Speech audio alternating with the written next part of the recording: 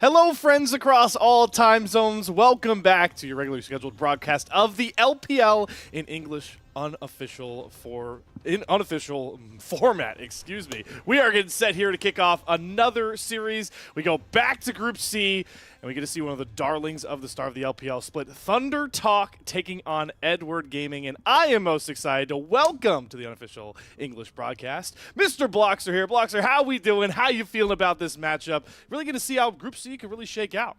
Oh, I am so excited to be here. These teams, they've had interesting journeys up until this point. It should be a really fun one. And hey, LPL is always a good time. Always excited for as many kills as possible. That's what I'm really rooting for in this series. And like you said, Group C is shaking out to be really interesting. There was a bit of a question as to whether it was going to be Thunder Talk or LNG, looking like they were going to be at the top of this one. Obviously, we knew what the top was going to be. It was always going to be BLG. But that second spot when coming out of this group was going to be fascinating. And right now, it looks like Thunder Talk have got themselves in a good spot to be able to, you know, get that one up.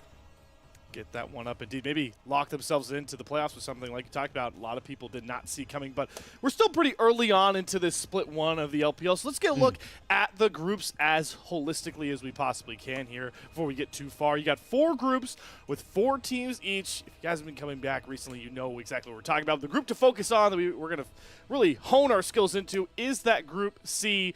BLG, LNG, Thunder Talk, and Edward Gaming. Now, Thunder Talk have fortunately been able to avoid the game against BLG and Bloxer. How special is it for a team like TT that they could go into that BLG matchup virtually just playing for who could come out with the first or second spot from this group? It's got to feel so good, right? You get to get that first matchup up against LNG. It wasn't a clean one necessarily, but they did come out on top 3-1, also looking like a very good scoreline. And then they get to play against a struggling EDG, not having to play against those behemoths of BLG. Get yourself warmed up, really get this new look roster gelling in a way that they want it to. Yeah, definitely a good start for them and a much nicer road so far than EDG have had, having to go straight up against BLG. We'll talk more about Edward Gaming as things go on. Obviously, 0-3 drop to BLG.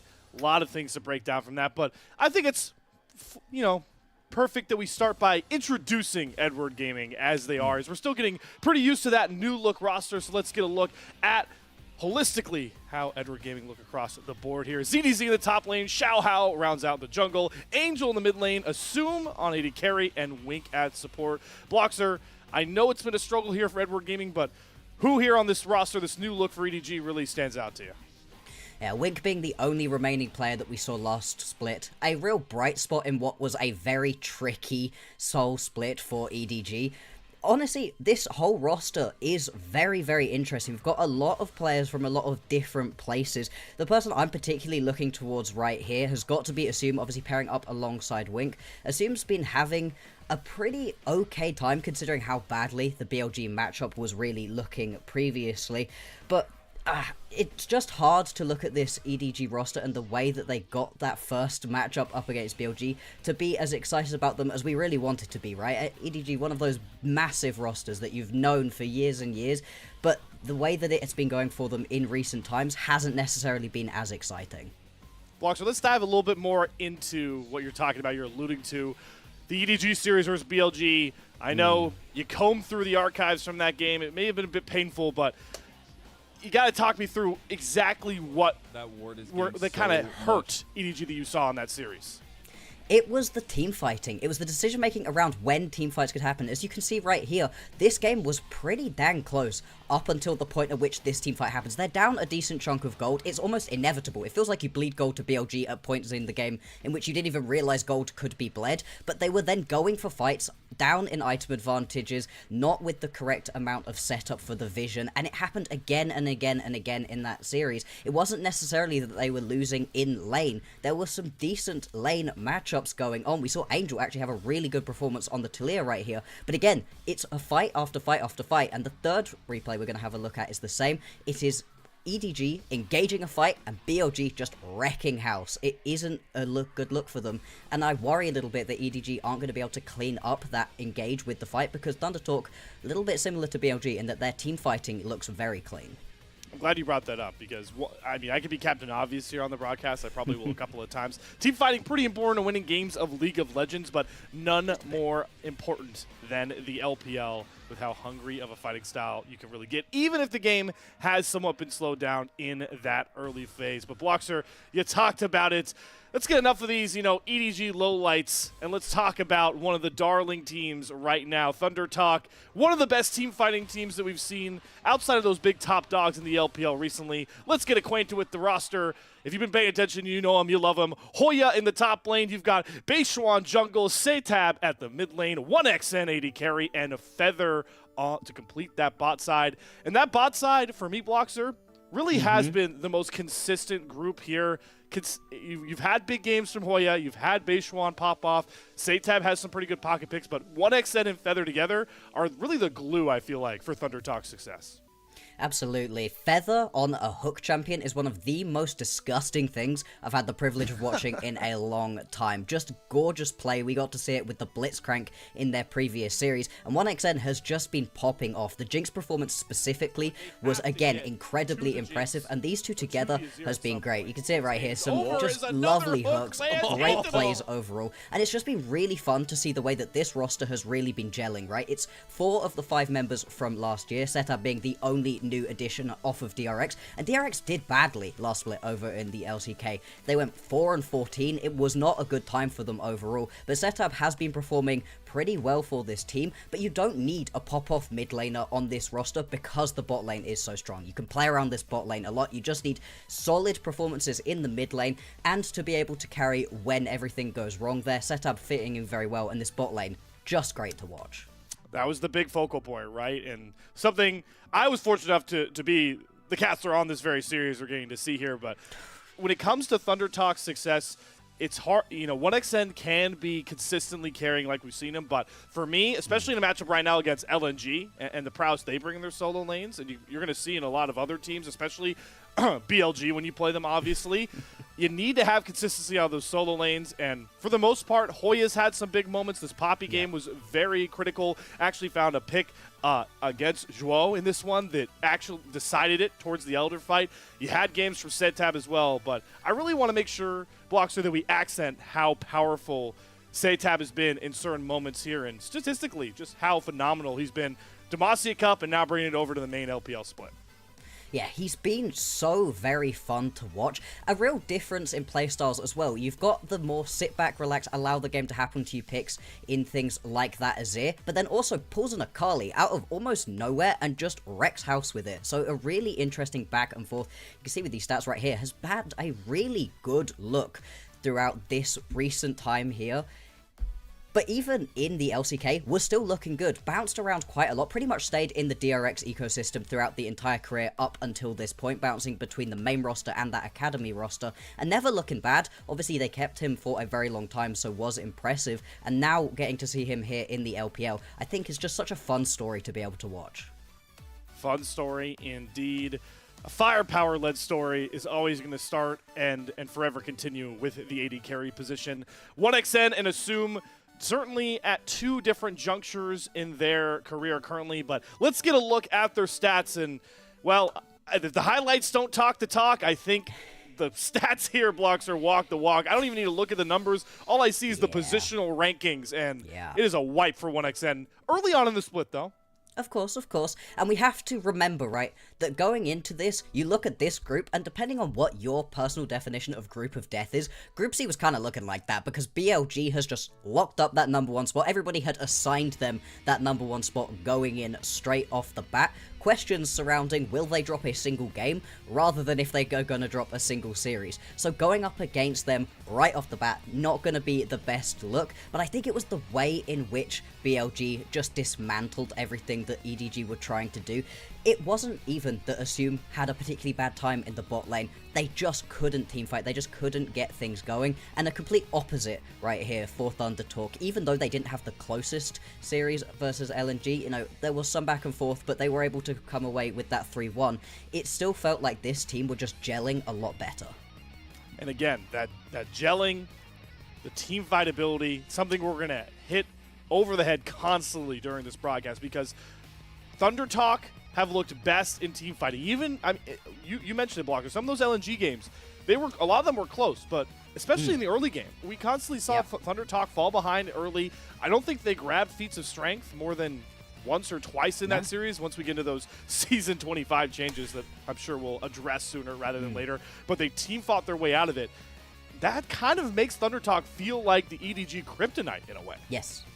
Exactly, right? If you can lose your lane matchups and just fight better, that is a great way. If you link back to that big play that we saw out of 1xN with the Jinx, all of those kills up in the top lane, that is in a game where they were losing right up until the point at which they get 2 kills down in the bottom lane trying to fight around a dragon, and then head top lane, get almost a clean ace, and walk it into the base. It was not a game where it looked like it was going to be Thunder Talk walking away with the easiest game of their life until the point at which opposition teams are forced into close proximity with multiple members, at which point the team fighting is just so clean. I think Feather is a big part of that, able to really corral teams into bad situations for fighting. They're very strong with their vision setup around these objectives as well, and especially in this current season, as you were alluding to, when team fighting is so important, when there's even more objectives on the map that you have to go and play around, this is a very scary roster. If they win here today, they're almost guaranteed to get out of this group, like you said, potentially playing for seeding with BLG, and I think they're going to be a team that a lot of others are going to be looking at with some very high respect. At the very least, Bloxer, a win here would lock them up to at least compete for that second spot, because EDG would immediately drop to 0-2, Thunder Talk 2-0. You do the simple math with one round robin best of fives, they don't have a lot more space to really sink under, and they have the head-to-head tiebreaker now over LNG. A good game score could really just lock them up permanently. Like you mentioned, that'll be fun to track. But Bloxer, as you are officially stepping on to the unofficial LPL English broadcast, I want to give you some time. I want to, pick your brain as we wait for those awesome walkouts to come across. How you feel about the new season? Because I've seen every opinion under the sun. Feats of strength, Atacon, 2 different versions of Atacon, revives, item changes. How you feeling so far about it? We're going to have to start with a tiny bit of context here. The very end of last split was an awful time for me, because Riot decided to touch my champion. I am a massive Warwick lover, and because of Arcane, he got buffed, and everybody was banning him. By massive Warwick lover, okay, Warwick one trick, completely. That champion is my thing. So it was just banned constantly. I didn't know what to do with myself. I ended up playing Rek'Sai. What is that? So I'm glad that that has been changed around, but the way that this new split is focused around these objectives, I'm loving it. I really am. I absolutely love it. Again, Warwick one trick, getting to scrap and fight around these objectives is just so much fun. Even though the feats of strength thing I'm not such a fan of, I think we're going to get used to it, and it's going to be a really nice set of changes for the overall health of the ecosystem. I can see it. Maybe with a little bit of balancing. It's funny though, right? Because I think watching specifically, the LPL, the LCK, these Eastern leagues that have already kicked off, it's such a stark difference to what you see, at least on my NA solo queue servers, right? LPL, you're getting constantly slow early games where these teams are always landing on Voracious Atacon, and then even when we see them land on it, LPL teams in particular aren't too worried about fighting for the buff off the Rift. They sometimes leave it. They allow Baron to spawn, keep Dragons to spawn alongside it, and even the feats of strength. The first series that I came on here and cast the LPL split, I watched both junglers have to solo the final Monster Slayer objective when their teams could have easily helped them burn it down, and it turned into a virtual coin flip. It's rough out here for jugglers. It's rough out here for jugglers. It's always rough out for jugglers. It's always rough out for jugglers. But the contrast blocks are to what you see in solo queue. It could not be any different, and that's just got to be a headache and a half for Riot to try to balance around in general. As we are finally starting those walkouts. Let's see if we get any fun walkouts. I know the LPL is famous for some of those, for hitting some of those emotes. I haven't seen any of them yet, to be honest. I hope someone skips. That's what I'd be rooting for. I want someone to come and skip out and then pick the most fight in your face champion and just wreck with it. That's the peak of League of Legends for me, I think. You don't want any classic esports just sitting there with your arms crossed I'm ready to fight. That's the most common one. I haven't been getting those. It's been all business in these arenas. Bro, we be talking about League of Legends here. We are not cool. Lean into it. Lean into it right here. Let's have some fun with these. Yeah. Oh maybe we'll see something from EDG. They all look ready to come out here. Be interested also, obviously, we are still playing for those 1v1s, and if I'm not mistaken, I think we've finally gotten to Howling Abyss, the real 1v1 way that most of these teams want to play for. We're out of Summoner's Rift. We're out of recalling. The LPL is finally at those 1v1s that are truly meant to be, as EDG. Don't go over for anything too flashy, I didn't see. But they walked to the wrong side of the stage. I don't know if you caught that. I didn't catch that. I was totally A couple of people in my walked towards flow the state. wrong side of the stage. I think that's the funniest emote you can hit, is accidentally going and sitting behind your opponent's PC. That sounds like an integrity problem, actually. Hold on. They're trying to check out the PC specs early? What's going on, Edward Gaming? Come on. Nah, I'm just joking around. Nonetheless, I'm always curious how these 1v1s are going to break down, because especially I've only gotten to see a lot of the Summoner's Rift ones. Now we're on the Howling Abyss ones, so there's the like shrinking battle royale zone. It gets smaller and smaller. You get to play for 2 kills now with the turret. Obviously 2 kills or 1 kill a turret, 100 CS per minute. And the champions. I mean, Bloxer, you're sitting here, you're strapped in for the champions. What I mean, you're the Warwick guy. If you get Warwick, are you immediately running Warwick in these 1v1s? I feel like that's a good pick. All the way. I think people are sleeping on the Warwick prowess during these early 1v1s. No champion in the game heals as much as he does during these 1v1 fights. The issue is he does negative damage to both minions and towers, so you've got to go and just fight your opponents straight up. Now, every time I've been watching these 1v1s, they've been exciting, but there's been a lot of Tryndamere tech, and it seems like, honestly, he's found his niche. It's not on Summoner's Rift, it is just in these 1v1s. He'll take your tower right in front of your face, demolish Tryndamere tech. I never want to see it again, but I would be very surprised if we don't see it at some point. See, I haven't seen it yet. I've been forced to deal with the Corki into a melee matchup, which is 1 for 1. The last time I was able to watch it, it was actually Mr. Hoya himself who got the win over Zika. So he actually beat Zika into the Corki with the Renekton. I hope we don't get that matchup here. I also, even though I haven't seen it, I don't want Tryndamere demolished tech. We're here to fight, man. Turrets do not matter. Absolutely not. I would combust if we did get to see the Warwick, but I mean, it's been very interesting. I've really been enjoying it. The fact we got a Teemo as well at some point during these 1v1s. Yeah, what was it? Teemo Kalista, I think, was the matchup that we ended up seeing. Absolutely crazy for that one, and just fascinating because these are champions that you don't really see. Teemo obviously doesn't get pulled out, neither does the Warwick. I love that it is pulling a lot of different things. I'm happy as well to see that Corki is banned. Yes. Let's get that out of the Rift. No thank you. All right. It is interesting to see that Setab is taking the 1v1 this time. Hoya was the one last time matched up. ZDZ on the other side, so switched solo laners nonetheless. Jace versus Hoya. We already got these locked. All right, well, Bloxer, we might be heading straight for a farm off, I feel. This is not going to be too action-packed, at least until somebody decides to gamble. Yeah, at some point, surely, you've got to make a potential mistake right here, step up a little bit too far and go in. That's an interesting set of champions, actually. I'm very surprised to see the Hui right here, because it does a lot of damage, obviously, but you are so much more just trying to get that 100 CS, which is not how these 1v1s usually go. Usually players are very happy to just get aggressive, try to get that initial kill. But let's see how it actually shakes out, because the Jace Hui matchup is one that, I've got to be honest, I have not seen that much. Expecting a lot of poke, but the all-in potential of a Jace, if you can close the gap, is massive. It's going to be the catch-22 of this matchup, right? Hui has a lot in his kit that can just deter the hammer stance of Jace. You know, you land that fear as he's jumping in, you catch him off guard, you have the roots. But traditionally, Hui kind of needs some time to really get his damage going. He has the sustain in lane, and Jace is one of the best champions in those early stages, obviously with the fact he has his ultimate off level 1. Here we go from the Howling Abyss, restored from the Bridge of Progress. The 1v1 for side selection. And the Bush Wars begin. And it is going to be that Conqueror, Ignite, Snowball, Jace. Exactly the sort that we are expecting right here.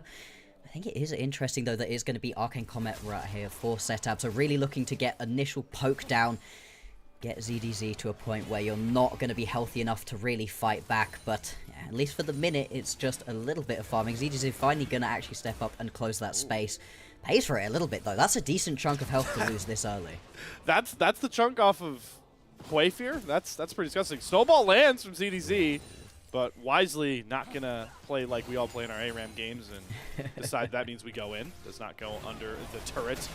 The farm off begins here, and it's important to remember ZDZ's mana will slowly chunk down. Setab's going to have a lot more control over how much sustain he has in this matchup, and ZDZ might recognize that. He's already freezing Setab off of his wave.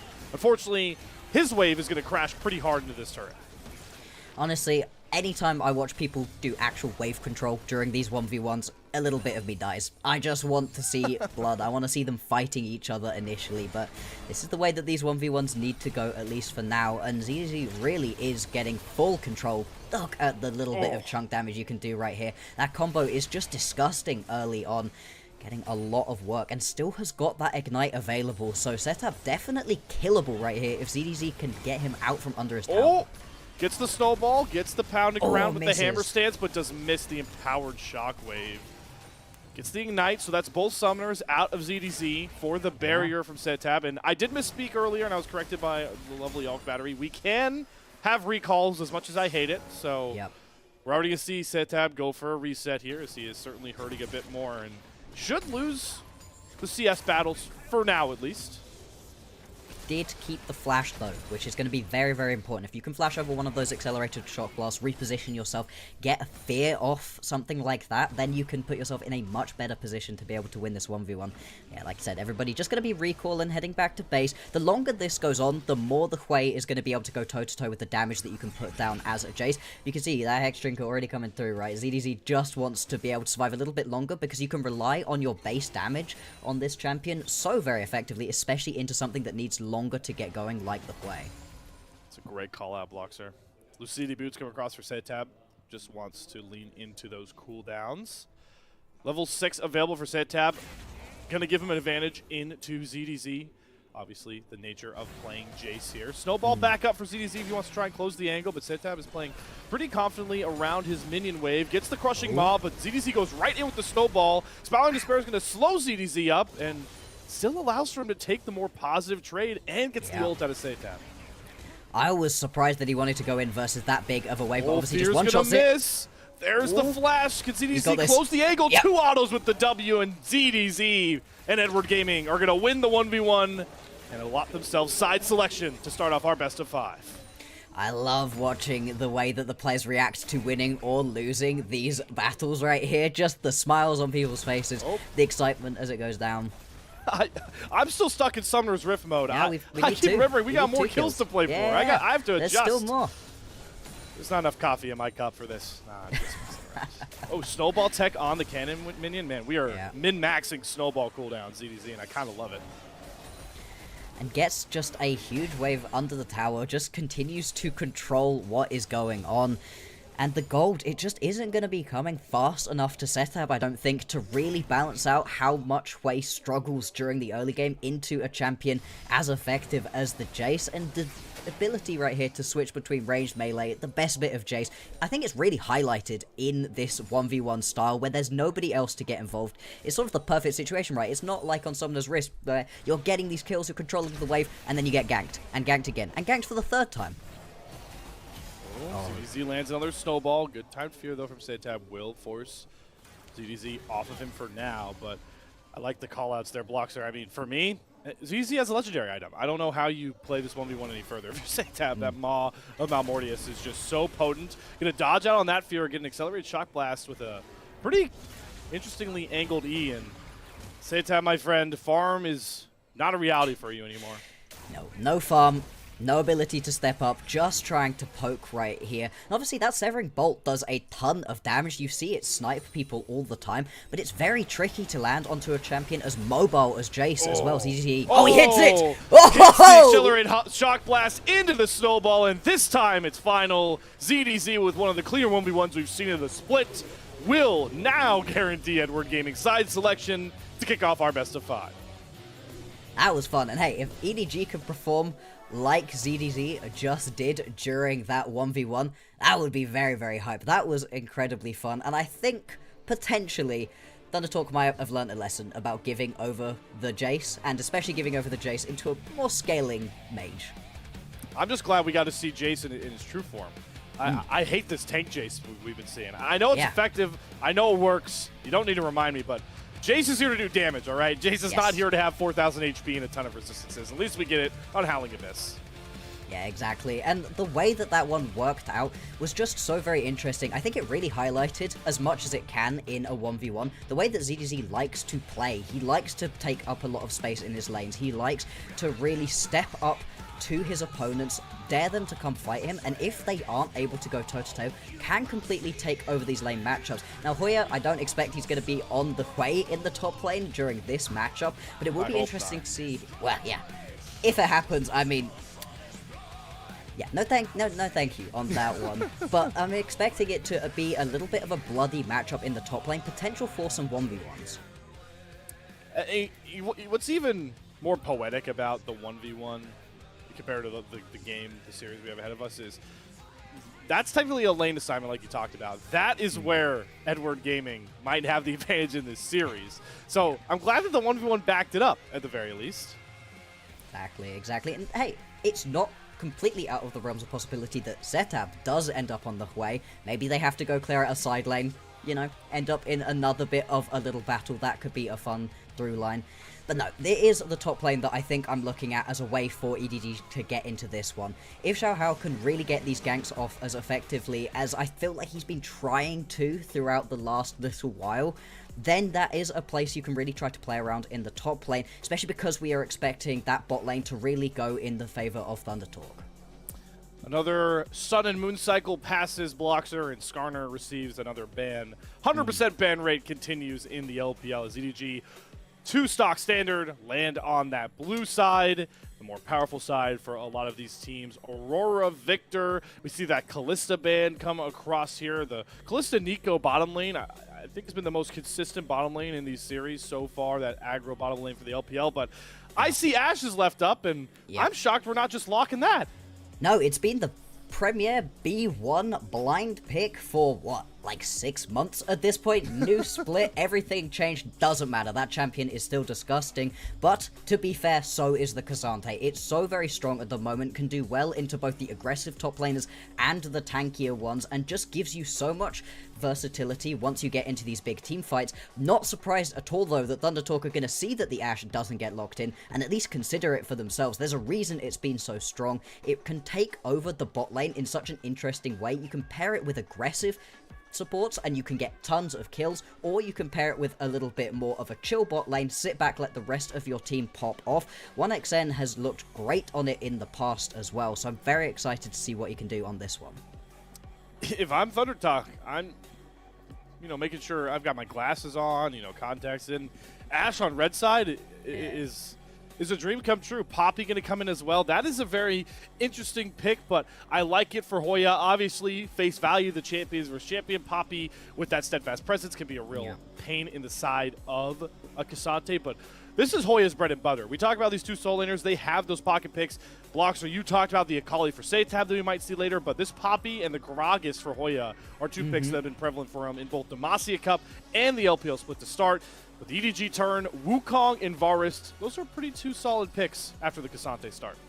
They really are, and they're something that Assume has been playing for years and years at this point. If you flick back through his match history, likes to pull this champion out more than any other pickup. Very, very comfortable on it. That's the sort of matchup that you want to give yourself early on, and it works well into the Ashe, especially if you can play that lethality variation, because you don't have to get near it. The best thing for an Ashe is you get close enough to land 1 auto attack, you're slowed, you can't get away, especially when paired up with something like the Braum right here.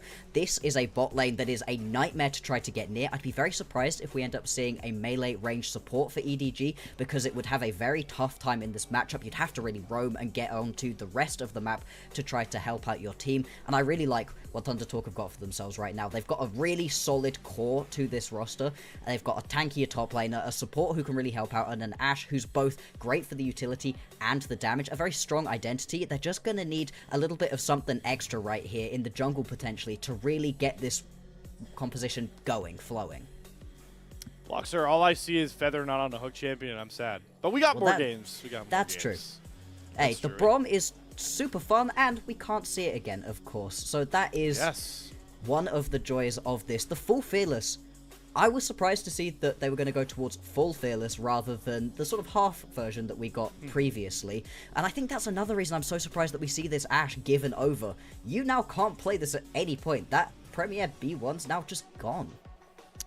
That's a great point to make as we look to round out the second phase of bans here. A lot of support targeting. Gotta love a Renata pick.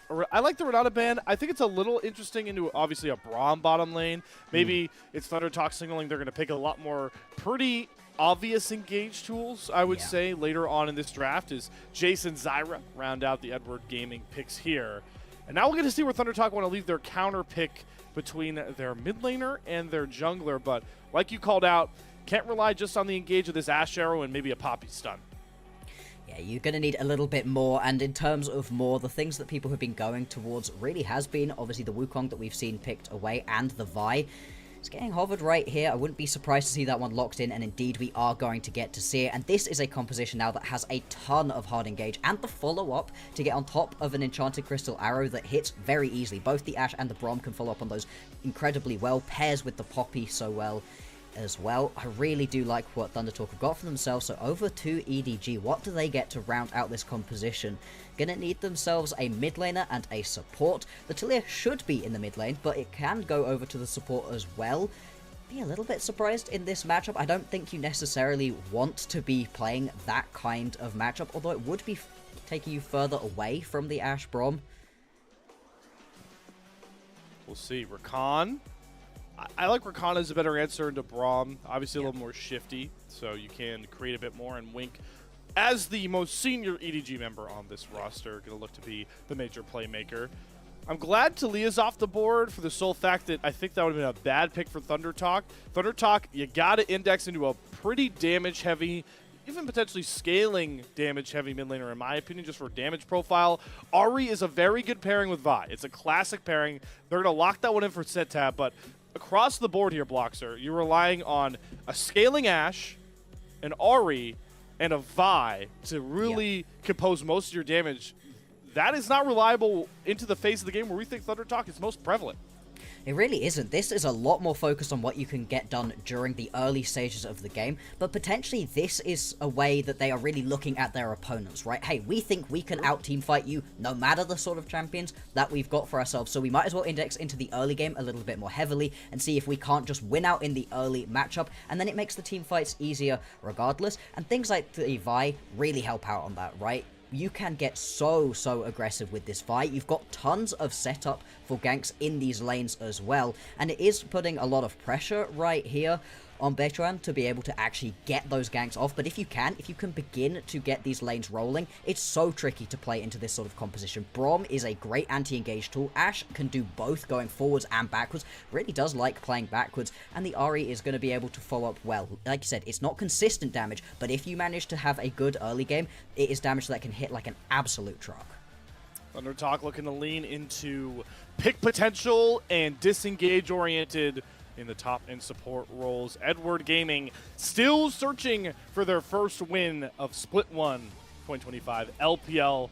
Onto the Rift, we are getting set to go here. It's important to mention, ThunderTalk in a lot of their series have yet to start off with the right foot forward, so Edward Gaming in a pretty good position, but I have to point it out once more. Even if these teams don't seem too keen on playing heavy for those feats of strength, for the Otacon as it comes, this game, most importantly, Bloxer, the early to mid-game phase could not be more important.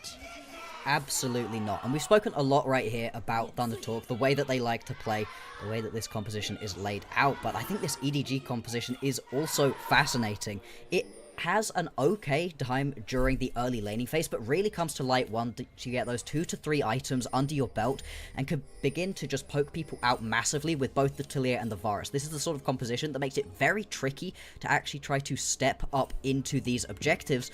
And if they do... Oh, hang on. It seems okay. Okay. Was slightly worried he was going to get pincered there, have to blow a summoner spell.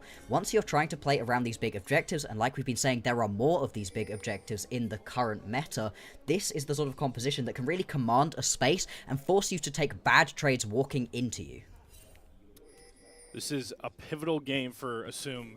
to not only get going once more. We saw the stats after his first series, bottom of the barrel for the LPL, but what you're talking about, Bloxer, especially now that we know it is going to be that lethal tempo on hit Varus, assume is the clear-cut scaling factor across both teams by a far margin. So if this Vi Ahri isn't able to punish him well enough as the game goes on, if the Ash arrows aren't landing onto this Varus, who does take the cleanse to check it, Assume is going to have all day to just fire auto after auto, arrow after arrow, and really just be the pivotal carry if this game goes late. Absolutely. Hoya, right now, just going to have a pretty miserable time in this individual matchup right here, up against two opposites. And I really do like this play right here out of EDG to bring that bot lane up towards the top side, get yourself a free laning phase. We were talking about how it's very tricky for a melee support to play into Ashe Brom. Rakan is one of the few who can make it work because you are so mobile. You can dash out and away and keep things working like that. But just to move your bot lane away from this matchup, not even have it as a possibility, and get that free scaling for your Varus to get to those 1 to 2 items where you're really beginning to pop off is a great look so far. Obviously, it does completely concede the bot lane to over to 1xN and Feather. They're going to get free time as well to pick themselves up plates to get as much damage as they want to onto ZDZ, and it is going to force a little bit of support from Wink down into this bottom lane. It is absolutely fine to do this, and you get free extra XP onto Assume in the top lane for it. So overall, I like the way that EDG have played this one out. I need to see them push the advantage a little bit more, though, to make it fully worth it. Who more to rely on for that than our two junglers? As we do see Beishwan going for pretty mirrored clear compared to Xiaohao. They both are going to likely just trade these scuttles and maybe look for ganks, but both their closest lanes are pretty in control of their teammates by this point, so stop me for this one before. The early game, at least for now, going to show us a ruinous Atacon once more if we keep up at this pace. Absolutely. It's been such an interesting look where Ruinous has just been the way forwards for pro play, and I don't think I've seen a single Ruinous in a solo queue game, right? Everybody's just fighting. Yeah, exactly. Fighting, kills. Getting 15 kills in 14 minutes is not that tricky in solo queue, but it feels like a much higher barrier to entry in these pro play matchups, and it's fascinating because that voracious buff, I think, is much better for pro teams. They know how to play around the ability to get those free recalls so much easier. They know how to push their limits, and then being able to just step over it all of a sudden is such an interesting look. Obviously, if this game could turn around, we could end up with the bloodiest matchup in LPL history. You never know. But for right now, like you said, things are looking pretty chill. We are going to see both of these junglers head back to base pretty soon. Already got that reset coming out from Beishwan, heading up towards this top side of the map. If you can get a kill right here onto Assume, because Assume is stepping up quite far, that would very much help out Hoya, although it would be surprising. There's a lot of vision. It's good setup. Assume knows that he's safe for the minute. That's the one clear advantage in the XP department, is that Assume is much further on pace compared to 1xN, even despite the fact he's down a little bit of CS. Off the first reset, Thunder Talk are going to try and match bottom lane for bottom lane, but I do see ZDZ channeling his own recall. Wonder if Edward Gaming would go for the counter swap. For now, they're going to send Assume back up top side. They do have Wink nearby, so it's not fully traditional, but we're going to land at least on traditional matchups for the early game pretty soon. Just going to move themselves around a little bit in terms of the lanes, and I think this was a smart decision right here out of Thunder Talk. They needed to stop the potential bleeding of turret plates up in the top side, and you don't mind this matchup between your top lane. It shouldn't end up in solo kills. Obviously, we've seen Cassante's pop off. You could pull solo kills out of nowhere randomly, but it's not quite as much as you would expect with more aggressive top laners, and so getting into these slightly more standard matchups is nice. Potentially also can help you out for trying to get onto these initial set of Void Grubs. Having your bot lane there, 2 extra champions, a little bit more damage as well, could be very, very handy. Keep seeing another early game power spike for Thunder Talk, loving these hawk shots from 1xN. He spots out Xiaohao coming for his top side clear. Beishwan, it was on his bot side clear. I was curious if he was just going to maybe force that dragon, feel like he could take it solo, knowing Xiaohao wasn't going to be anywhere near, and the lanes were pretty neutral sets, but instead is looking to move up here and contest. We might have a first fight coming near these grubs, especially if this Braum passive stacks. Wink going to land 1 auto short. Both junglers are present, looking for a fight. Vault Breaker being channeled here. Beishwan going to go right in onto Xiaohao, gets the Brittle stack stun. But both of these teams are just proxying each other, daring the other one to overstep here. And now it's finally Thunder Talk. Feel the advantage prevalent with Setab here. That was a heal used by Wink just to protect Xiaohao, and it's Thunder Talk that will grab control of the top river. Yeah, they've got all 5 members around. EDG, though, they can collapse 5, and their champions are not the weakest during the early game. It just depends on if you want to step up here. Oh, good charm from Zetab's going to get the cleanse out of Assume, but he has to use his Spirit Rush to jump on out of here. And now all of EDG are here. Thunder Talk are trapped in the pit. There's a great Hoya ultimate on the Poppy to send one out, but it costs him all of his mana and nearly all of his health bar, as it's Zetab having to flash away from one of the little mites. And first blood goes over to Assume off a great pick from ZDZ. Nobody gets a Monster Slayer stack, and it's Edward Gaming that grabbed the first bounty towards Feats of Strength. And that was a great little look right there for EDG. It's very early on in the game, but seeing them win a team fight fills me with hope for the outcome of this series. We'll have a look back at what ends up happening right here, and they just get surrounded. Zetab obviously manages to land a pretty nice charm, but it's immediately cleansed away, and he takes a ton of damage from this one. Plus, Void Grubs do a decent amount of damage, and the whole time this fight is going on, you're taking chunks from it into your backline. Hoya has to try to buy a little bit of extra space for the team, but ends up losing so much of his life, and in the end you just have to sacrifice away your support. Poor Feather is going to go down, but because you end up losing that member, you can't finish off the last grub. Like you said, you don't get yourself that extra stack, and that has got to feel rough right there for Thunder Talk. It's not going to be ruinous in terms of the game, but still not going to be the ideal initial set. And the fact that that first blood kill also goes over to Assume, that's exactly who you want to be getting that early gold on top of. And EDG are just looking to kind of snowball that early power. Hawkshot is going to spot Xiaohao on this dragon, but they don't have lane prio in mid or bottom currently. Waves crashing into those turrets, so there can't really be a contest from Thunder Talk besides Feather watching the first Infernal Drake pass away. And EDG are now a bit closer to a pretty early Feats of Strength if they can continue dominating the monsters. Well, you don't believe that we're going to get our Winter's Bite steal in that situation. Didn't think that that's why Feather was stepping up. Listen, the guy's been on a heater with the Hook champions. I don't know if I trust the Braum Q steal, but it is the LPL. Anything can truly happen in a league like this. Crazier things have happened, but no, exactly. It is going to be another one of these objectives going on over. EDG having themselves a very nice early game, but this hasn't been their issue.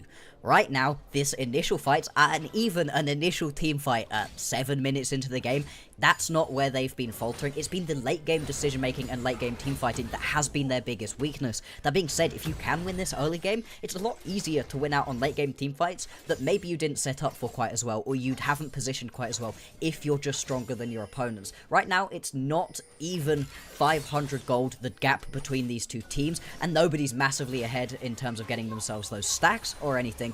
But still, it is a good start right here for EDG. Ooh. That's... wow. Getting the Rule flash number 1 there is huge. Rule number 1 of Ash arrow ults. You gotta flash to a side. You can't flash in the same direction as the arrow. Does not cost Assume too much, but that key summoner, like you called out there, blocks her. Feather and Base looking for a fight, though. They get a great stun chain, and Wink is just gone in an instant. Good stun stack with the cease and desist. And Beishuan's able to get out with a kill traded. We're even in that count now between our two squads. And going to be able to pick up that blue buff that was the initial catalyst for that fight. And this is the sort of aggressiveness that we really have been seeing from Bechuan. Has just constantly been happy to step up, playing things like the Viego, the Wukong, the Xin Zhao, all of these champions that love to get as aggressive as possible at all times. And into the Wukong, I think the Vi has a great matchup, because both the Wukong and the Vi are very reliant on getting their ultis to have the best ganks, but the Vi can do a little bit more during the early stages of the game, and just gets that little bit stronger earlier on. Of course, the Vi doesn't look so good once you get late into the game, and if you fall behind, can be very, very tricky to execute. But Bechuan's been playing it incredibly well, and has already got that first item completed. And the fact that you've got that Sundered Sky now is huge. Sundered Sky in the last couple of patches has just been so very strong for turning these champions who usually would have to be very careful with what engages they want to go to into semi-tanks with the amount of healing you can get in big skirmishes. Beishuan looking to push the tempo with that legendary item done as the next set of Void Grubs spawn, and Beishuan's looking for virtually the same sort of fight.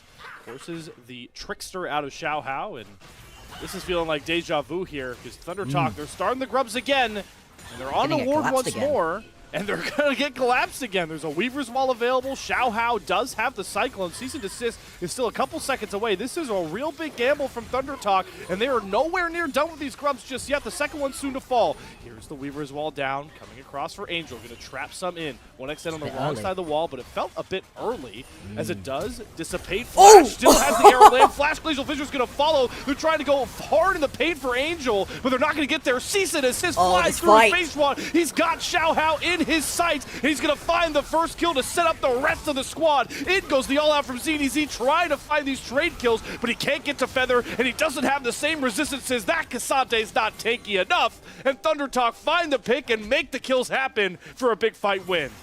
That's the Thunder Talk that we've been waiting to see in this game. The just snap engages that they like to pull out is huge, and we both saw it during that fight. The Weaver's Wall out of Angel, it was early. It was way early. You were watching ZDZ walk all the way from bot lane up through the river to join at that grub fight, and had just about gotten into the mid lane at the point at which that Weaver's Wall came through. You can't engage without this Cassante. It's a mistiming, miscommunication between EDG, and once again, those cracks are starting to show in the way that this team is able to execute onto those team fights. It's now 1,000 gold in the advantage for Thunder Talk, and we can watch it right here.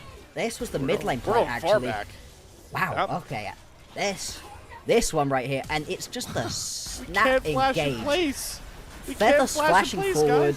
Zetab heads on over the wall, is being incredibly aggressive with those spirit rushes, and Bechuan just heads straight into the backline as well. I think that Thunder Talk, the most impressive thing about this team is the way that once somebody says they're going in, there's no hesitation. This team is more than happy to blow every engage tool possible to just get into a fight, and they play with such a level of just togetherness that we don't see very often from teams, at least this early on in splits. They're having a great early game. The one silver lining for EDG is that because Bechuan went so aggressive, he does end up trading his life, and neither team feels comfortable enough to grab that last Void Grub. It's a lonely Jerry or whatever name you like to give the grubs. Not going to be able to grab that, but instead, EDG are going to teleport Angel up here top lane to dive a Poppy. Not the easiest champion to dive. Let's see how this one executes as ZDZ is going to grab the turret aggro. Hoya gets stunned up by the Slipping Stone. Cyclone not going to find the knock-up first. The second bout will onto Hoya, and luckily for them, Cassante is too darn tanky for one measly turret, and they're able to find the kill. Looks like they are going to lose out onto that first turret blood, though. Just about. You can see the idea, right? Dive the Poppy top lane, try to kill her quick enough that you're able to then pick yourself up that first tower.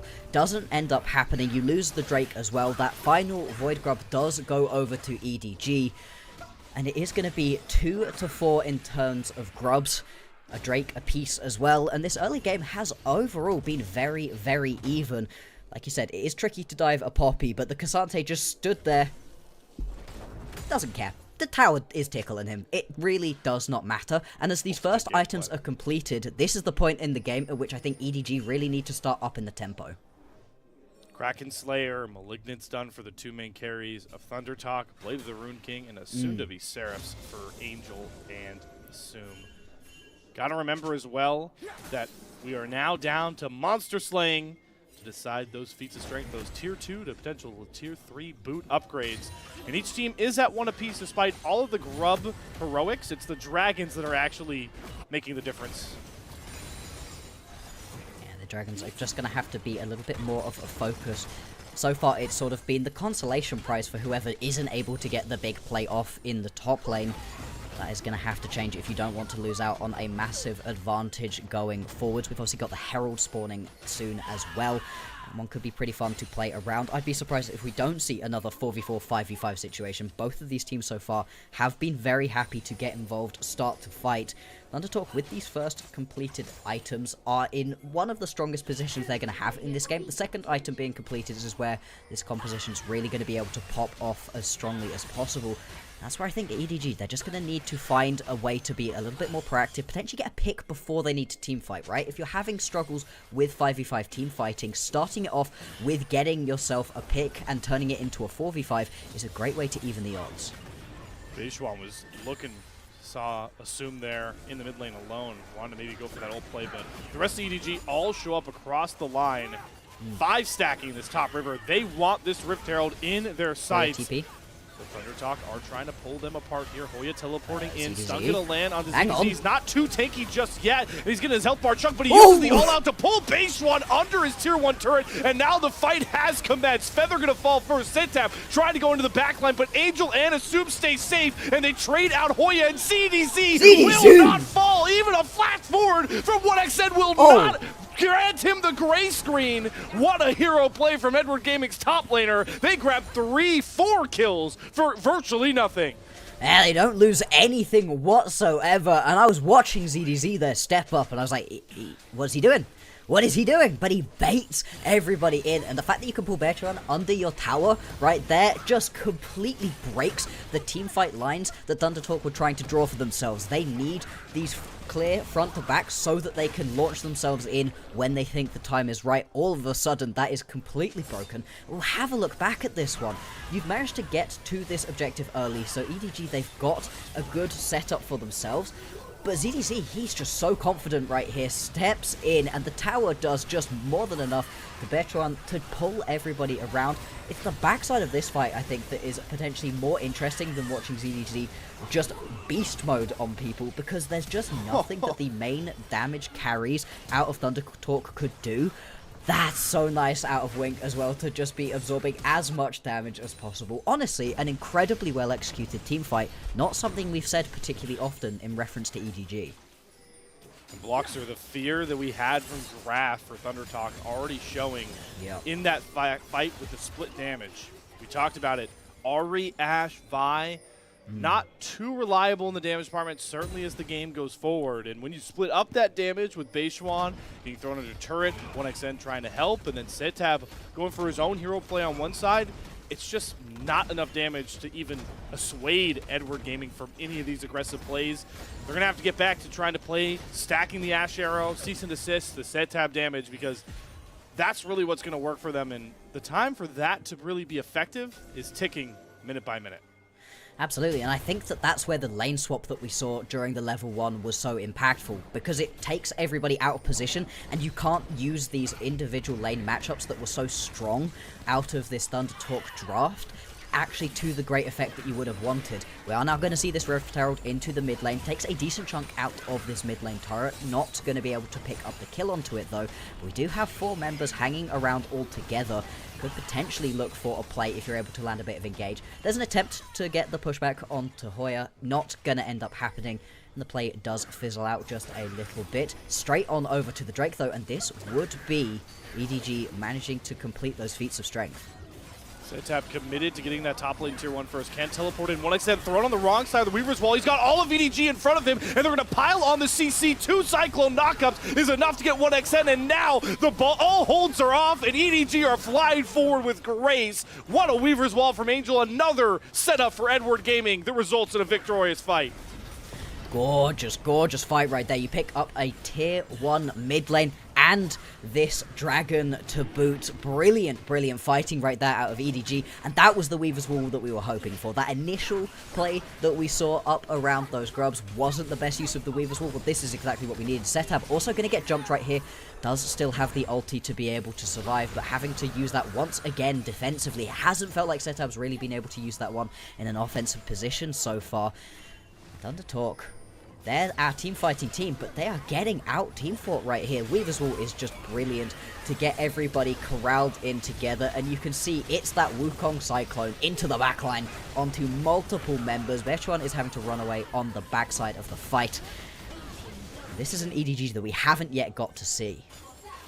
They're doing such a marvelous job at creating so much dysfunction in this Thunder Talk engage. We have not seen, since that first real pick between Beishuan and Setab, this Ahri Vi able to sync up together, and the Ashe on top of that. And I'm going to keep harping on it. This is what Thunder Talk are relying on to win them the game. Yep. And now they're sitting down 3,000 gold, do not have access to the feats of strength buff, and they're going to have a hard time playing for Otacon. Thunder Talk need to find a big pick now before this game spirals out of control. Of course, on the other hand, Thunder Talk have put themselves, hang on. Great clone. No Ashe Arrow comes through. Beishuan hits the Can they Trickster. collapse? Wake's going to go back in, does use the quickness into a beautiful seismic shove. Another awesome chain of abilities between Edward Gaming, going to force Beishuan out. Teleport coming through here for Hoya. He's coming into all of EDG here. They're going to see if they can stun him up. Hoya's going to use Steadfast Presence to dash away. Beishuan goes back in, but his health bar is far too low. Keeper's Verse going to knock one out, but Hoya flies into the mincemeat that is Edward Gaming. They just turn it right on its head. Saintab can't find an angle in it until he's lost all of his teammates. And look at ZDZ run the backline by himself. What has gone into Edward Gaming? Ace at 21 minutes in game 1.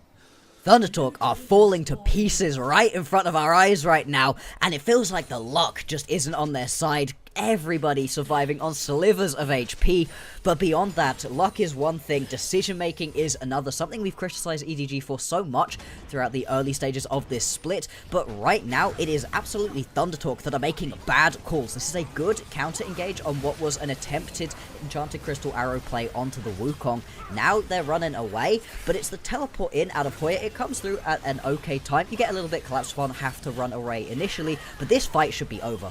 I don't know why Betran goes back in right here. It was not gonna work. Went back in on about 40% HP. Hoya decides, hey, I'll go in as well.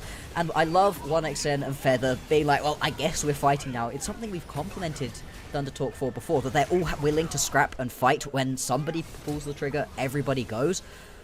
But that just was a bad decision. Whoever made that call wasn't correct in that one, and it's costing them dearly right now. All of a sudden, the gold gap has ballooned to about 5,000. That's a decent chunk at the moment. Bechuan looking for a little bit of a flank right here. Potentially wants to get a kill onto Assume. Remember, though, they took Otacon, Voracious Otacon in the background there when we were during the replay, so even going for picks right now is only going to grant you, what, a maximum of 500 gold over 5 kills in quotation marks. So Voracious Otacon, you talked about Bloxer, have you seen these LPL teams utilize it really well? Specifically in this game, it just grants EDG the will to go wherever they want for this next 2 minutes, and that even means picking off Saintab before he can even commit an ounce of Spirit Rush dashes to safety. I think wherever they want is going to be into the base of ThunderTalk right now. They've got themselves a push going through the mid lane and the top. Bot lane is not anywhere to be seen, but still, they can just step up, and it doesn't matter. You've got that free, quicker recall, if anything, if you do end up getting taken down. 5 members strong right now, up towards the top side of the map. Whoa, nice and engage. In goes Xiaohao, feeling so confident, running in, Wink behind him. He's going to get big grand entrance knockup, but they have to be careful. They're going under Nexus turrets. 1xN able to turn and start free firing with that lethal tempo, but his tanks are dropping to the rest of the might of EDG. You called it, Bloxer. Edward Gaming are using Voracious Otacon to take not just an entrance to the base, but an inhibitor, and maybe even more here as they're really sticking around. They don't have the wave for the Nexus turrets, and Voracious Otacon might not last much longer.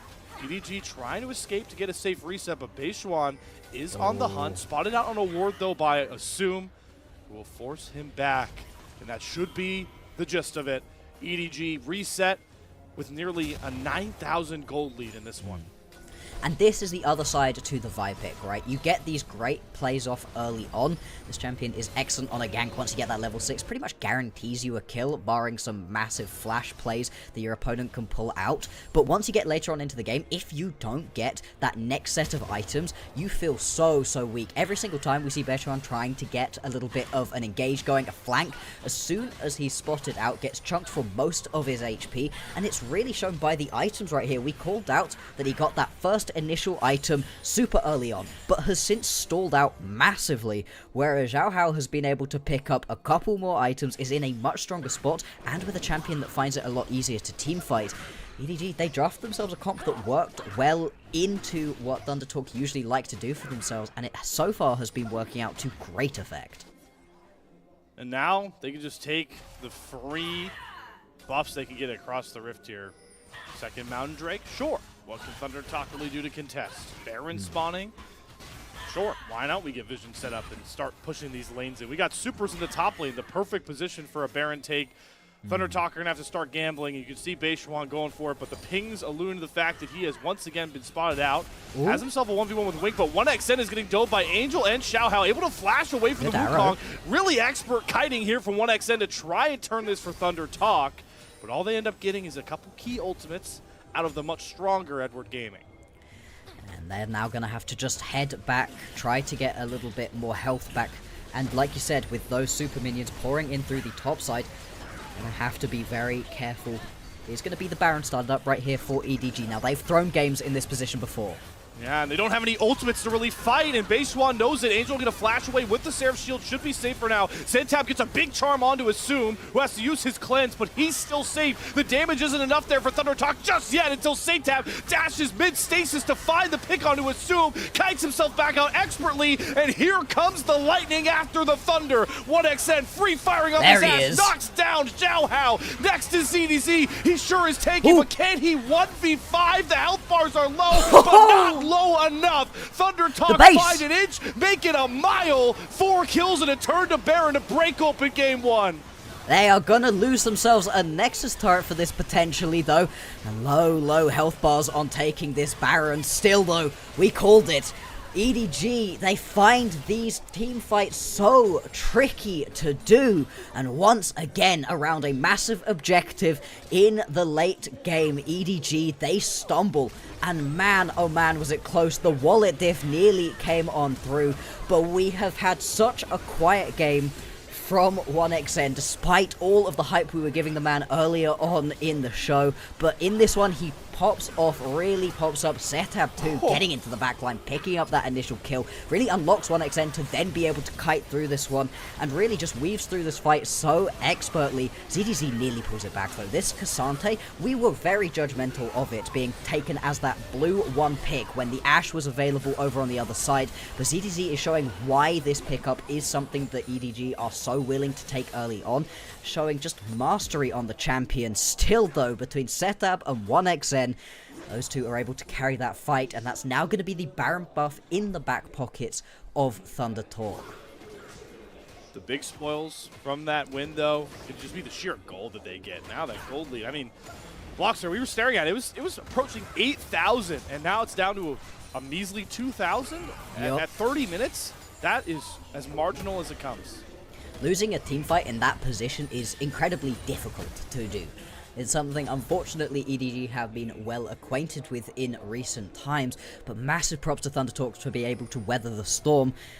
I think it's potentially also worth mentioning that, yes, they lost themselves one of their Nexus turrets, but that's no longer as big as a deal as it would have been in previous seasons. That'll come back in 3 minutes' time. Gotta also pay attention to that Mountain Drake timer, as it will be soon to pop up here. Edward Gaming still have a ton of win cons to play for, and you can see Thunder Talk giving respect over to their opponents, not willing to try and push these Baron waves out to even threaten any lanes, really, by this point. They've got top lane kind of pushing in their favor.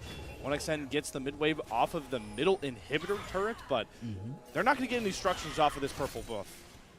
No, they are taking it to stop EDG from being able to just walk on into their base and end this game. And it has just helps with getting that gold income as well. You finally get over the 2-item hump for Beishwan. You've got 3 items now completed on Setab and 1XN. Both of these two are going to be the main carries we've got to be looking at. If Feather can get a good engage paired with Hoya and Beishwan, these two have got the damage to be able to pay it back. I think it's actually very interesting as well to see the item pathway the 1XN has gone towards. Wants to get that anti-healing down, doesn't want to be dealing with just the constant healing that you can get out of a Zoom and Zhao Hao on this game. It's going to once again, though, nerf that damage profile. As 1XN really needs that Infinity Edge, as we have a Chains of Corruption Cyclone Mastery. Throws both Beishwan and Feather up in the air under an enemy turret. There's nothing they could do but fall to the gray screen. Setab, 1XN, and Hoya now have to run for the hills and make sure they get themselves out, because it could cost them the game, but at the very least should get Edward Gaming Mountain Soul for the rest of this one. Yeah, Mountain Soul is going to be huge as well. It's already so tricky to kill ZDZ on this Cassante, and it was just an overstep out of Thunder Talk. There was no reason that they needed to step up that far into this composition. That is the joys of a composition with a Rakan and a Wukong. You compare that engage so nicely. You've also got that Varus ulti as well, of course, to be able to kick things off. And I don't know why Thunder Talk decided to step up so far. You want to get some use out of this Baron, but just getting caught right there on the very edge with the ulti.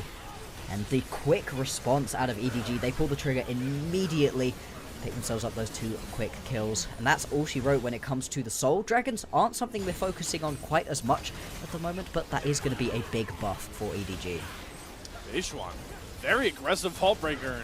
Assumes damage is so high. Same time going to commit the flash. Oh, no. They find Angel in the thickets, and Hoya's on a massive flank here. Has the Keeper's Verdict if he could use it to give them even more of a man advantage, but Hoya's health bar is fastly depleting. Has to flash himself out, and Saintab gets Win. caught by Wink. An awesome charm. Taste your own medicine for the Ahri. Beishwan goes in with the cease and desist, though. It's on to Assume. Once again, Thunder and Talk are finding the picks onto the damage dealers, but they're losing their own as Zhao Hao flies in the background with the Cyclone. His health his sustain is far too much to bear, and where's the damage through for Thunder Talk? It's Beishwan and Hoya. Time and time again, Thunder Talk fight their way out of misery for an ace once more in the face of EDG.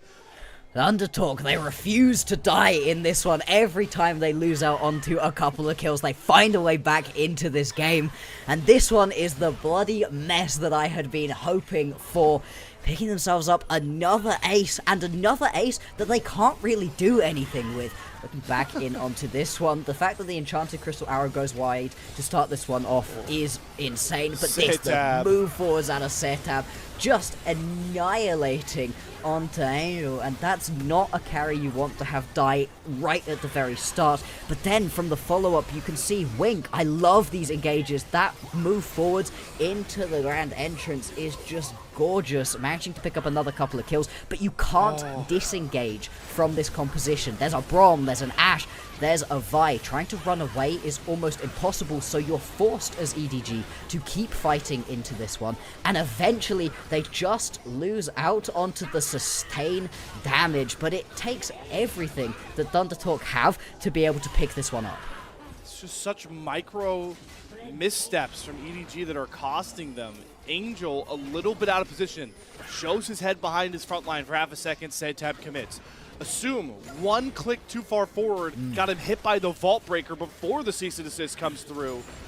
And it's so easy for Assume and Angel to cook behind this comp, but these small missteps are just too much to bear to the way Thunder Talk has been playing. I think they have the gold turned off for this team, the way they fight, no matter how much the odds are stacked against them. Absolutely, and it feels like, unfortunately, the EDG folder of fights they initiate and then lose just keeps getting bigger and bigger. We'll see if this is going to continue on throughout the rest of the game.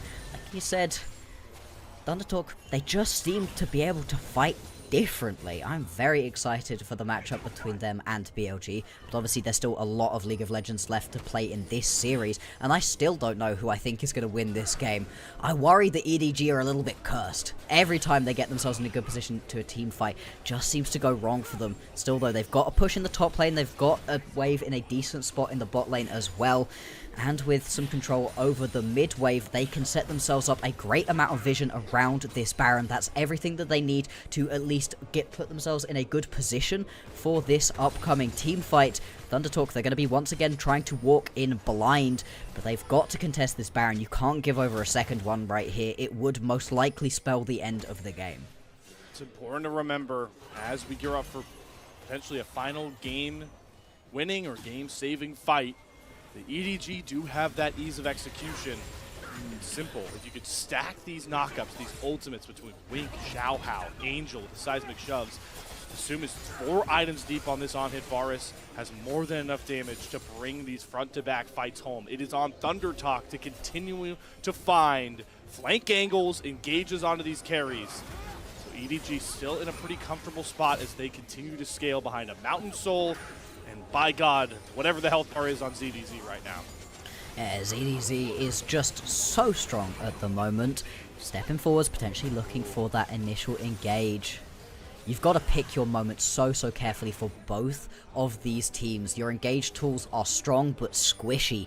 If you choose the wrong moment as Wink to go jumping in, you just die. Exactly the same thing for Bechuan. And despite all of this initial setup, you can spot it out so easily with those hawk shots.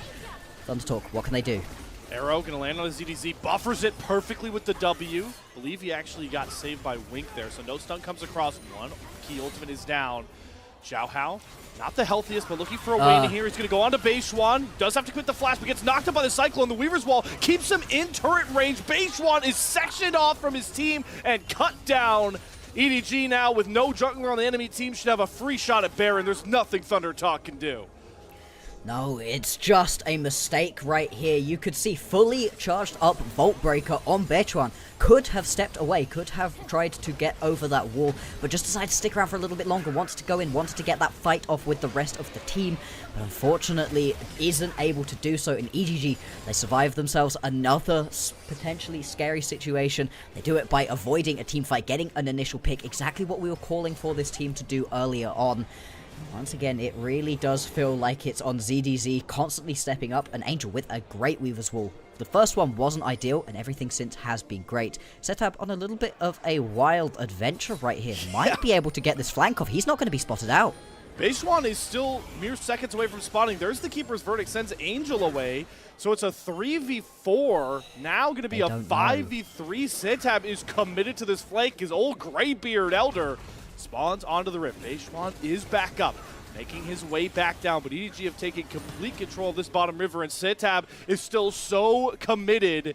When will he step out? Steps out at just the inopportune time. Xiao Hao has the flank spotted, and that means they have the green light to go back in on the front side of the fight. Hoya has to burn that flash. Thunder Talk now have control of the Elder, trying to burn it down. What a timed blast code from Sitab, gets away from Xiao Hao. In goes Beishuan, they're going out for a Assume, but there's no damage behind him. ZDZ trying to hold Thunder Talk at the front line. Beishuan going to go down, flashing forward is Angel. Next is Hoya. EDG found the fight they needed. Front to back is the way to go, and that should bring them to not only kills, not only aces, but a Game 1 win to find their first win of the LPL split. EDG, massive performance right here, exactly when it counted, back and forth game, but they're going to pick themselves up that clean ace, and ZDZ, he shows up in a massive way for the team, both in that 1v1 on the Jace and now on this Cassante, completely unkillable. Every bit of damage that Thunder Talk had during that fight was poured into that Cassante. He didn't care, more than happy to absorb all of that as the carries die on the backline. EDG, oh, it looked like it was going to be a bit risky, but this game has restored so much faith in the way that this team plays. What is going on with this Nexus turret? Okay, all right, so I didn't see a health bar. They weren't able to hit the Nexus, but they got there. And there it is, like you called out, Bloxer. What a response from Edward Gaming after the BLG series. They find their first win, maybe one of the most important series of their season so far. And I think we've got to put a lot on the draft, right? We called it out immediately. Thunder Talk, you're our team fighting team. We love watching you team fight. This isn't really a team fight composition. They ran out of damage multiple times. If they weren't able to get that initial into the backline set of kills, ZDZ stood there on Cassante menacingly. And that was about all he really had to do, because there was just not enough damage and not enough backline access, not enough mobility on this composition to really do anything about it. Couldn't have said it better myself. I'm a fan for getting Ashe on red side, right? Like, yeah, that is awesome. You're not going to see that happen in the LPL a lot. Does that mean that you need to index so heavily into this pick comp? I think we learned the hard way, no. I think Thunder Talk have learned that they need to stick to what works best for them, and we'll see if they can make that adjustment. But EDG, it's one thing to, get the draft gap. It got shaky, but we talked about it. Even when things were looking dire for them, the easy execution of a comp like that, it's just kind of snap of the fingers, front to back. Not much trickery to it. No, it really wasn't. It was flashy in moments, but overall, like you said, front to back, you've got ZDZ stood there on the behemoth of a Cassante, and everybody else was doing their job pretty much perfectly. I think I'd also like to say a massive well done to Xiao Hao on that game, because I thought that Wukong was really nice, especially when paired up with Wink. The engage that you get between the Cyclone and that Grand Entrance is just gorgeous. Chef's kiss towards that one, and they were playing that pairing incredibly well to pick up those initial fights, and they were also finding themselves okay situations off the back of teamfight losses. Now, obviously, you don't want to lose the teamfights initially, but if you're EDG, potentially you know that's going to happen at some point, and it was the fact that they bounce back every single time. If they can clean up those teamfights just a little bit, the bones of this team, the basis of what they've built for themselves, looks like it's really promising. It is important to remember that that game was at 20, I think 27, 28 minutes. EDG had a top lane inhibitor down. They had a 7.5k gold lead that they nearly did throw away. But the pivotal point that you made there, Bloxer, was they got over their team fighting woes, at least for this game, as we get a look at those post-game stats. What a roller coaster, right? That 25-minute mark is what you're describing, right? They were on top of the mountain, having a great time. Yeah, but hey, it's a fun roller coaster that takes you back up again because they're able to weather the storm, and potentially this is what EDG wasn't able to show us up against BLG. BLG, being BLG, are just so good at closing out those games. You give them an inch, they will take the entire Rift, and they did all 3 games in that series. ThunderTalk, potentially not quite up to that standard, and although they fought back very admirably, were able to get themselves back into this game, wasn't as good. The thing is, are ThunderTalk gonna draft differently and not put themselves in the hole in the first place? Because in this game, if they'd have been going into this team fight, that initial team fight where they get the ace and EDG's top of the mountain comes crashing down, they were down 8,000 gold. If you're not down 8,000 gold in that team fight, it is nowhere near as close, and all of a sudden this is a very different game. So I'd really like going forwards to see ThunderTalk index more into having an early game composition that team fights well. We'll have to see if that is the correct medicine that Dr. Bloxer did in fact order. But my friend, as you are stepping on to our awesome stage here at the unofficial English LPL broadcast, it's time for you to put your money where your mouth is with the MVP talk, because I think this one is a tough one. You think you're confident you're going to match up with the LPL voters? I'm curious if you might have a different thought than what you think the LPL voters would go for player of the game. I think I'm going to probably go a different way. I think Wink was the best player in this game. I think I like it. A ton of those big team fights that they did win, again, EDG winning a team fight is not a sentence I thought I was going to be saying today, came off the back of Wink getting brilliant engages, buying a ton of space for his team. We'll have to see. I'm going to say that the LPL voters are going to give it to the Kasante player.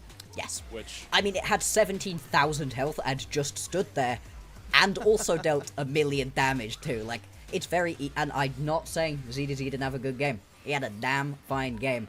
But it's just something about seeing a Rakan played into this kind of composition, which can be quite tricky for a Rakan. You've got a Poppy on the other side. That is often enough to just stop a Rakan dead in its tracks. We didn't end up seeing that happening.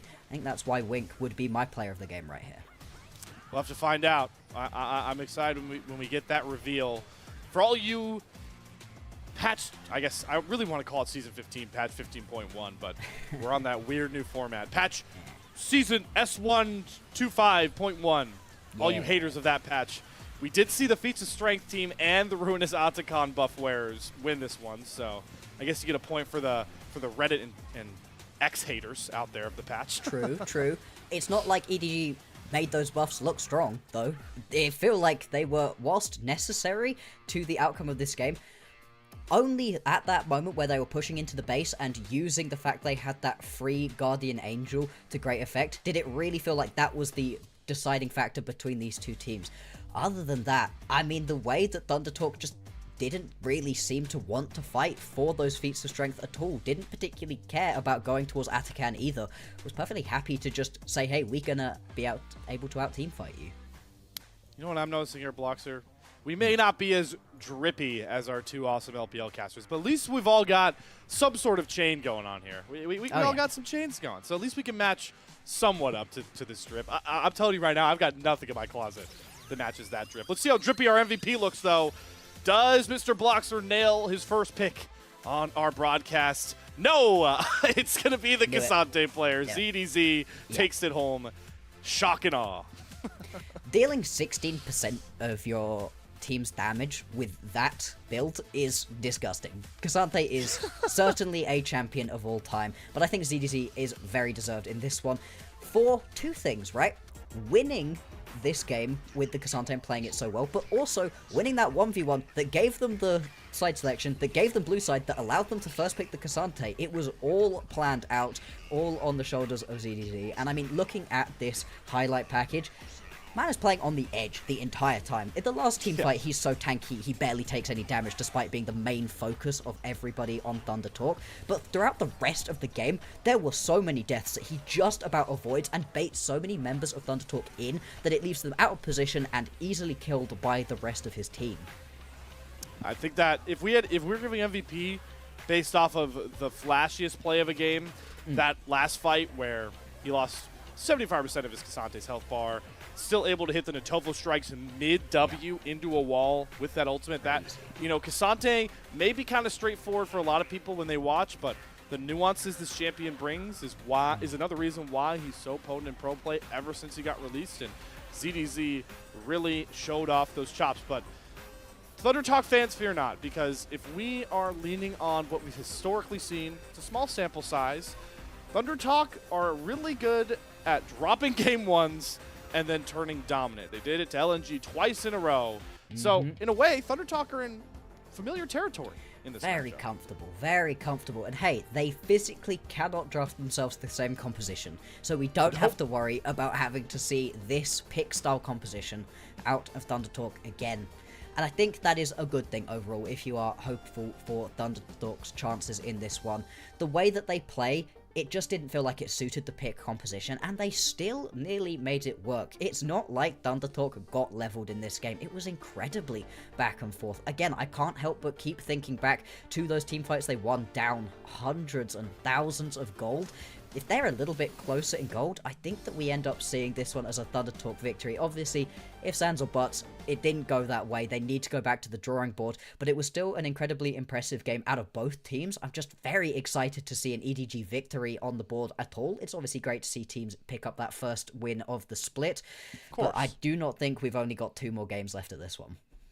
Blockstar, I'm a fan of Ashe, but I'm a bigger fan of 1xN Hyper Carry Champions. Let's hope Thunder Talk get back to that as we are soon to get to a short break. But before we get there, it is important to mention that it is, well, I'm going to put it pretty bluntly here for all you guys at home. It is early in the morning for Mr. Blockstar over there. It is 2 a.m. for me, middle of the night basically. So sometimes it's hard for us to stay high energy for broadcast. Luckily, thanks to the support from coffee subscribers, fans have donated 67 coffees to keep us wired and ready. Since this is a fan-run broadcast, we rely on subscribers from Coffee, YouTube, and Twitch to support the stream. If you subscribe, you could also unlock perks like early access to content and access to exclusive channels on Discord. Make sure to join up now. We appreciate all the love and support, whether you're on YouTube, Coffee, or Twitch, so make sure to check all those out. I'll give you some time to do it because we're heading to our first intermission break. On the other side, Thunder Talk side selection as they look to try and even up our series one apiece. We'll see you in a few.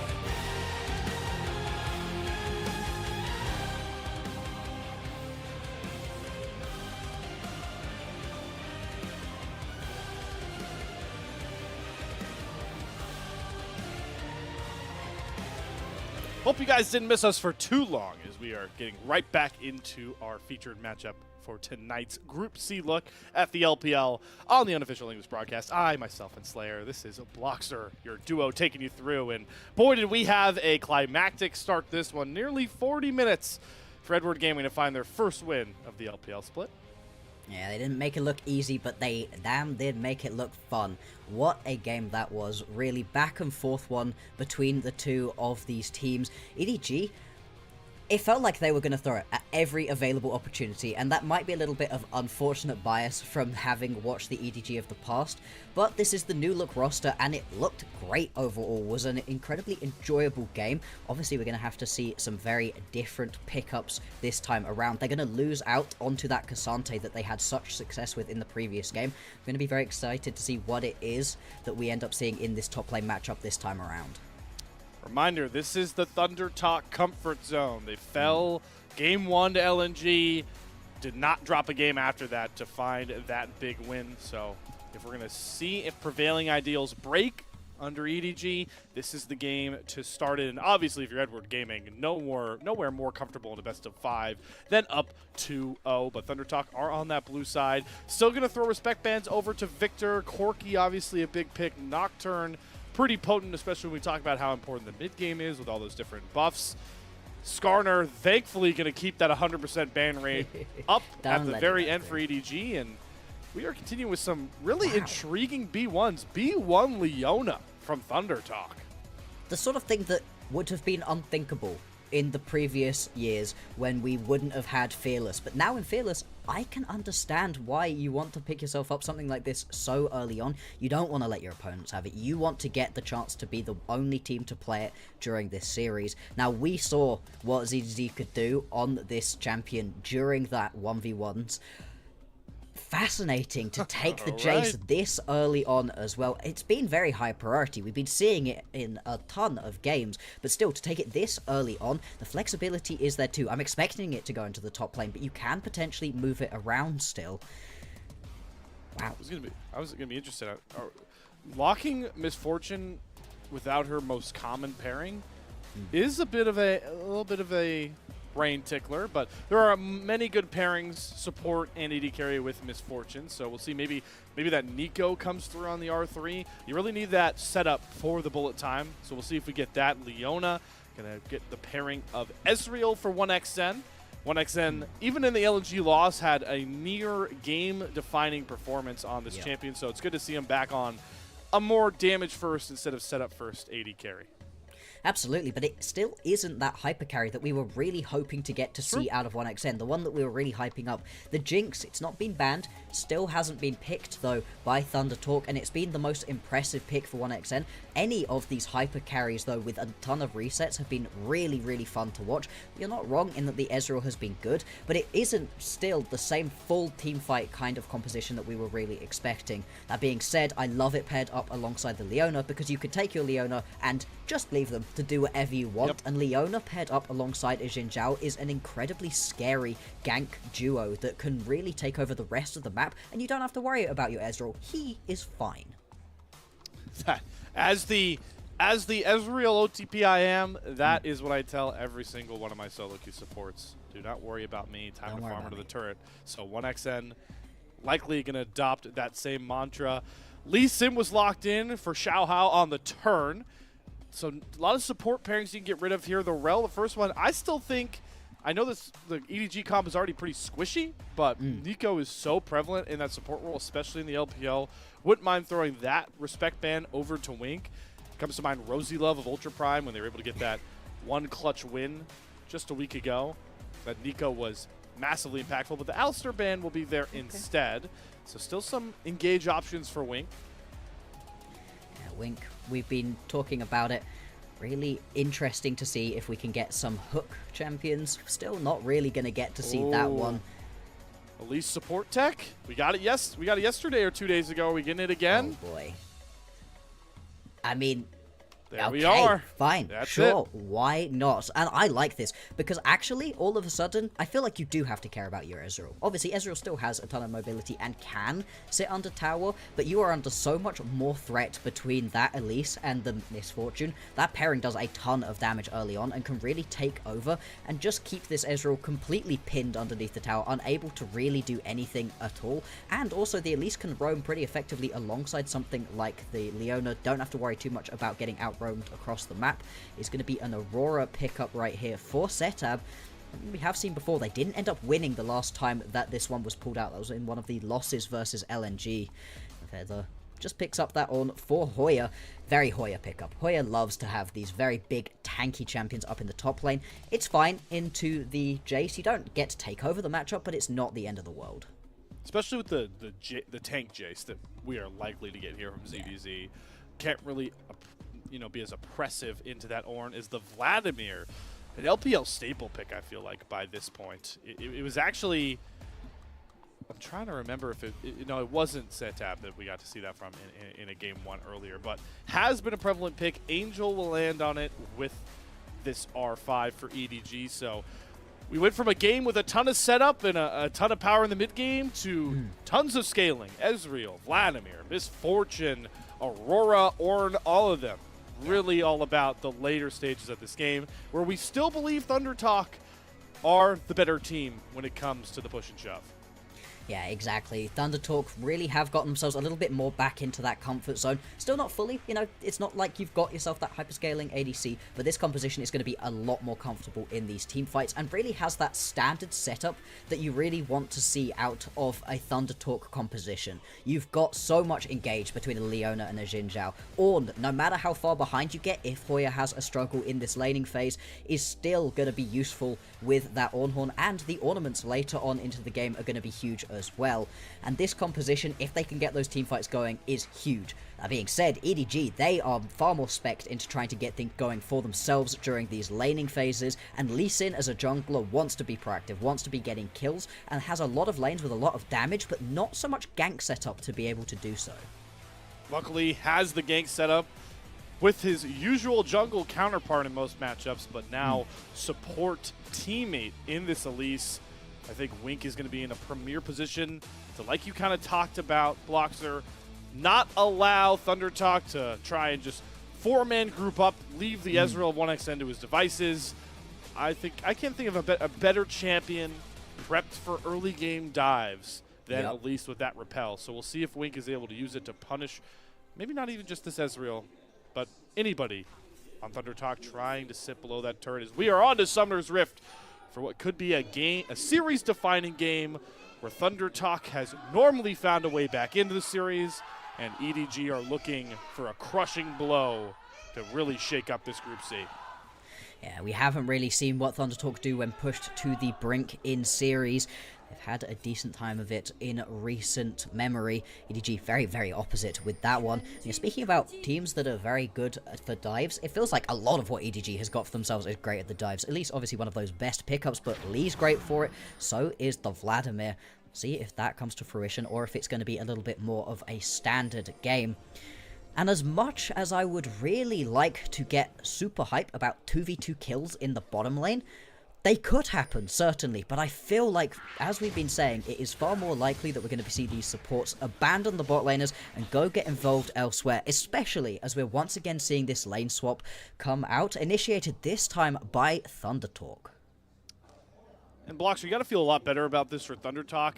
Yes. Even if this is the tank Jace, I mean, no matter what the summoner's choices are, the root choices are, the build choices, an Ornn 1v2, it stinks, but that's expected. Even if you are the tank Jace, you need some time to scale up, and Ezreal Leona isn't going to allow for any of that. No, I mean, we've seen what the 1v1 prowess of ZDZ is on this champion. How are your 2v1s? Because, hey, if you could pick up a kill there, that would be huge, but more than likely, it's going to be a pretty miserable time for this Jace. And yeah, exactly, you don't want to have such a bad time early on as this champion, especially because your jungler has started over on the other side of the map. You're not going to have any support. Is this a dive already?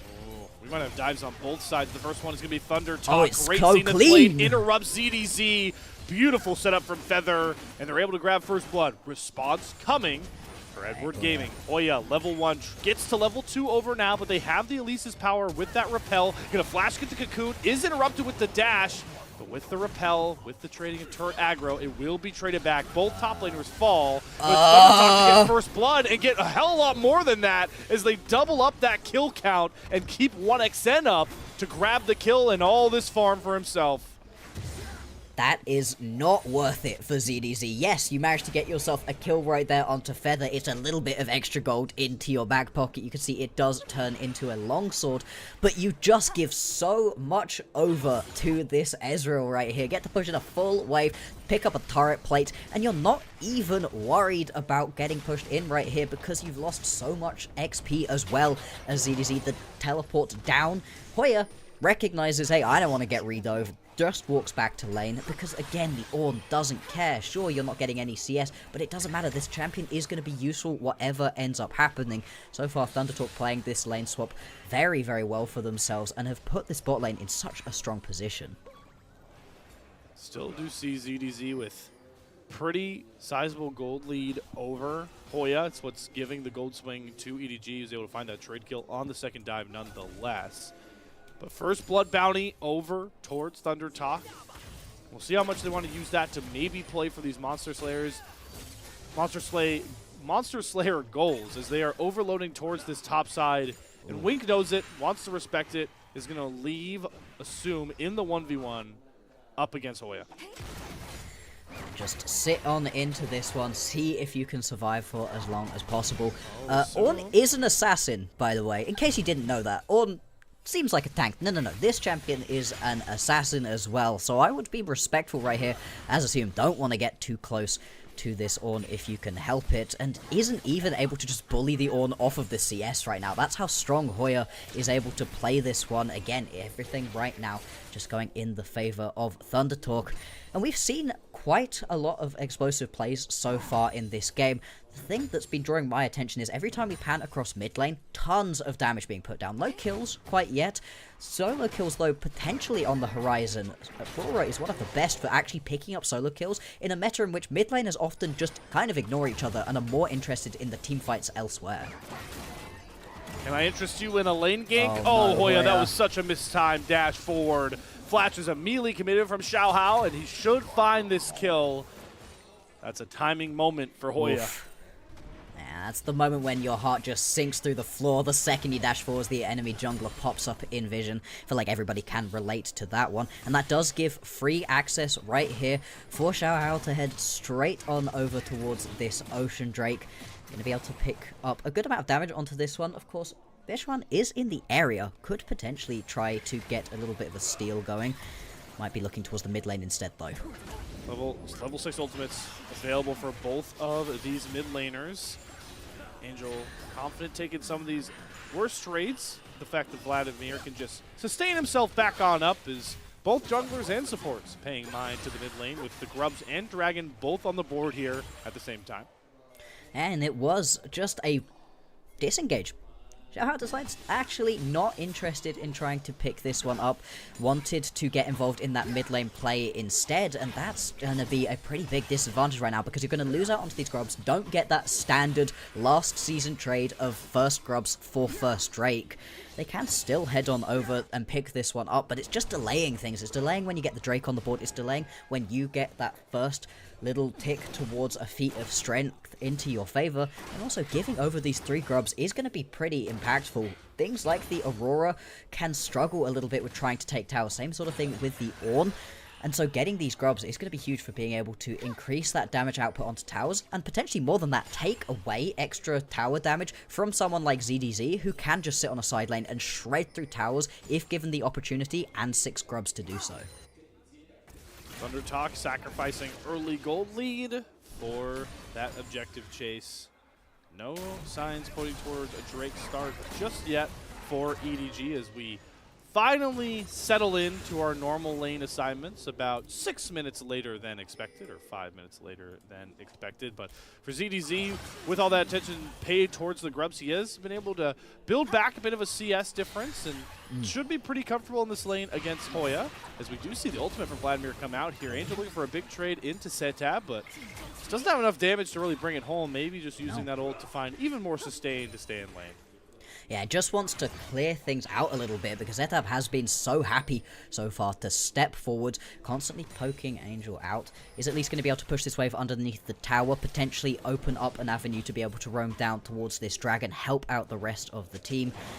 We're going to see Xiao once again head on towards this Ocean Drake, try to pick it up for the second time. Again, looks to be uncontested, but we'll have to see because Thunder Talk, they do like to get scrappy, and they will at least know that this Drake has been started out. There was a ward in the Dragon Pit.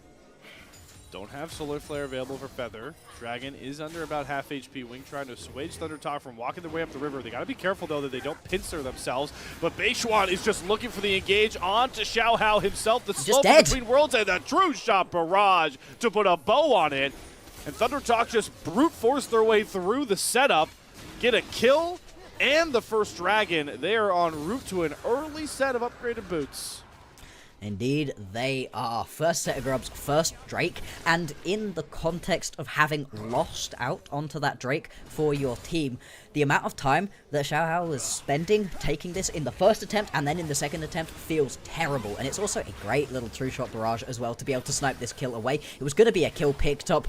Regardless, Setab probably a little bit miffed to have missed out on that one, but getting the kills onto that main carry of 1xN on a slightly more 1xN styled champion as well is going to be huge. Now 2-0-1, has also got a decent CS advantage over the opponent. The early lane swap working out wonderfully for Thunder Talk, as is all of these early objectives. So far, a very different early game to the one that we saw previously.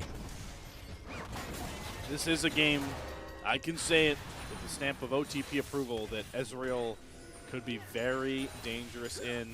Obviously, the Trinity Force pickup could be a big spike, as we do see Wink engaged on. Arcane Shift 4 for 1xN is actually going to force a Respect Flash out of Wink, so Key Summoner down for the Elise. Look for that Moramana Triforce as the real moment where 1xN might just blow open this game. Exactly, and that is a really key flash to lose out. That's a ton of the engage that this composition really wants to go for. The rest of the engage that they have is very hard commit, right? You jump in with your Lee Sin, you go into the backline as this Vladimir, whereas being able to get the flash cocoon off as Wink is a great way to catch somebody who's out of position and get that initial kill for your team. Once again, try to get yourself into 4v5s rather than 5v5s, since your team fighting is that shaky part of the gameplay. So losing out onto that one is going to be pretty huge, but still, you survive, you don't end up losing out. 10 minutes into this game, and it's only about, what is that, 300 gold? The actual gap between these two teams. Very, very even. Despite the fact it's felt like Thunder Talk have been in control, the kills do keep going back and forth. Setab was showing some real respect with no vision in his own jungle that a dive was going to come. Nothing happened, and now Hoya He can't step up. is watching that nightmare of Setab's become a reality of his own, as he can't get anywhere close to the stir. He's going to try and use the good old Ornhorn to clear out the wave. I think he got it. Cannon, he got the cannon. At the very least, so that's a win. Yes. Of a sort, in a way. Still, it is also going to be this feat of strength. Feats. Yeah, this is feats already at 11 minutes in. 3 grubs, 1 Drake, first blood. And now the first tower is going to go on over Setup, going to pick this one up, trying to lose as many minions for the opponents before doing so as possible. And the upgraded boots already coming through is just a crazy good early game right here for Thunder Talk. They've really controlled the narrative throughout this first one. We'll see what they can do once we get around these more impactful teamfight-oriented moments. They're also going to be able to pick themselves up all 6 grubs, and it's really felt like this early game has gotten away from EDG. Really trying to set up for this dive, but Hoya's done an expert's job at taking the minion waves down before they can even use that repel, that sanguine pool to drop turret aggro. And you called it out, it cost them feats of strength, and now it costs them 6 grubs. EDG looks stuck in the mud right now. on that neutral, in the topic of neutrals, and they're still trying to force this gank onto Hoya, but this is what an Ornn player wants. He wants all the attention. Yeah. He invites you into his home to try and brawl, and every time he gets away, it's a bigger win for his team on the backside. Yeah, if Hoya dies every single time you gank him here, I still don't know that this is worth it. And the fact that Hoya isn't dying, despite having 2, 3, 4 people in his lane constantly, is a massive win for the team. Sure, he's died twice, but again, it's an Ornn. He doesn't care. Once those ornaments start coming through, you pay back your team dividends immediately. It doesn't matter to be really trying to shut down this champion of all of them. And for what you're giving in return, what ThunderTalk have been able to amass for themselves throughout this early game. Yeah, definitely questioning this early game decision-making right here out of EDG. Not usually something we've been so worried about. And it's the fact that it's a Lee Sin composition, right? It's a composition with an Elise in the support role. That is a good ganking composition, and you're using it on trying to kill an Ornn? Why? That is the million-dollar question, because now we're approaching 15 minutes. Turret plates are dropping in a mere 40 seconds. My God. Might not even need the turret They're plates. going to get 2 full towers worth of plates? They're definitely going to get at least 4 plates, and EDG can't step up right now. They're trying to once again ping on to Hoya. They're trying to hunt down Hoya in the mid lane this time. Maybe look for a wraparound, but there is that second turret full of plates to just amp up this gold lead. What does EDG look to do instead? Trying to set a trap around this dragon and fight, like you said, Bloxer, but they don't have the numbers currently. They're not in position to force themselves down river, and they're just going to give up the dragon. Maybe they get a 1xn face check, and that is what they'll grab. And that's the biggest person to find that kill onto. The only one with a shutdown. 1xn drops. Crescent Guard out from Beichuan. Still having to run away, though, from Assume, who does drop the bullet time. It's just a couple shots too short. As we see both these mid laners drop their ultimates. Angel trying to see if he can out-sustain the Aurora damage. For the time being, that is a fat yes. And maybe now we'll finally see that die. But Setab sniffs it out. Can he get past Xiao Hao? Gonna flash, kick back, and use the minion wave expertly so no Sonic Wave can come out. But we're just skirmishing on all fronts. CDZ, though, can't find the kill on Beichuan, and finally everything settles down with a big win for TT and a bit of gold back for Edward Gaming. I mean, it was a nice bait setup right there. Knew that somebody was likely to face check that bush, especially because it's such an odd position for you to really be sat in. Don't really expect 3 members, including the jungler of the enemy team, to just sit in that bush whilst the Drake is being taken. Most teams would step up, try to contest, especially as it's now a second Drake going over to ThunderTalk. They've really had control of these objectives so far. So the pick is nice. It gets you a good kill and onto a big carry that wasn't able to reset as quickly. 1xn not going to be happy with having died there, but overall it's still things going in the favor of ThunderTalk, and it really isn't reflected in the gold right now. They're up by 1,000 gold, which is good, but it isn't reflected in the amount of extra stats and buffs they've picked up from the feats, from these drakes, from the grubs. All of that is going to show its face once we get into these bigger team fights, and once they actually start trying to hit onto these towers later on. We've already seen 2 towers melt. That was a ton of turret placing. I think 9 turret plating going down across the board for ThunderTalk. And so they've put themselves in a good position coming out of this early game. Now they're just roaming around as a 3-man death squad trying to get fights. Bot lane, more action. Setab does not have access. Oh, I didn't think. It just comes up in between worlds. He still has to use it defensively. Does not have enough damage. The Shock Blast goes wide from ZDZ, though. That might have been the killing blow. Instead, he'll have to use that on the turret. Will finally knock down that bot in tier 1. Who says tank Jace can't duel it out with some of those damage dealers? No, I mean, the tank Jace, I mean, to be fair, once you've got yourself that Black Cleaver, you do still do a lot of damages. The base damage of Jace already high enough that you're not so worried about this one. We are going to get a teleport around to this Herald. Right now, ThunderTalk looking to continue their monopoly on these objectives. Looks like, oh, hang on. Xiao Hao does not have the steal in the bag. Beichuan just going to walk on out with the eye. And EDG not content to fight any further. Despite the fact the gold is dead even, you can see exactly what Bloxer is talking about. EDG really feel like they're on the back foot in a lot of these escapades.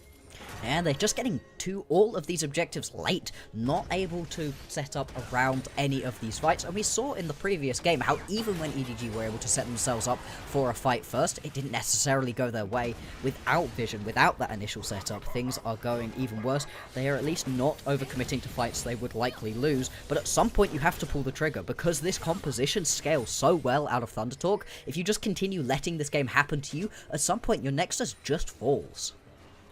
Breaking news, and Ornn is weak siding once again. Potentially going to get dove here, but Xiaohao watches Beichuan walk by him, who does force the fight. Ornn Horn from downtown. That's a Ram that doesn't find a win, just like over the weekend. Oof. Oh, that one hurt. Ow. Oh, right in the chest. Okay. I had okay. To. It's a Ram ultimate. It's the Ram god. It is. It's gorgeous. Right now, it's a train, which, by the way, is the best skin, I think, in the game. Absolutely gorgeous skin. It's so cute. And once again, you're spending more time as EDG to get what? To have... Annoy Hoya. True. I think Hoya has got to be very angry at this point, and confused, potentially, as well, as to why so much aggression has been put into his lane for so very little to show for it. Now, we've got ourselves a Drake spawning very, very soon. 45 seconds until that one is going to be on the board. Is the Chemtech Rift as well. Honestly, one of my favorites. I think the plants change up the map in such an interesting way. So we'll see who's going to go towards this one. Do you want to give over the soul point already to ThunderTalk? I know that Drakes aren't as impactful in this current patch as they have been previously, and Chemtech Soul isn't the most exciting of all of them, but still, it's quite a big buff to give over to ThunderTalk in the grand scheme of things, especially when they've had so much. As ThunderTalk, though, you really don't need to mind towards this Drake at all, more than content to just pick themselves up, farm in the rest of these lanes, continue putting pressure on through this mid and top lane. They have put themselves in such a nice position where the tempo is entirely yours to do with as you please. You don't need to rush towards these objectives. Giving over one, even two Drakes at this point really is not the end of the world. And their damage dealers certainly coming online. We weren't expecting the 1xN Ashe game, didn't get to show off too much of his damage dealing. Now we have reached that 2-item more amount of power spike from 1xN. You can see Assume already chunked way below 50% HP. Does have the Bloodthirster to get himself a bit healthy. Beichuan eats a ton of fire breaths or Chemtech breaths from that Drake. Both teams still jockeying for this river position. Zetab maybe looking for a pick here onto Wink. Does use the repel early to dodge potential engage from Feather. ZDZ trying to set up a castle wall of his own in that river, and both teams go right back to the good old mid-wave fight. Yeah, I mean, it looked like there was a position there for EDG to engage. They had ThunderTalk pincered between, but decided they weren't strong enough. Didn't want to go in onto that one, and it is going to be the Drake now started up right here by EDG. You do catch a moment where Beichuan is getting that red buff. Still, they can engage. Getting chunked out, though, by this Jace. Hoya finds an engage on Angel, who does have the same move. Flash forward from Feather. They're going to try and lock up ZDZ. They burn through the health bar through the bullet time. True Shot Barrage comes across, and now 1xN can try and step up and do what he does best. Deal tons of damage, but he's losing his front line, quickly evaporating as he continues to fire Mystic Shot after Mystic Shot. 1xN is a one-man army as he knocks down a triple kill with ease with his loyal top laner beside him. Ace and a Dragon for ThunderTalk. ThunderTalk continue to not allow EDG to pick themselves up any of these objectives, and that was the 1xN that we were hyping up before this matchup even started. That's the 1xN we were hoping to see in the previous game. Gorgeous positioning right here out of the Ezreal, and I love the flash forwards from Feather right here. Hoya goes up onto Angel, but it's Feather flashes forwards, spots that ZDZ has stepped way out of position, and they're able to pick up this initial kill onto the Jace before the Jace is able to do any real damage. From this moment on, just watch 1xN constantly dodging around this fight, throwing out as much damage at everybody around him as possible, getting everybody low.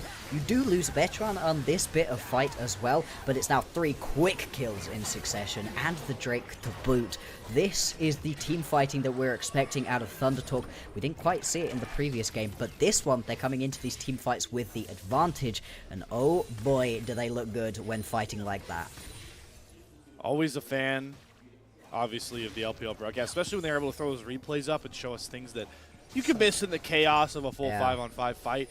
That crescent guard from Beichuan blocked all of the bullet time from Assume. The one it looked like it was going to shred.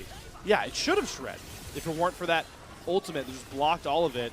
We'll see if Beichuan continues to try and block off these bullet times.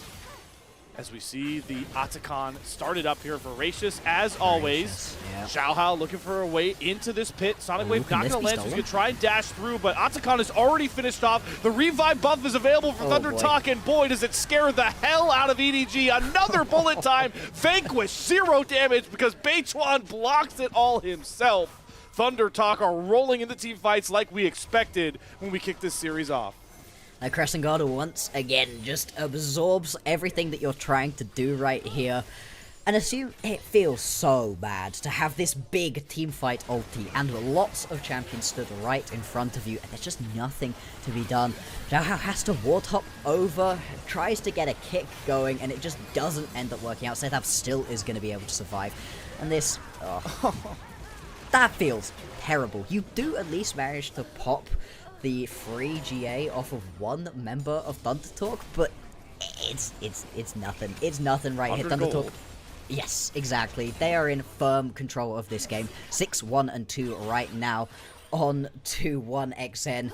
We highlighted him for a reason, having a great performance right now, but the whole team is, right? Everybody seems to be working very well together on this one for Thunder Talk.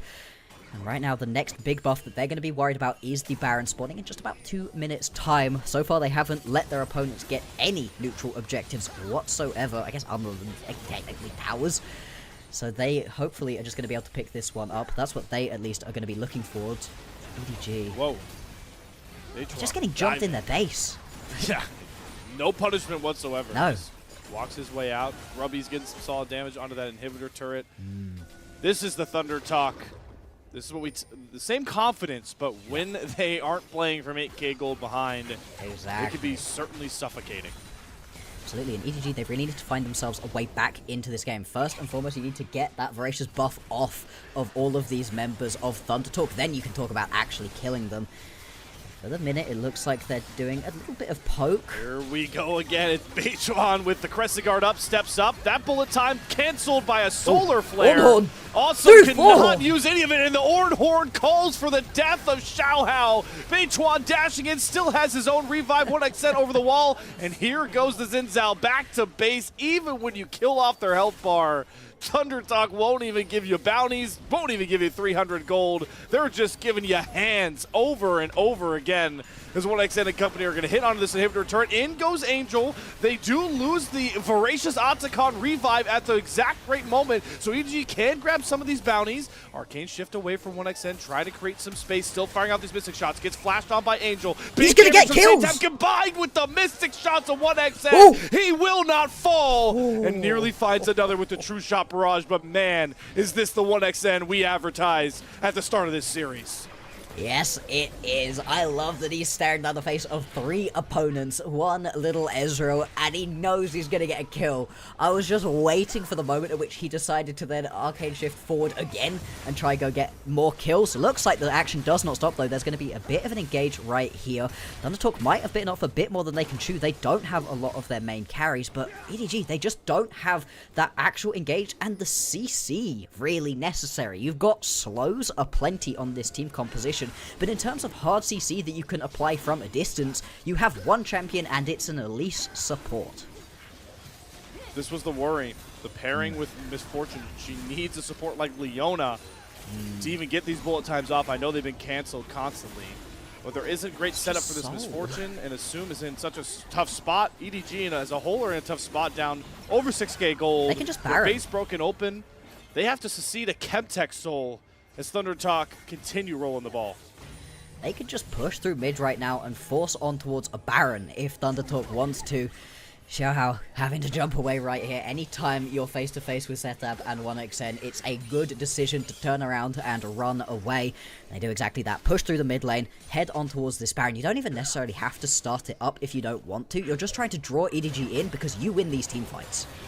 Hoya's up 5 levels over that Elise, by the way. Wink. Wink. Repel's already down. Flash committed, but following is Beichuan once more. Ornhorn going to go a bit wide, but Thunder Talk have established a base of operations in this red side jungle. Absolutely they have, and they can now pull on back towards this Baron if they want to, or just keep on pushing the advantage, right? The Baron helps, sure, you would like it, but it isn't even necessarily something they have to go on towards. They do decide they're going to pick up the Baron, and I like this response out of EDG. They're going to teleport down towards the bottom side and get a good amount of damage onto this tier 2 tower bot lane. In fact, they're going to be able to pick up the full tier 2 tower bot and a tier 1 tower mid lane. It's the correct response out of EDG, but they are still losing yet another neutral objective. Baron goes over to Thunder Talk, and they are now set up fully to go and push on into the base of EDG and take our series to 1 apiece. And now you get to see the full power of those grubs. You'll win a fight convincingly with Baron and grubs. It might be close. It doesn't even have to be clean. But if you have enough members up with those grubs and the Baron, this game is as done and as dusted. There's not really much room, Bloxer, for EDG to fight back in because that CC discrepancy, they're relying on what, a cocoon or a big kick to really find somebody? And there's so much mobility and protection for Thunder Talk, if that even comes to it. It's the biggest issue I had with this draft coming out. What do you do if you fall behind and you can't just rely on your Lee Sin leaping into the backline to one-shot somebody? Angel can't just step up, ZDZ can't just go leaping in hammer form, right? When you have to play these ones out slowly, you get out-CC'd, out-muscled around all of these team fights, and it really has come to fruition, especially because it's not like Thunder Talk have medium amounts of engage, they have a ton of engage overall, and right now you can see it, EDG, they're trying to poke out, they're trying to find a way into this game, but I just don't know when they're gonna go. They have to pull the trigger at some point. Solar Flare going to be dodged by a good Sanguine Pool by Angel, so key CC ultimate, like you were talking about, blocks are down for the time being, but it does cost them another inhibitor and inhibitor turret, with the last one remaining in that mid lane. Sitab playing around the range of that cocoon, not going to land. There's the Between Worlds with the Ornhorn combination. Is going to knock up and cut down ZDZ. Sitab goes into the stasis. Angel tries to run to the backline. This time a bullet time will find its mark onto Feather. Assume picks up 1 kill, but it's just too late. And too big of a difference between Thunder Talk's wallet and EDG's by this point. Zoom and Xiaohao, the only ones left up, but Beichuan wants to go for the killer blow and pack the kills in for 1xN as he's back to carry performances as expected, and Thunder Talk are back on even footing. 1-1 we go between this Group C heavyweight fight. And these two teams, they've gone back and forth, and what different games they have been. EDG's victory was hard-fought, a roller coaster of emotions back and forth the entire time. Thunder Talk, they swapped lanes at the beginning of that game, and they never looked back. Draft diff, potentially, execution diff, certainly, but more than anything, neutral objectives were just in the favor of Thunder Talk. Those hidden stats that we can't necessarily display to you via gold or via items just was so in the lead that it meant even when they were fighting only up 1,000 gold, it still felt like an almost insurmountable gap between the two teams. And Thunder Talk, once you give them that little bit, they team fight so well that you're giving them everything they could ever ask for. And it feels like both these teams have now drafted themselves into just such, I don't want to call it impossible spots, but they've drafted themselves into such a one-dimensional way of winning that has not happened. So game one, it was Thunder Talk, no damage all set up. This time for EDG, it was not enough setup, good amount of damage, but it just, you cannot get away with these one-dimensional comps against any team in the LPL, in my opinion. No, I mean, you have one piece of hard CC that doesn't require your Lee Sin or your Jace leaping into the backline and pushing somebody back. Totally a cool play to have happen when you're ahead, but when you're behind, just the complete and utter lack of ability to initiate a team fight on your own terms was costing EDG again and again, and it felt like Thunder Talk, they were well aware of what was happening. They were more than happy to continue exploiting that weakness, and it felt like from the very beginning to the very end, there was just nothing that EDG could quite do. I mean, yeah, we need to see a different draft. Again, it was like we said in the previous round, hey, Thundertalk, you need to change up what you're looking at with this draft. Same thing for EDG. I am very happy with the adaptation that came through for Thundertalk, though. I really did enjoy that Ezreal performance. 1xM, we highlighted that player for a reason, had multiple triple kills in that game. Honestly, I think I was a quarter at some point, not quite sure.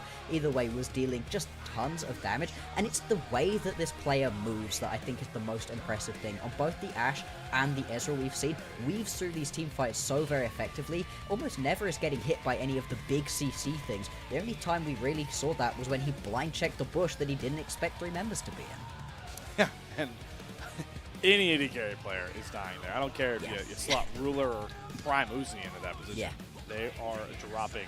As we do drop into these post-game stats, and we do get a look at the 1xN Masterclass in the damage department, but this it's such an intriguing topic because we came into this one talking about EDG have been a pretty good early game team that struggled team fighting. What do we get game 1? EDG, you know, a bit iffy in the early game, but when the big team fights came, they made it happen. Thundertalk, maybe a bit of a scrappy early game team. They go into most late games with a pretty even footing, but boy, do they team fight their way out. Game 2, they blow open the early game and don't have to worry about the team fights. So we've kind of thrown all of our pretty big narrative points, while they have been from one major series in the LPL, out the window through 2 games. Yeah, these teams have decided to play in a lot of different ways, although one thing that we were expecting and did show itself very heavily in this one was both 1xN and Assume being key carries. You see in the damage graphs between those two, they were the majority of their team's damage. Assume was trying very, very hard to get an MF ulti off that wasn't immediately swallowed up by the Crescent Guard, and when he did get one off right at the very end of this game, was actually able to get a kill, was able to help the team out a bit. I'd like to see EDG try to play around this ADC a little bit more. It hasn't been the sort of one-sided show that we were potentially expecting out of the 1xM bot lane. And to be honest, Wink has been incredibly impressive throughout both of these 2 games. There's definitely a potential place to play through there for EDG. But as we have a look back at all of these highlights, you can see time and time again, it's around an objective, and almost every single time it is Thundertalk having the early setup, and they can just initiate these fights as they please. We haven't seen a ton of fights happen towards the end of a Voracious Otacon take, and you gotta really think about the panic that must be happening in those comms, right? Because most of the time, you know, the golden rule with buffs like Baron, Elder Dragons, big Soul Stake Dragons is, okay, we have to turn. We can't just fully commit. We either fully commit or we turn. And most of the time it's a turn. So you expect to see these Octagon fights come across. You're like, where's the turn? Doesn't matter if you pick up a revive securing the buff. Then the turn can happen after, and it doesn't cost you. Doesn't matter. Just go for it. Just try to pick this one up. I think it's the other side of the panic of losing a fight around the Elder, where you lose the Elder halfway through the fight, and you're just like, oh, we just lose this one? In this situation, it's the same sort of thing, but you've just got revives now. It doesn't even matter if you do end up losing this one out, because who cares? You can just go again next time, barely giving any gold over to your opponents either. It hasn't felt like Atakan's been particularly impactful to this game, though. Like you said, when we were coming into this series, LPL teams, they don't feel like they have to go fight around it at spawn. We did get an unspawn fight around Atakan this time around, but simply because it felt like Thundertalk, they had nothing else to be doing. They'd picked up all of the other neutral objectives up until this point, and they were just using it as another place to try to draw EDG into team fights where their composition just did not flourish. Did not flourish whatsoever. Who's going to flourish on the player of the game stage here from the LPL voters and our 2 dashing casters in the LPL studio? Yeah, this one's a given. I can give you the layup if you like, if you like Bloxer, but 1xN is picking up another MVP. Exactly. I mean, 1xN, and I agree with this one wholeheartedly, 1xN was incredibly impressive and actually wasn't just abandoned in a bot lane to go sit on the Ezreal and then get involved later. Was very proactive, roaming around with the team a ton. Oh my lord, they actually go towards Bechuan. Oh, did I miss? Wow, okay. Hey, you know what? Okay. I may be the AD carry player, but I'm always for the setup. You know, Bechuan was really big on those Crescent Guards, nullifying the MF, and the confidence he played with towards the end of that game, he was dashing under Nexus turret, dashing into base. He was the catalyst for the spark that became a blaze of glory for Thunder Talk in this one. So I'm glad that he got recognized, even with 1xN just dominating the damage charts. Absolutely, and I think part of this is it's very difficult to not be incredibly impressed with a jungler when you get both sets of Krubs. You get the Herald, you get 4 straight Drakes, you get yourself the Baron, you get yourself Atakan. Every single available jungle objective was picked up straight away by Bertrand, who you can see here also was going flying into the backline, playing with such confidence, such aggression, really set the team up for success. Of course, neutral objectives are not just a jungle stat, but they are influenced heavily by your jungler, didn't lose any smite fights, and was able to play this one out incredibly well. I mean, everybody right here on Thunder Talk played this matchup out so very impressively, and this was more of the Thunder Talk we were expecting to see coming into today. I think we're going to have to look very carefully about what the drafts are in this next game, because if we see another full teamfight composition out of Thunder Talk, I don't know that EDG knows how to deal with that. I don't know, and there's only one way to really figure that one out, Bloxer. That is to go towards that game number 3. We're into a best-of-3 series here with 20 champions taken away off the board. Got to think, though, that EDG go to that blue side, right? I mean, it's just what every team in the LPL wants off of a loss at this point. Yeah, I mean, there are so many premier first picks that you can potentially try to grab for yourself that it would feel almost wrong to not go on towards that way. I mean, at this point in the series, you're really getting down to not bad champions, of course, but there's still going to be a lot different that you're having to pull out. Being able to find a full 5-man dive composition is getting a little bit trickier. I'm wondering if we're going to see something like the Ambessa in this next game. Potentially a return right here in the top lane for Hoya to get onto the sort of champion who can be tanky and deal a lot of damage and get aggressive, try to play around this top lane, because it worked so well in that first game. They got away from it a little bit in game number 2, and it didn't work out for them. Didn't work out, but they've got time to make up for those mistakes with so much on the line for both of our teams as we head into the best-of-3 stage of our best-of-5 at 1 apiece here. For EDG, it's still a chance at moving out of Group C for Thunder Talk. It's solidifying their spot in the playoffs bracket. As we continue to figure out which one of those 2 goals will be attained, we'll head to a short break and see what the Game 3 draft brings us on the other side.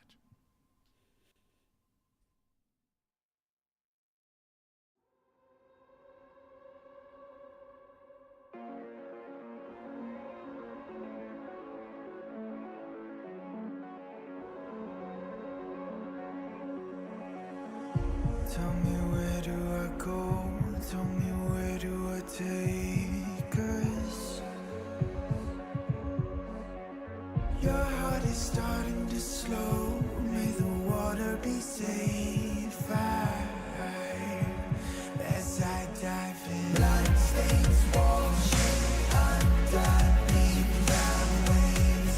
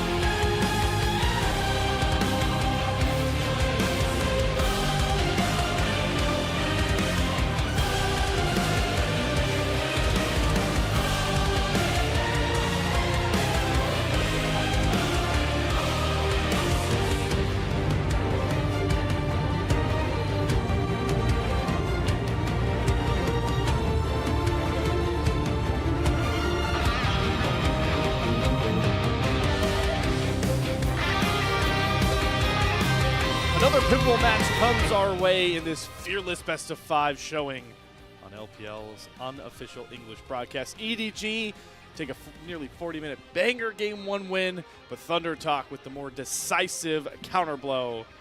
And it all comes down to this game 3 to see who's really going to grab that momentum back, Bloxer.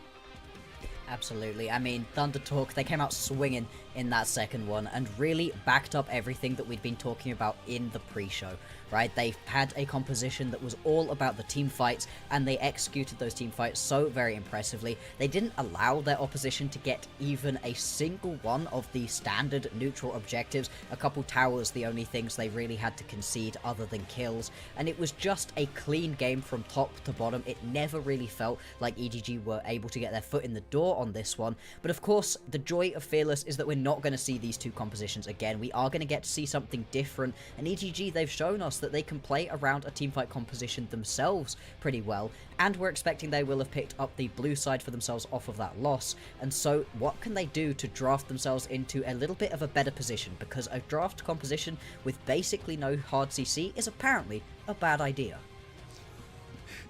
I think I Big see brain. the logic on that one. Big brain. Takes a little bit of thinking from my nog. I got a lot of space here for brains, so. But I got there. Nonetheless. I think EDG are a team that can really punish Thunder Talk trying to allow 1xN to scale up. Now, obviously, Ezreal was one of the best champions to avoid a lot of that chaos, but as Fearless format allots these teams, is you don't have to deal with the Ezreal anymore. And there's a lot less safe hyper carry champions available to a player like 1xN now. I know you want to see the Jinx. If we're talking to Jinx, EDG playing a very powerful early game, it's a lot easier to punish that Jinx compared to the Ezreal. So maybe we'll see something like that come across as we are into the Game 3 draft. Pointed out, Bloxer, EDG take the blue side. The bans still don't change up much. We're still seeing Nocturne taken away, Kalista taken away. We all expected the Skarner, the Victor again. So despite the fact that 20 champions are off the board, the bans really aren't switching up that much, and the Corki final ban pushes that logic even further. Yeah, but it does leave the Rumble available. It was on the ban table pretty much constantly. We've seen that, and it was on the ban table throughout the first 2 matchups. So the second that you leave that Rumble available, EDG more than happy to first pick that one. And it's such a strong champion at the moment. Can just stat check you in its current format and leaves you with a very tricky lane matchup to try to pick into it. Looks like Thunder Talk, though, they are going to head towards a more, hopefully, teamfight-oriented composition. If they do end up locking in this Sejuani, it's just such a great basic standard draft piece that you can put into almost any composition, but really flourishes with a couple other melee champions who want to go and fight and buy space for that carry for the ADC or the mid laner to really be able to deal their damage without worrying too much about having champions getting on top of them. Let's see some melee champions next to that Sejuani, though, if you want to really accentuate the early game effectiveness of this champion with those stun stacks. Ooh, and here we go. There it is. We were waiting for it. You blocked, so you pointed out before we got on the show. When were we going to get the Setab Akali? This thing is undefeated across Demacia Cup and LPL so far. It's been that pull-out for Setab that's just like, I need a sort of ace up my sleeve. This is the one, and it's been incredibly impressive so far. Akali, very tricky to actually play on this sort of stage with teams who are able to communicate with each other so well and play around Assassin so effectively. It's often very, very tricky to be able to actually make it work, but Setup has been looking so good on this one. We'll see what the other pairing of carriers will be alongside it. 1xN still has that Jinx available that we've been talking about so much, but I do like this pairing between the Rel and the Viego. I think those champions work incredibly well together, and it's very easy with this triple of champions that EDG have right now to get that first kill in a team fight that Viego really needs to be able to pop off and make this champion work. Oh, we're just getting backline threat after backline threat right now from Thunder Talk. It's the Ambessa will go up to Hoya. The first champion we saw from Hoya in his Thunder Talk debut in the Demacia Cup was a game-winning Ambessa performance. What's really interesting, though, about this Bloxer is you love the pairing, right? You love Akali and Ambessa. They can play together. But right now, obviously there will be a marksman drafted to be the target. There isn't like a backline threat that Thunder Talk can go for just yet. No, I mean, who are you going to be leaping on top of and trying to assassinating? I guess the Rumble? Like, that's not a bad choice for going on top of, but yeah, not going to be quite that, you know, standard, oh, we're going to go jump the MF. That's a very obvious carry that you're going to try and go assassinate. Immobile, squishy, does a lot of damage, perfect target. Yeah, really isn't one of those available right now, as we do head on into that second round of bans. Are going to get the Feather Alistair banned out once again. Maybe today is the day when we finally get to see that Hook champion that we've been really hoping for out of Feather. To be honest, I would have been happy with Wink playing one as well. I just want to see a Hook champion between one of these two. But you do have that full bot lane to still pick up for yourselves, unless, of course, we've got something crazy with the Sejuani being the support. I'd be surprised if that's the way this has gone. I would be shocked myself. I am intrigued that EDG didn't decide to jump on the mid lane counter pick in the first phase, take that freebie just yet. It doesn't cost them too much down the line because, you know, it wasn't two mid bans. The LeBlanc is a really good one from Thunder Talk. They take the Jhin away behind that. But you kind of left up Angel to get a bit banned away. His champion pool still pretty open, and it's rare that you get that counter pick on the blue side. So we'll see if EDG want a game plan leaning into Angel. The Vladimir, I think, was the plan if game 2 went a little bit better, just didn't get rolling at all in that one. So might just go back to that well of putting Angel in the position to carry. Wow, this would be a... Ooh, there you go. All right, so we're getting the Sentab Akali next to the 1xN Jinx. These are Thunder Talk staple picks. I am worried about a 1xN Jinx game here because it's a very hard comp to play it into, as especially if we get, you know, assume on a Kai'Sa pick or something like that. Do you like the Jinx in this game for 1xN? It's not quite the it's not quite the game I was expecting for this Jinx. You know, I was expecting a bit more of a specific front line for this carry, and it isn't quite there. We'll see what the support is, I guess. I think I really need to see what the support is to be able to see if I like it. We'll have to see as the draft rumbles on. Maybe a Kai'Sa pick was at least hovered here for Assume, but going to go with a bit of a safer pick here. I think Kai'Sa is very difficult to play into a close range comp in general. And this is where I love Renata's. I don't know about you, Bloxer, but I think Renata is a perfect counter champion. You could have hostile takeovers that just completely change fights. And what better comp to do it into than a Rel, a Viego? But they swap away. They swap away. The second that you're really excited about it, and they immediately swap away from it. I like the Lulu more, to be honest. I think in this situation, when you've already got yourself the Ambessa, you've got the Sejuani, I think that pairing up this Jinx with something a little bit more supportive that can really help it to be able to survive a little bit easier, because you do have this sort of dive composition between the Viego and the Rel. Those two can jump on top of a Jinx very easily, and having that wild growth is going to help out quite a lot in terms of being able to keep her alive a little bit longer. The Rise pick, though, certainly a shot call from Angel. Maybe trying to recreate some of the magic of the legend himself. Doinby for NIP we saw just a bit ago. But we are stepping onto the Rift soon here. No better game to come out on top than game number 3. And we once again have clear scaling threats on both sides. Xayah versus Jinx, Akali versus Rise, and then of course you have the Viego and Ambessa to play it. So EDG not backing down from team fight victories the way they got everything done in game number 1. Absolutely, and I like that they're trying to actually take the fight to Thunder Talk.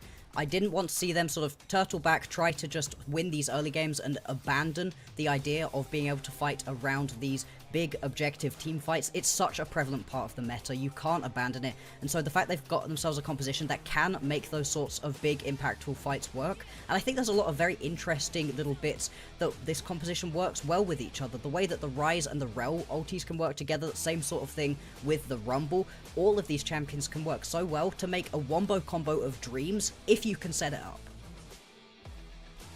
The sort of mirrored fighting style could not be more apparent in this one. Viego resets for Edward Gaming.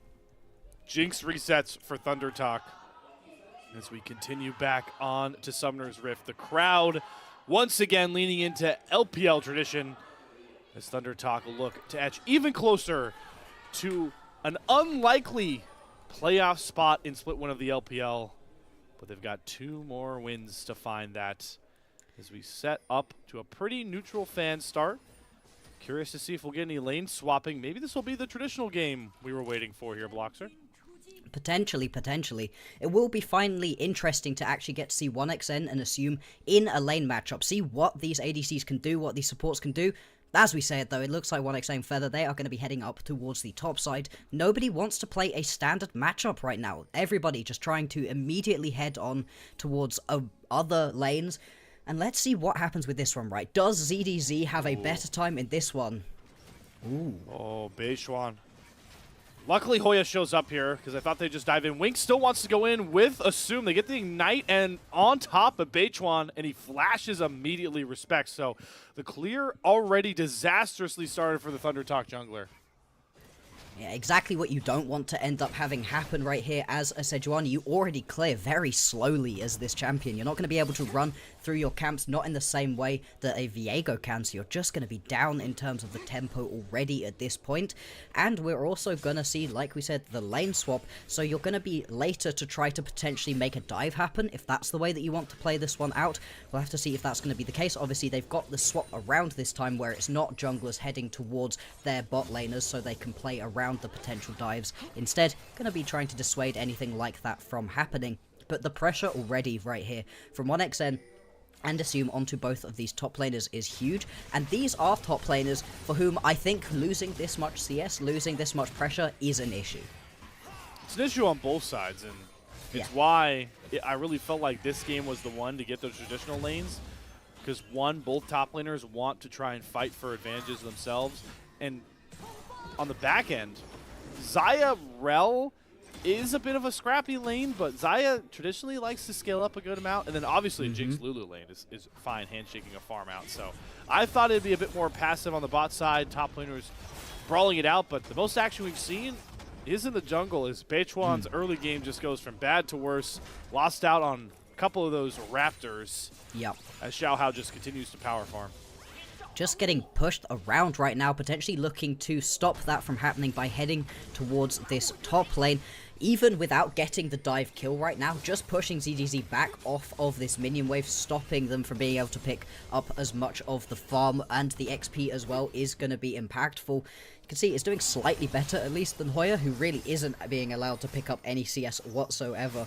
But still, it's pretty miserable for both of these top laners. I feel like we had that nice split last year, where top laners were really impactful, bot lane, mid lane, there were a lot less. They weren't on islands, it was who you were fighting around. That seems to have ended. Despite the fact we've got interesting champions in the top lane, once again, the islands have been returned, and they don't even get to fight each other. Well, Hoya's looking for a fight onto Assume, trying to at least relieve some of that pressure. Doesn't want to force all in, doesn't know exactly where Wink is.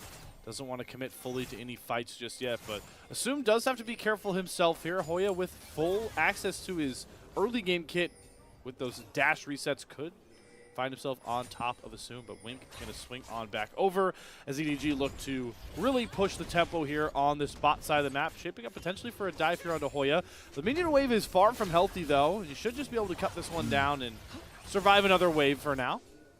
Yeah, it would have been a massive risk to have attempted a gank or a dive onto that bot lane. So we do finally see both of these bot laners head on down to their lanes, actually going to be in the same spot for once. Immediately the recalls come through though.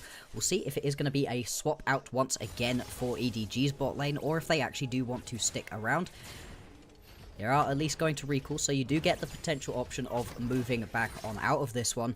And having a look at the way that this early game has panned out, it's a pretty big CS gap right now opening up in this mid lane. We've panned over the mid lane a couple of times, seen Setab getting quite a lot of health chunked out repeatedly, and you can see it right here. Setab is just getting poked away constantly. This is how this range versus melee matchup works, but it's later on, once you get a couple of items under your belt and you can go assassinate people, that it's going to flip this matchup on its head. Setab just needs to weather the storm early game, not give over any solo kills, not give up too many plates, and he's going to be just fine.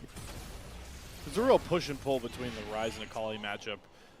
Because even, you know, once the ultimates come online and Setab has a rocket belt to kind of cut down the angle and get on top of Angel, yeah, the Akali really starts to shine. But Ryze is one of the oldest and most premier scaling champions in the game.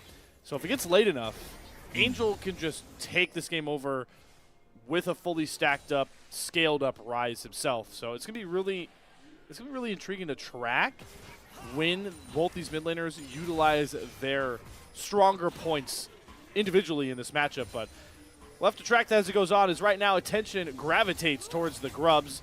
Xiaohao secures the first one, so we won't get a monster slaying goal if Beichuan is able to steal one back away. There's the equalizer, lands on both 1xN and Feather. ZDZ forces both of them to flash, but they've got the Soul Laners following them with the Realm Warp. 1xN is cornered. First blood over to Angel. Beichuan jumps in, but a little far too late and gives Xiaohao a reset. Wow. EDG clean up house at the Grub fight. And like you said, nobody's going to pick up that feat of strength off of it, but who cares for EDG? They're going to be more than happy with those 2 kills, picking one up onto your mid lane as well, and it's the Realm Warp that really helps this one out. It's very aggressive right here from Angel, just stepping straight up, more than happy to. A great equalizer as well, and the Realm Warp to keep this fight going. Getting that initial kill, especially onto 1xN, feels great, and then you can just grab Beichuan, who's decided to jump onto that backline as well. Multiple kills going over. You do get one back, but, I mean, it's sorry, not get one back. You do get one grub back, but it's so worth it right here for EDG.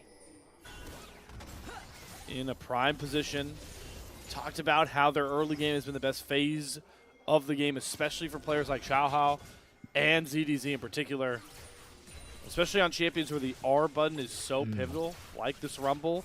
Good to see ZDZ starting off on the right foot forward, because got to remember, he was the MVP of the Game 1 win for Edward Gaming. And for good reason. Absolutely took over that game on the Cassante, looked brilliant on it. After having a great 1v1 performance as well to get the blue side EDG wanted.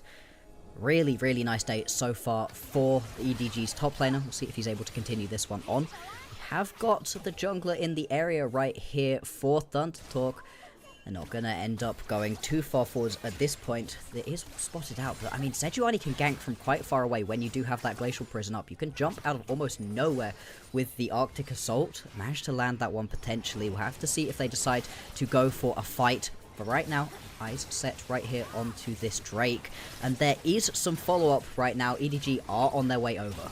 Realm Warp not available for Angel just yet. Xiaohao, does he have a way over the wall? They're just going to use that Glacial Prison to lock down Wing. Featherstorm out of Assume, but it's Sentab to chase him down with the perfect execution on the backside. Xiaohao does steal away the Cloud Drake. So one back for EDG, but it's going to cost them a pair of kills. Gold for the Feats of Strength chase ends up being the trade.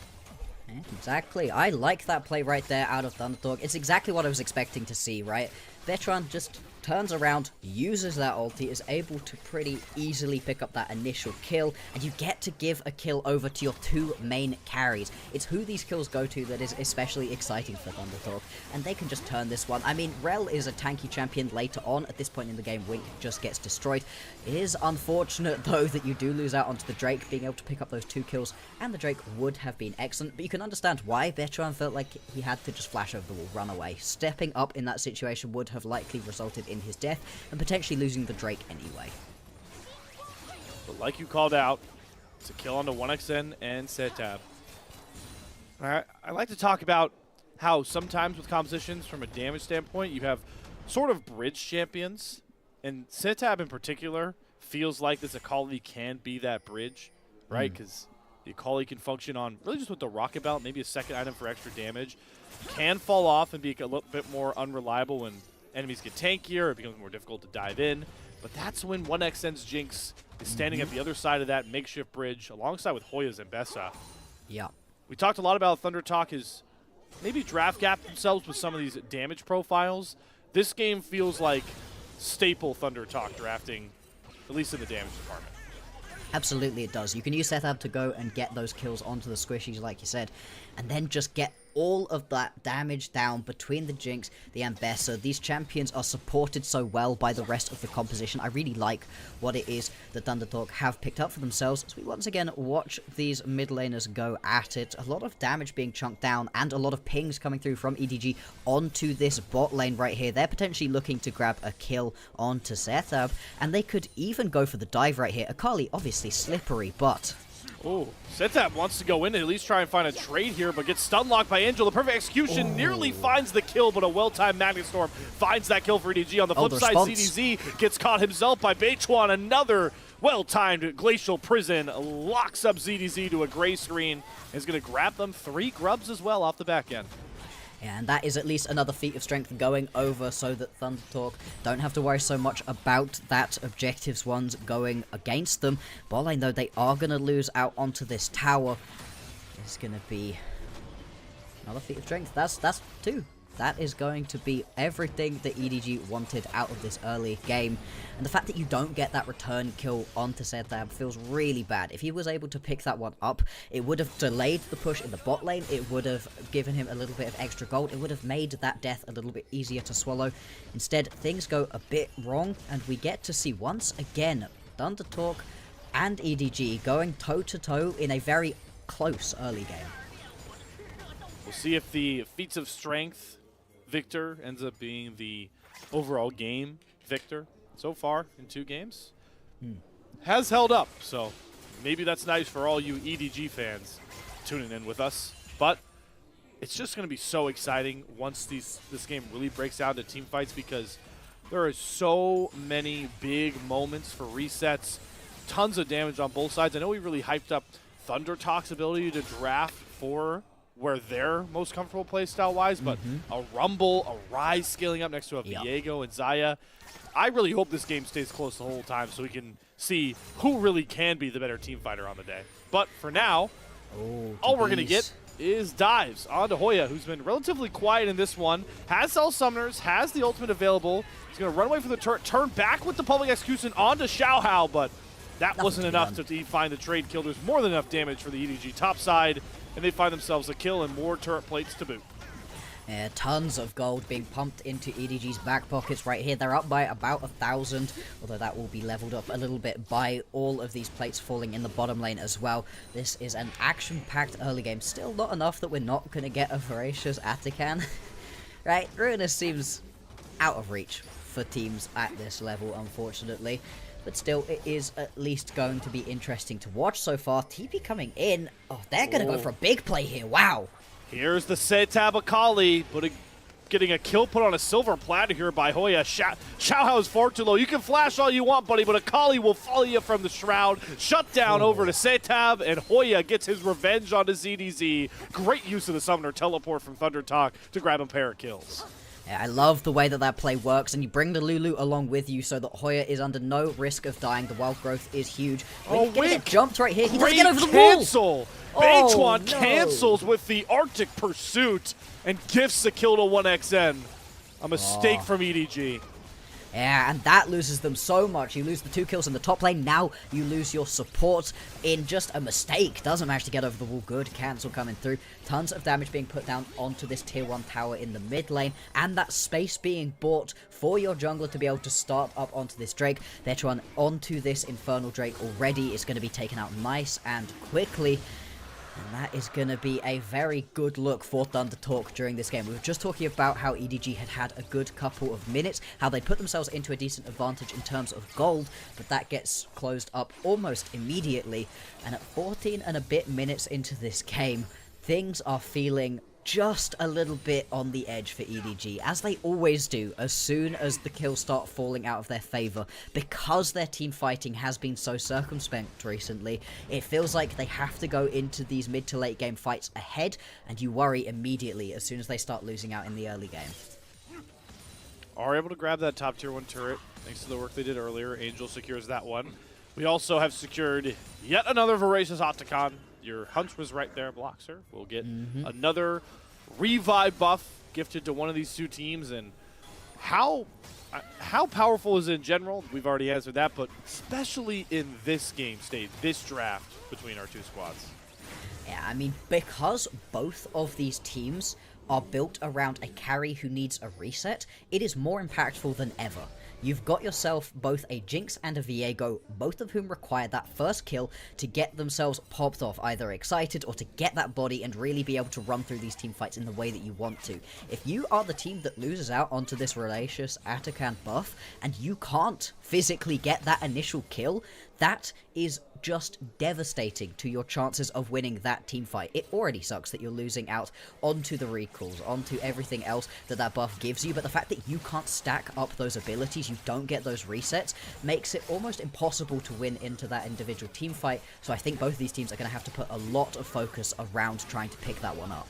Oh, here we go in another top lane river fight. ZDZ chomps down on the Glacial Prison, does flash away, holds onto his ultimate, so one engage tool out of the cards for Thunder Talk, but it does grant them control of this top river. Good old Shelly looking to scrap herself, stepping up, but will reset with a full HP bar, and Thunder Talk turn their attention back towards that middle wave.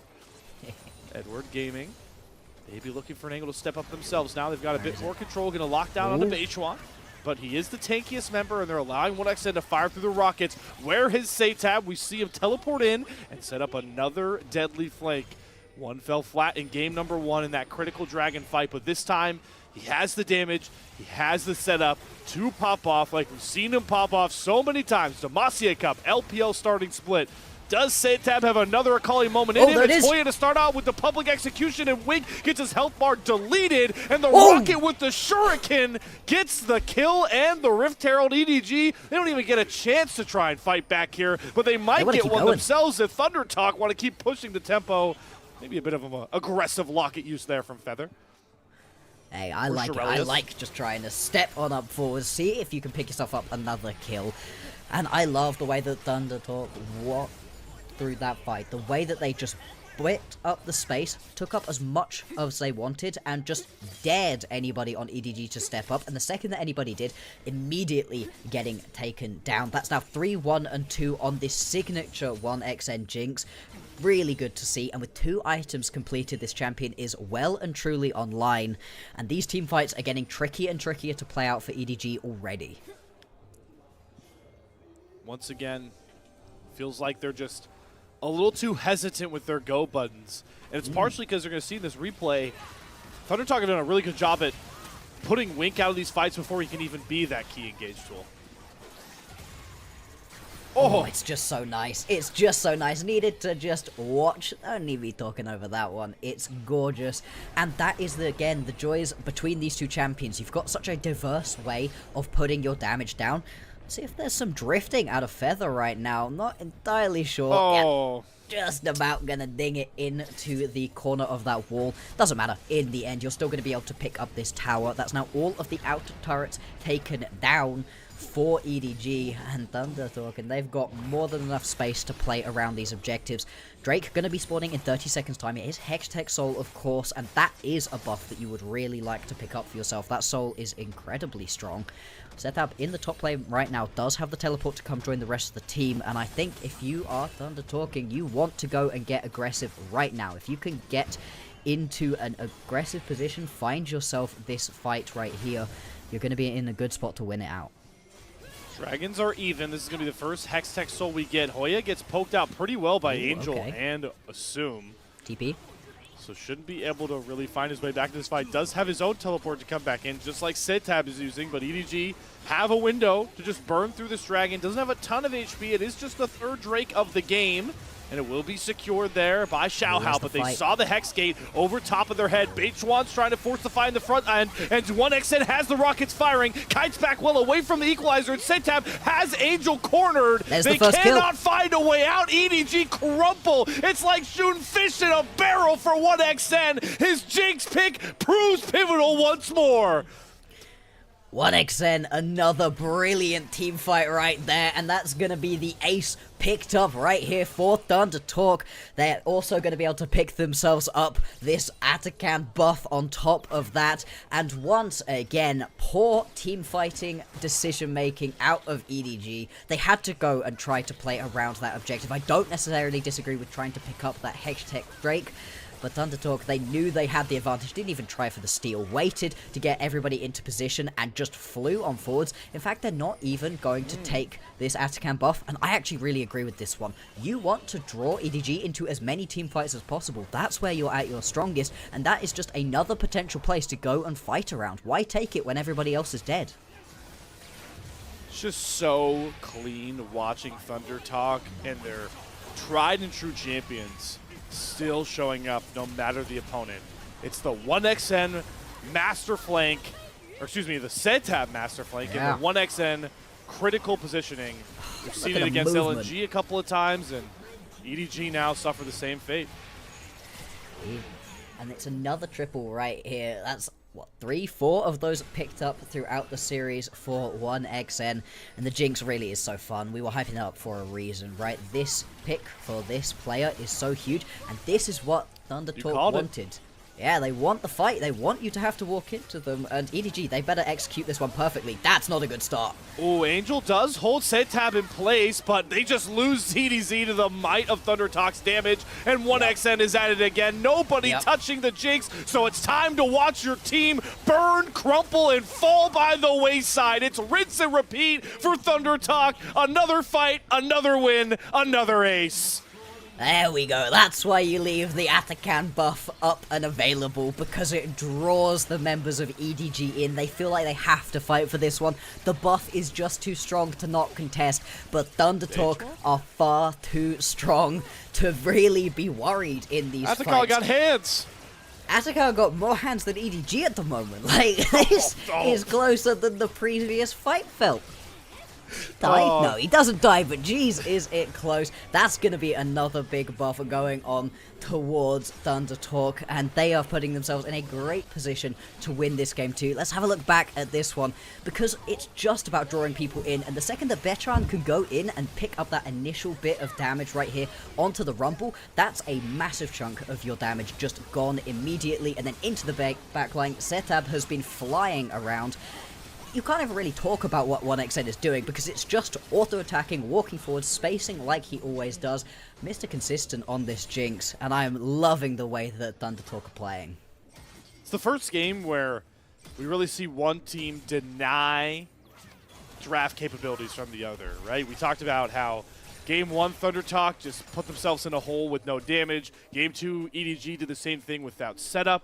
This time we had a pretty even and similar draft. We talked about the resets between Jinx and Viego, the scaling factor of both these teams, but time and time again, Thundertalk are just, it's like a deer in headlights for EDG. They just cannot ever set up for an engage. Wink is always ulting defensively. It's defensive Featherstorms. We haven't seen a good equalizer since the first one from CDZ. And it doesn't seem like anything's going to change here, as once again, Beichuan finds another beautiful pick. The Rocket doesn't get the kill, but at least sets up Setab to annihilate another victim. This time it's Xiaohao, hits the stasis, sets up his solo laner buddy, Hoya, who dives under the tier 3 turret. But who really cares? He's back to base. Thanks, Ruinous Atakan, and it's another inhibitor turret on the back end. Equalizer comes down from ZDZ, will not find another one of those revives taken away. Instead, it's the first inhibitor of the game taken away by Thundertalk. And they could just keep on stepping up, despite the fact that they are pretty low right now. It looks like Thundertalk, they want to go in. He's melting health bars, and he claims another one, gets the revive. That's not the same for Assume. He has to go to the gray screen. The power of Voracious Atakan on full display through Thundertalk, as they're going to keep forcing their issue, pushing their will onto EDG. Maybe now they finally feel a little bit too big for their britches, but not Setab. He wants the fast way back to base. There you go. So does Beichuan. Look at them sacrificing themselves because they know the Atakan buff gives them a quicker reset. Now it's Featherstone. He says, sure, take me down. Somebody please put me out of my misery. But EDG, they're waiting out the buff. How long can they wait? I don't know how long it's supposed to last by this point, but Feather is maybe questioning his decision. He does finally drop without the Atakan, so EDG waited it out. Oh my lord, I mean, this buff is crazy, and we're really getting to see it displayed at its absolute peak right now. The faster recall, saving yourself barely any gold given over to EDG, and they lose themselves 2 inhibitor turrets and the inhibitors to boot. And now, just like Thunder Talk want, they've got themselves a Baron to draw EDG in once again, see if they want to join up for another team fight. I wonder if EDG are just going to try start this because they've seen the resets come through, but it is still going to be a Hextech snap, so you've got the quicker reset. EDG, they're really burning through it, though. They have the damage. Steal. But Beichuan. do we see a Beichuan steal? Already has 1 MVP under his They belt. got it! It's the Oh! rocket from 1xN. What can't this man do on the Jinx? And now EDG are vanquished. Another ace, 3rd time's the charm. Thunder Talk are undefeated after dropping game 1. And they'll go up 2-1 in a series once more, just like their matchup against LNG. God damn! Thunder Talk, they are gorgeous to watch when they are feeling themselves on these team fights, and this game no different. I don't know that people can be giving 1xN this Jinx anymore, but everybody on Thunder Talk popped off in this game, and taking us to match point has never looked so good. It's a recipe that continues to bear one hell of a feast for Thunder Talk. Dropping game 1, just lights a fire under these guys. Yeah. It is a night and day, Bloxer, what this team looks like compared to that opening match against EDG. Hey, they need to warm up. They need to get their hands loose. They need to start feeling good. Get a weird draft out of the way. Hey, maybe they're using the strategy where they're picking everything they think that EDG would want. Game 1, now it's banned out. Now they can't get it for the rest of the series, and you can turn it up for games 2, 3. We'll see if that is going to be true for game 4. I mean, from the very top of this one to the very end, it again felt like Thunder Talk were in control. For the first 5-6 minutes, I guess, there was a little bit of even, a little bit of back and forth. EDG, if you think back, actually got the first 2 kills of this game, but it never felt like they were able to really expand upon those advantages they had. And the second that Thunder Talk had that advantage, they forced EDG to come fight them at every available buff, every available objective, and EDG, they had no choice. They had to keep stepping up. They couldn't just let the game happen to them. But Thunder Talk, they were more than happy to just impose their will instead. And Bloxer, what really sings it home for a guy like 1xN, you pointed out well. I was in agreement with you. This is a rough draft to play Jinx. Yeah, sure, there's a Lulu next to you, but there were so many threats to 1xN. Oh, yeah. To not be able to get the resets positioned correctly, it just doesn't matter with this guy. He was full health for half of these fights. Yeah, he wasn't taking damage. Oh, I think part of that is a very impressive Akali performance by Setup. It was another one of those picks that we highlighted earlier on in the day, where it's just something Setup is incredibly good at. We saw it when he was over on DRX as well. Now we're seeing it again. And it's just taking so much focus away from the other carries, because the Akali is in your backline, jumping back and forth, invisible, untargetable, such an annoying champion to deal with, and in Setup's hands, it feels like it's almost completely elusive, and even if you do finally manage to kill this Akali, you spent so much time chasing this champion around the rift that you've just had a Jinx sit there and auto-attack you for the last 5 minutes. It's not a winning recipe for a team fight, and I love this combo between these 2 champions. I think it's the sort of thing that I want to see again and again out of Thunder Talk, because it provides such entertainment when it goes right. And we got to give some more flowers over to Beichuan in this one. I think this guy, when he's confident on these engaged champions, is shown to be one of the better junglers in the LPL right now. Usually it's on those, flashy damage dealers where you can also get kills alongside the setup. It's usually the Wukong. We saw the Zinzao, like you pointed out. But it's good to see on a traditional, just pure tank. His Glacial Prisons were on point. He was constantly starting fights on his own terms, and that's what really was the difference here. EDG, we talked about it. They drafted a good comp. They drafted a pretty similar comp to what Thunder Talk did, but man, they just never got to get going except for this one fight at the first set of Grubs. Yeah, and we've seen it now multiple games where the first fight, the very early one that's just at about that level 6 mark, is actually a good fight for EDG. They seem to be able to set up for these ones quite well. This was great. I love the use of the Realm Warp alongside that Equalizer, and I think that as a combo, it excited me. Seeing that, I was like, alright, we're going to get to see that combo again and again, and it never felt like I was even seeing a Realm Warp happen on my screen. It was all defensive. You were running away. You couldn't use it proactively. And part of it was that once you give a little bit of an advantage over to Thunder Talk, they don't let you step up and set up around objectives at any other point. We're seeing it right here. Every single proactive play that we saw out of EDG was countered by Thunder Talk pretty much immediately. Yeah, in these later fights, just watch how rough of a game this is for Wink. He has to be the main setup on this rel. Never gets to do so. Defensive, shield breaks. Goes in for a Magnet Storm. He's trying, but by this point, his team has been cut down from the backside. And even in other scenarios, Thunder Talk made it a point to just cut down Wink. Yeah. And you're not going to see another EDG engage for the rest of this game because they just were not allowed to operate their comp. And those are what I feel like are the most dominating type of wins to find as a team. Absolutely, and I think that part of what is making Thunder Talk look so impressive is that decision making as well.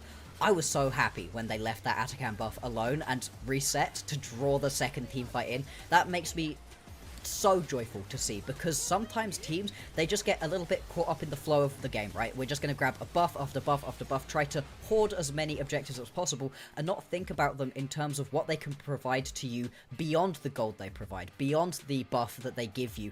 Where can you draw your enemy team to? What can you do on the map? What is the macro and the micro of it beyond just, hey, it's a cool shiny thing that we get? And it's great to see Thunder Talking looking at that one, actually being able to slow things down for themselves and then execute those team fights to such a high level. Just gorgeous to see.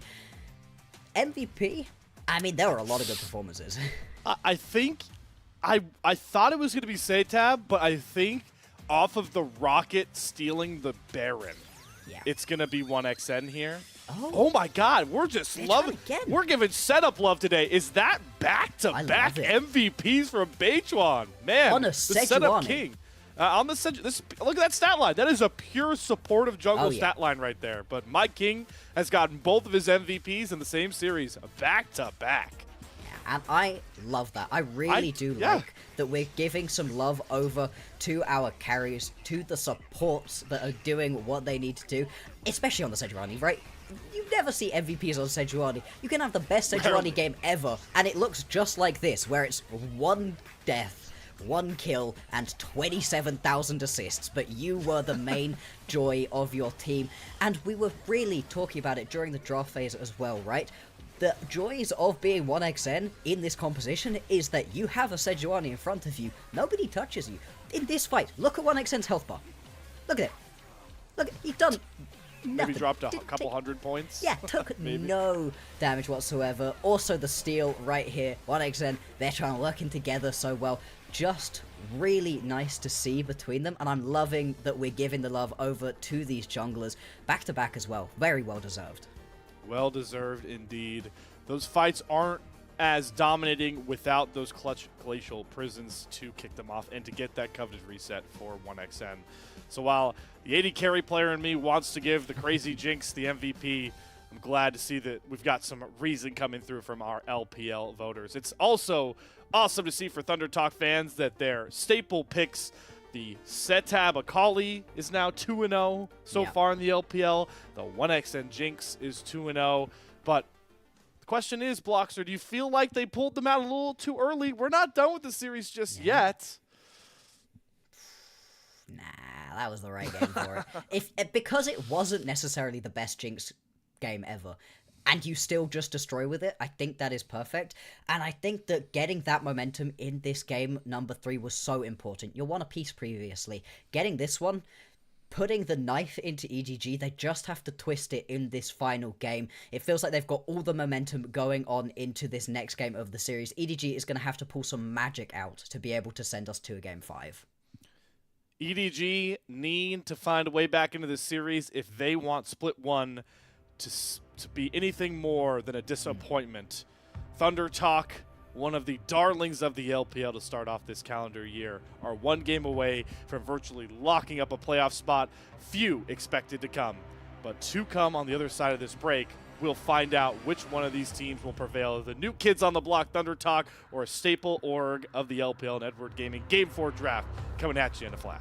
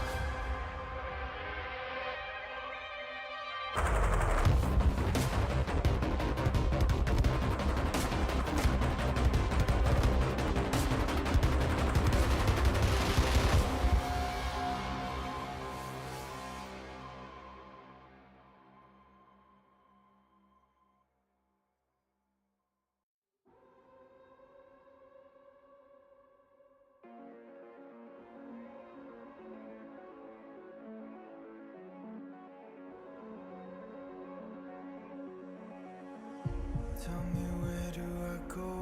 Tell me where do I take us? Your heart is starting to slow. May the water be safe. As I dive in, bloodstains washing underneath the waves. A beat reaching out to keep you safe. As we fall, I can't hold on much longer. We're drifting down to the other side. Try to pull us under. Keep holding out for the other side.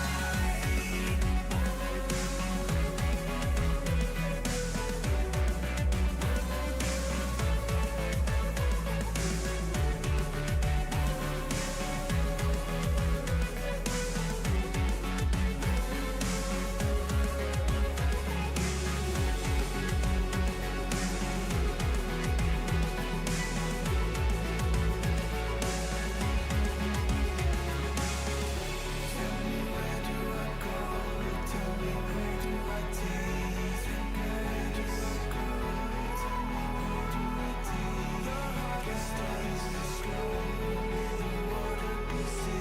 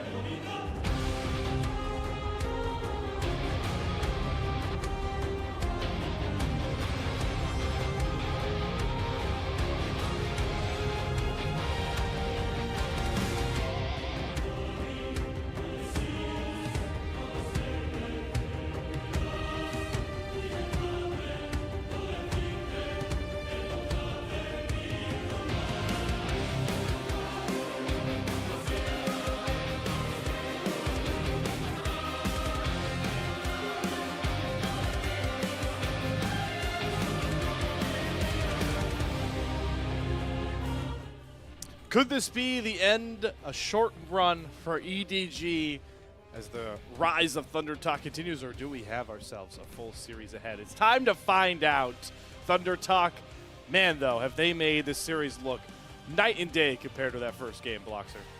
Absolutely they have. Apparently Thunder Talk don't know what a Game 1 is, and really show up once the second game of the series comes through. This final two games that we've seen so far have been incredibly impressive, super back and forth, but in a way that has never felt like EDG were actually making any headway. It felt like Thunder Talk, they were in total control, knew what they wanted to do, and were able to execute on that plan incredibly effectively. EDG, they're going to have to go back to the drawing board again, for the fourth time it feels like in as many games, and what do they do? What can they pull out that can really change things around? They've tried just being a poke composition, it didn't really work for them. They've tried going toe-to-toe with the team fights, hasn't worked then. I'm running out of compositions that I can think of.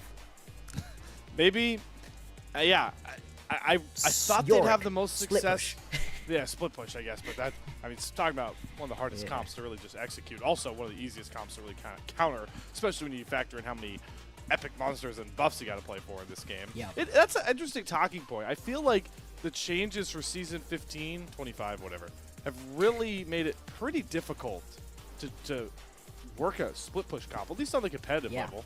It's something interesting to track. Solo queue, it still works. I've still watched a Yorick just wander down top lane and take It a always full will. Nexus, but exactly. In this level, it is much, much harder. And yeah, as we jump on into the draft of this game number 4, things are still relatively similar, although we are not seeing EDG ban out that Kalista. They've left that open, which they haven't done up until previously, and yeah, it looks like that is what they are going towards. The second they don't ban it, instantly going to be locking that one in, and that is something that Assume loves, really likes to play that one, and is incredibly good on it as well, but the sort of champion that you have to build around. You can't just allow the Kalista to exist in its own bubble, you have to play towards it, but if you can get it to pop off, it is so very strong. Gotta assume, pun intended there on that one, that we're gonna get the Nico next to the Kalista, the most common bottom lane I've seen across LPL series. I think we've seen that pairing once a series at this point. Zyra gonna be locked in here. Gotta think that's a Beichuan special. A couple of these LPL junglers really like the Zyra jungle. We saw it yesterday come out in the Ultra Prime versus, why am I blanking on the superstar team we watched play Ultra Prime off the top of my, it's late, guys. It is 4 in the morning for me, so you got to give me a bit of a pass. Oh, JDG. I think it was JDG. JDG were able to pull out that Zyra. The Nautilus, wow, we just get two. How often do you see two support champions pick back-to-back with each other? I know they're not both playing support, but it's a rare. It could be. Maybe that's the adaptation that Thunder Oh, Talk are going to God. come through with now. We're just going to have 3 people down in the bottom lane. But EDG are getting a ton of really big picks right now. The Kalista that they have been looking for, I think, throughout this entire series, the Nico that you've been talking about a lot, it's a really strong pickup. I love it. I think it's the best wombo combo champion in the entire game. It's even better than the Orianna with that Shockwave, because if you can get into the backline with something sneaky, it does so much damage, so much CC setup as well, and paired alongside something like with the Renekton, who can also go in and buy a little bit of extra space, this Kalista is already in a pretty comfortable position in this game. Ziggs, really intriguing pick. I like it. I'm on the assumption this is 1xN playing the safest champion you could ever take to the bottom lane, in my mind, to counter the power of Kalista Nico. It's going to be really hard to reach Ziggs if 1xN is positioned correctly, which he has done so often. The glaring issue here with the Ziggs locked in is, where is your AD damage? The prime pick for this sort of comp, the Yone, was banned away in the first phase. Gotta think, are there any other melee mids you might like Setab on that EDG should just ban away here with their last ban? I think the Yasuo is a potential pickup right now. That'd be The Zed spicy. has also been floating on the edges of competitive. Ooh. I would be very surprised to see that one locked in. I don't think that that is going to be the thing that you end up going towards, but it could always potentially be an option. And to be honest, right now, I'm not too worried about the lack of of AD damage, because there's no tanks that you're really too worried about. True. The Renekton will be the tankiest. Obviously, that is likely to change for EDG. They are likely to pick themselves up some tankier champions, especially seeing what they have so far from Thunder Talk, but it's not the end of the world right now. Sion would be able to help out. I'd be surprised by that one, though. Yeah, Sion, please. I don't like the Camille in this composition at all. Okay. It would just be by itself in terms of what it wants to do in a team fight. I think you need something to pair up alongside the Nautilus to be that front line for you, to buy enough space for the Zyra and the Ziggs. And so yeah, I'm very happy to see that Sion be locked in right here. Up to EDG now, though, to sort things out for themselves. Still, these are champions that aren't going to be building either magic resist or armor, so for the minute it really doesn't matter that this is a very lopsided composition. This is not locked in. This would be something. A Kha'Zix from Xiaohao. Also, just really, I mean, if we want to index early game power mid-snowball champions next to a Kalista, LeBlanc, and Nico, I mean, Kha'Zix is going to do it, and we get the lock-in. Xiaohao Kha'Zix. You could call it tilt, maybe, but it's a call. And if we get Kha'Zix and Zed locked back in, we are we are having some fun with Fearless today. I really, oh, there's the Yasuo. The Yasuo does come through with a couple of key knockups. We're in for some Fearless fun, potentially to clean out this series, Bloxer. This is what I wanted. This is what I was hoping for when I jumped onto the LPL, right? For just craziness. And I mean, what could be more crazy than this? This is absolutely insane. This is Fearless at its absolute best, and we didn't even make it to a Game 5. This is just off the wall. I spoke about how the Yasuo was potentially something I thought could be played in this composition, and I like it, especially after seeing that Sion be blocked in. There are a ton of knockups. In fact, every champion here, I think, provides something that will knock a champion up to allow you to ult on top of. This is almost a dream situation to have this Yasuo into. But beyond that, I don't care. I want to talk about the Kha'Zix. Why is there a Kha'Zix on our screen? It fits the comp, but I mean, this is Technically. just such a feast or famine champion. Like, if Yeah. Xiaohao doesn't find early kills or like a farm lead to get to these items quicker, like, God, are there? I can't think of. There are a few champions coming to my mind that are more brutal to play when you're behind than Kha'Zix. And EDG have Yeah. been behind in the last two A games. lot of these games. After the opening like 10 minutes. Yeah, in a lot of these games, they've been falling behind. And as much as I think Xiaohao's had a decent series, it hasn't exactly been these proper performances where you get a ton of gold into your back pocket. The Wukong was pretty good game 1, but the rest of it hasn't really looked quite so hot. And Feast or Famine is exactly the way I would have described this composition as well.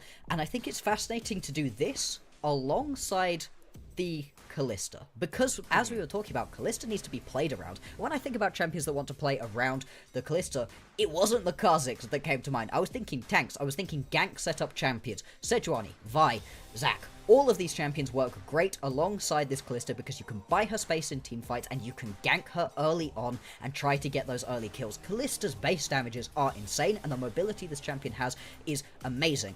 But you don't really have a level of setup for your ganks that you would really want when your jungler also doesn't provide any CC. This has seemed like a bit of a common thread throughout a lot of these compositions we've been seeing out of EDG, where I'm looking at it and it's like, where is the CC? Renekton has Sun, but that's a single target stun. Again, single target stun can come out from your LeBlanc. The only real engage tool that you have is your Nico turning into a minion and finding the flank of the century. I'm not saying it's impossible, but EDG have definitely set themselves up with one heck of a composition to play in this match point. It's a lot of pressure on the veteran of this roster, Wink. Needs to be clutch. Pop Blossoms will define this game. Yeah. But I'm with you. I like Thunder Talk's draft strategy, not just because they have good counters to this, like, you know, sort of put together front line. You know, you got bandages and duct tape going on. Like, you got a Scion, they're just not going to blow through at any points. They got a Nautilus, they're just not going to really blow through at any points. But the slows, the just agonizing CC this comp's going to have. You're going to have a Ziggs throwing down these satchel charges. Zyra's likely going to build, you know, maybe a Rallies. These plants are going to be agonizing to try and run through. It's just such a tough spot. There is so much on Wink to find these flanks because if you allow Thunder Talk to set up first at objectives like they have been all series long, this comp just burns. It burns before it even gets to a carry that it wants to delete. And how are you really going to get this bot lane unlocked? Because sure, Kalista and Nico is a bot lane I like. I think that's a very strong bot lane that can do good things together. But at the same time, you're now playing that into a Ziggs Scion. That's not a lane that you can really aggressively play into. In fact, Ziggs is sort of like the Ezreal in that you can kind of just abandon him. Maybe he'll get dove, but for the most part, he can farm from very far away with those bouncing bombs and unlock the Scion to go pair up with this Zyra to go get ganks done. That is a very strong ganking pair with a lot of CC and a lot of damage, and there's plenty of other places you can really be looking towards. Assuming we're dealing with some sort of tech issue, because we have not hopped directly on to the Rift here. And I wonder, you know, if we have more time to discuss it. Obviously, the LPL is still learning how to go with Fearless. I've been fortunate enough on the North American side to have been watching this full Fearless format in North American Challengers League for a while now. It existed in the qualifiers I got to cover. An interesting theory that always came out that I think is a pure caster theory. Coaches thought it was the most hilarious thing. When you're in like a game 4 spot, sometimes you would see teams pull out these crazier picks and then have a game 5, if needed, comp like ready. Yeah. Do you feel like that may be something we saw, especially on the Thunder Talk side, with a Yasuo mid lane here for Sayatab, a Ziggs from 1xN? Champions we haven't really associated with these players just yet in the split? Potentially, this is the sort of composition of things that you think are pretty good, but you haven't really had a situation in which you feel like you've been able to pull them out, or you've needed to pull them out, right? But Thunder Talk, they've had very dominant performances in the previous 2. They're in a very comfortable position in this series, and they can play in a Game 5, and know, not with certainty, but with pretty good odds that if they build themselves a standard front-to-back teamfight composition, they are likely going to be able to pick up the win. So there could be an element of this. I think that it is not entirely unlikely that they've decided to pull a little bit of craziness out, because why not? I think it's a little bit similar on EDG, but the flip side of that, where, hey, why not is extended to we're very, very unlikely to be able to make it out of this group. Our Split 1 may well be over very soon, so let's try something different. If it works, amazing, it's awesome, and if it doesn't, well, at least we tried. I think that's where the logic is at here with these picks, and it all culminates in the fact that we have Fearless just putting a lot of pressure on some of these comps to be, it feels like almost to be different. And while there have been a lot of interesting points raised about Fearless, I think from a casual fan, like for just pure content, it's great. We're in that sort of fun part of it where it's like, oh my god, we're getting to see Kha'Zix in the LPL, Yasuo lock-ins. We're getting Vladimir brought out. All these fun champions. I think what was the Shy Karma game happened like a couple of days ago. But from a competitive standpoint, it does kind of take away from us being at the highest level of League of Legends, I feel like. When I heard about Fearless, when I was first introduced to the idea of Fearless, I did not like it. I was very much against the idea of Fearless because I found a lot of joy in League of Legends at looking at teams draft basically the same champions again and again and figure out new and interesting ways to use them, or watching across the course of a split, you perfect the way that this composition works. Hey, we're in a hyper carry meta, and watching by the end of the split, these teams, the teams that make it to the top and win the trophies and move on to the internationals, are so good at these compositions that it's just like watching a well-oiled machine, and I very much enjoyed that.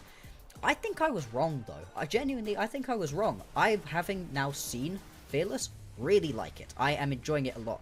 I'm not sold fully on full Fearless, on the aggressive Fearless where you pick it, nobody can pick it. I think I was preferring the version of Fearless where if you pick it, you can no longer play it, but your opponents can play it. So we at least got to see the flip sides of matchups, because that was another thing that I really enjoyed in the past, was watching a top laner pick out a really aggressive champion and do well on it, and then seeing their opponent pick it and then they still lose on it, or something like that. Those kind of flip sides of matchups back and forth, I really enjoyed that. I think that is something that we have lost with this version of Fearless, but at the same time, I am loving the diversity, and I think it is good for the competitive scene overall. I think all of these new buffs, forcing people to fight more, and the changes to the drafting so that we're getting different champions, is bringing League, it's a lot more fast-paced, it's a lot more aggressive, but I'm enjoying it.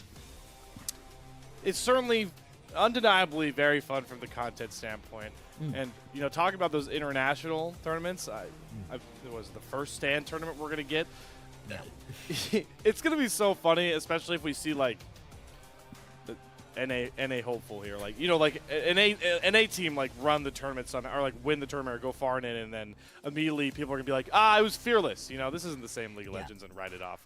But that is something that will be fun to watch later on, as we are finally through whatever tech issue we were looking at, and we're going to the Rift for what could be the final time for Edward Gaming versus Thunder Talk Gaming. With so much on the line, one of these two teams could be in the playoffs after this match, the other virtually done in Split 1 of the LPL. All of it on the line here on the familiar battle arena we all know, love, hate, and get salty on. Here we go, folks. Strap on in. head on to the Summoner's Rift right now. So excited to see the way that this game pans out. With the picks, with the compositions, everything up in the air on this one. See if Thunder Talk can play in the way that we have seen them do for the previous 2 games. Calm, clean, collected, but scrappy. They love to fight. They love to fight you, especially around these objectives. And that is something that I've been especially proud of for Bechuan. Has been just right on top of all of these objectives and has basically been shutting Xiao Hao out from actually being able to get almost any of them. Now that we're on to the Rift, we get to see some of the summoner choices coming across. You get a good look at all the rooms. Yep. It's Electrocute Kha'Zix. I mean, is that just... That's standard. I think the issue is the Kha'Zix, not the Electrocute here. That's the bit that's not standard. That's the bit that is a little bit off the wall. I mean, I like it. Sudden Impact Electrocute Kha'Zix does work. If you can actually get yourself an isolated 1v1 versus one of these squishier champions, of which there are quite a lot on Thunder Talk Gaming's side, then you're in a very good spot to be able to win that 1v1 and potentially snowball yourself. But you need to get just so much to go right for you. Otherwise, as you put it, it is miserable to play this champion from behind. I think it probably is the worst one, at least competitively, to play from behind. It feels like there is almost nothing that you can do, and you provide your team basically the utility of a caster minion and a moving ward. With a slow. Don't forget the W slow. There's a slow. There's a slow. There's one slow. But yeah, I'm with you. I mean, EDG have now doubled down into playing comps where they need a snowball or they just fall off a cliff. We saw it in Game 2 with the support Elise, the Lee Sin jungle, alongside a comp with no real other setup. It's virtually similar, just with different champions. And now, you know, maybe not as much of an early game support with the Elise. You got the Nico, but you've got the Kalista that really needs to get going. Curious to see how EDG want to play towards that bot side, like you pointed out, Blockster. They've got right now Xiao Hao clearing down. But 1xN seems like he's in his comfort zone. He's got the Ziggs, he's got the teleport. He is here to just survive. That is goal number 1. Absolutely, and it's a very different champion overall to the sort that we really associate with this player, right? We have talked so much about the Jinx, and for good reason. It's been an incredible pick for him, but at the same time, Ziggs very much on being able to position around teamfights. Bit short-ranged if you want to be auto-attacking people. Obviously, you've got longer-ranged spells to be able to deal your damage too. But if you can appropriately position during teamfights on this champion and actually be able to land auto-attacks as well, it just gets you in a position where you can weave so much extra damage in. Seems like we are going to see a Bechuan gank onto the top lane here. This is the power of Zyra. She clears so much quicker of it. She can get out and set up for these ganks early, but doesn't look like Bechuan wanted to commit. That wave was in a perfect spot for a gank nonetheless. Not going to go for it. Just going to look to take the crab and get an early reset. So both junglers mirrored in their starts. Potentially, Hoya was perfectly happy to just be able to pick up this wave, isn't worried about getting pushed in right here. The Scion will get tanky, will be useful later on into the game. And it is interesting as well, Renekton really has changed from what he used to be 2-3 years ago. This champion was all about the early game. You saw it picked, and it felt a lot like a Darius, where you were just expecting it, hopefully, to get many kills as you could in the early stages. Oh my god, is that a solo? Oh, it is! Oh! Champion mastery. You give this guy a melee champion, and you watch him run wonders. Said to have first blood in what could be the biggest game of Thunder Talk's short time in the LPL. Oh, I was gonna get to the Yasuo here, but hey, let's talk about it right now, because this pick is amazing in this composition, because every single other champion on your screen will provide you some sort of knock-up to allow this ulti to happen in any situation, but you need to be able to pay that off to your team by doing enough damage and being in a strong position in the game. Well, what better way to do that than to pick yourself up that initial feat of strength, get that first blood as a solo kill in the mid lane. I haven't seen solo kills in the mid lane in a full year at this point. It just stopped happening last season. That is so incredible, and Setup has had a great series so far. That being said, stepping quite far forwards here, just walks it away. This is another joy of the Yasuo, right? You're so mobile. It makes trying to gank very, very tricky, especially when you're up against something like a Kha'Zix and a LeBlanc. Both of these champions, while they have bits of CC, it takes a while for it to happen, more than enough time for Yasuo to just dive away. Oh, it's so nice. Cool seeing these players, a player like Setab you talked about, in the system at DRX, finally comes over to get that starting position, and he's just been showing out on true pocket picks here. Oh, it's just max range as well. That is the absolute maxest of ranges that you can have right there. And he just gets it. It's just a gorgeous play, knowing your champion to the absolute limits. It looks like that shouldn't land. You have to have played so many hours of a champion to be good enough to make that play. And of course, First Blood individually doesn't give you as much anymore as it used to. It's not an extra buff of gold, but still putting you in a much better spot than your opponent. Now, it seems like we are ready for our regularly scheduled skirmish around some grubs. Thundertalk, though, I think it's wise. Now, Setab just buys this team so much space because they came into this early game with a Scion lane, a Ziggs lane. Like, they were looking to outlast and hopefully not surrender too much. But now Setab grabbing First Blood, not only for the gold, but that bounty towards Feats of Strength, it just gives Thundertalk more space to slow their game down and not panic in this early game because they know push comes to shove, as long as they're in a decent position for fighting, this comp soars. Absolutely, and I do agree with them not stepping up to try to fight around these grubs. In fact, it's the grub 5v5 fights that we've seen in the previous games that have been the only ones, really, that EDG have been winning. Thundertalk, they have been good in all team fights, but that initial one at just about 7 minutes when people have just got themselves those initial ultis coming through. So I like them just stepping back, not deciding to go for that one, and instead they're going to go and grab themselves this Drake. Means they're going to be even in terms of those objectives towards that feat of strength. And so, more than happy with the way that this early game is playing out so far. Every single second that we get to calmly talk about these compositions and these players is a good thing for Thundertalk and a bad thing for EDG, because this composition they have needs to pop off now. I need to see kills beginning to go over to this Kha'Zix pretty much right now, the second that this ulti has come through. One reset, get yourself a little bit more damage, and then go and gank and jump on people and make this champion worth the pick. You know, on that Feats of Strength point too, First Blood, so much more pivotal because it felt like the Monster Slayer task was going to be the hardest one here for Thundertalk, but now you got a Ziggs in the bottom lane. We all know how annoying the satchel charge could be to just delete a turret, plates or not. So Thundertalk now, they are online for Feats of Strength as long as they just give more space to 1xN to likely knock down the first turret of the game. But we have top laners trading ultimates. ZDZ pops the dominance. Junglers want their own 1v1 skirmishes. Beichuan drops the flash. He Strangle does. for it. Xiaohao has to flash away from Feather's flash dredge line. And everybody's going to walk out a little bit wary, missing some summoners, but no kills, not even in the top lane. I love that I could just see Feather walking up, and I can...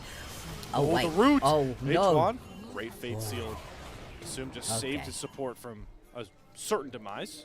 And you don't want Wink to fall behind because so much of your engage is going to be on this champion. It's a great combo between the Kalista and the Neeko because you can go fling the Neeko into the back line and then you can pop Blossom once you're already in there. It saves you from having to turn into a minion or a different little thing trying to sneak your way around or flash in. You know, it's a lot easier to get that initial engage, but if you start falling behind, sure, you still get the stun off of the Pop Blossom, whatever happens, but not having all of that damage that can go along with it feels really bad, especially in this kind of composition. It's a good play to be able to stop that from happening. But yeah, I'd loved being able to see Feather just walking up and know that that was going to be a flash over the wall. I love how aggressive Feather is as a support, and Nautilus, a hook champion finally, is definitely the sort of thing we were excited to see. It's not as fun as his Blitzcrank was against LNG, but certainly still in that hook champion category. Wink does have the Pop Blossom available. Look to see when he can find that hopefully game-altering ultimate. As Thundertalk are pulling into a gold lead that, based on these drafts, just wasn't expected. Yeah, exactly. We were really thinking that Thundertalk were just going to have to sit back and allow this game to come to them, and that would be a good thing. That would be a totally acceptable way for this early game to play out. But instead, they're still being proactive, they're still roaming around. It's exactly like we said, 1xN, more than happy to sit by himself, doesn't need to be babysat by Feather. You don't have to have a support in your lane. You can go join up with the rest of the squad, and trying to put some pressure onto the mid lane right now. We will have the next set of grubs spawning in just about 10 seconds time. Now, I would wouldn't really like to see Thundertalk concede this set, because not getting any grubs when you've got a Ziggs comp, it feels a little bit bad, but I think more than that, it would really help out EDG to be able to actually take these towers at anywhere near a comparable rate. Oh, hang on. Whoa. They get the knock-up on the Satchel into the last He's breath. dead. Thundertalk are Wow. continuing to impress with their confidence and their combos. Tell me the last time you saw that Ziggs set up for a Yasuo ultimate. Yeah, exactly, and this is what we were talking about. They have set up on every single champion, and it's going to be huge, the last breath. The amount that you can do with this ulti when you've got as much setup as this composition does for Thundertalk is just so very fun, and that is the way to get yourself the second set of grubs. No questions there, and that does mean that it's going to be the feat of strength picked up fully right here for Thundertalk in this game number 4. Almost. Angel, I mean, They're one short. Angel, you cannot lose this 1v1 to Hoya, right? I He's feel got like the they slow. do. Hoya's flashing for it. All right, we're getting tricky Wait. with these distorts. Top Try and get lane? around the Scion. On the flip side, ZDZ is getting 1v4 dove here. The dominance buys him some time, but not enough time. And it does seem like Angel escaped a very disappointing 1v1 loss there into the tank Scion. I mean, Tank Scion does a surprising amount of damage. It's similar in a lot of ways to what we've been seeing with the Skarner, just tanky and shredding. Setup, we've complimented him a lot, but this is an awkward position to be in. Yeah, this is a guaranteed kill here. Setab should fall. Question is, where do they want the gold to go? They do Yeah. give it to Yes. Xiaohao's Kha'Zix, who has been very quiet in this So game so quiet. far. And this is what I see out of Kha'Zix's almost every time they're picked in competitive. All the way down from the tier 4s up until these top regions. It just feels like when you've got as much communication as you do in competitive play, it's so tricky to try to catch somebody out by yourself. As we get to see this yeah. Satchel Charge set up, bop into the air, in flies the Yasuo for the last breath. The cinematic is beautiful as well. And I mean, sure, you get the Pop Blossom off, but it's just delays the inevitable, and on to the grubs they go. Looks like it is going to be a little bit of a setup right here for Thundertalk around this Drake as well. If they can pick themselves up this second Drake, Infernal as well, a great individual soul to be able to grab for yourselves. And we are at least happy to have seen a Kha'Zix pick up a kill, and that is now going to be that Youmuu's completed. So that is a good spot for Xiao Hao to be in, but yeah, we're going to need to see more from this Kha'Zix to really justify the pick. And there goes feats of strength for Thundertalk. That will guarantee it. The Dragon will grab them their third epic monster slain. And they'll just grab the tower, because why not? You know, Why not? Make sure they you get get all all of three. them. Satchel Indeed. Charge, I mean, there needs to be a study done for what happens to Thundertalk when they lose game ones, because Yeah. this isn't... I want to see them win a game 1 and then see if it goes horribly wrong Right. from like, then on out. What if they just show up for game 1 and simmer down? I don't know, but Thundertalk fans, all they care about is what is on the line here by this point. The nearly perfect early game for a comp that's designed to be powerful in the opposite. And like we've mentioned so many times, if Thundertalk win this game, they will be 2-0 in Group C with a 6-1 scoreline, holding the tiebreakers over both LNG Ooh. and EDG. But EDG are trying to make a stop to a that's good 1xN. from Well-timed 1xN. flash gets him out of the TP. Pop Blossom. We talked about how the Ziggs is just so hard to lock down, and you got to see it finally on the Rift. Really great reaction times right there out of 1xN to get the Satchel Charge down.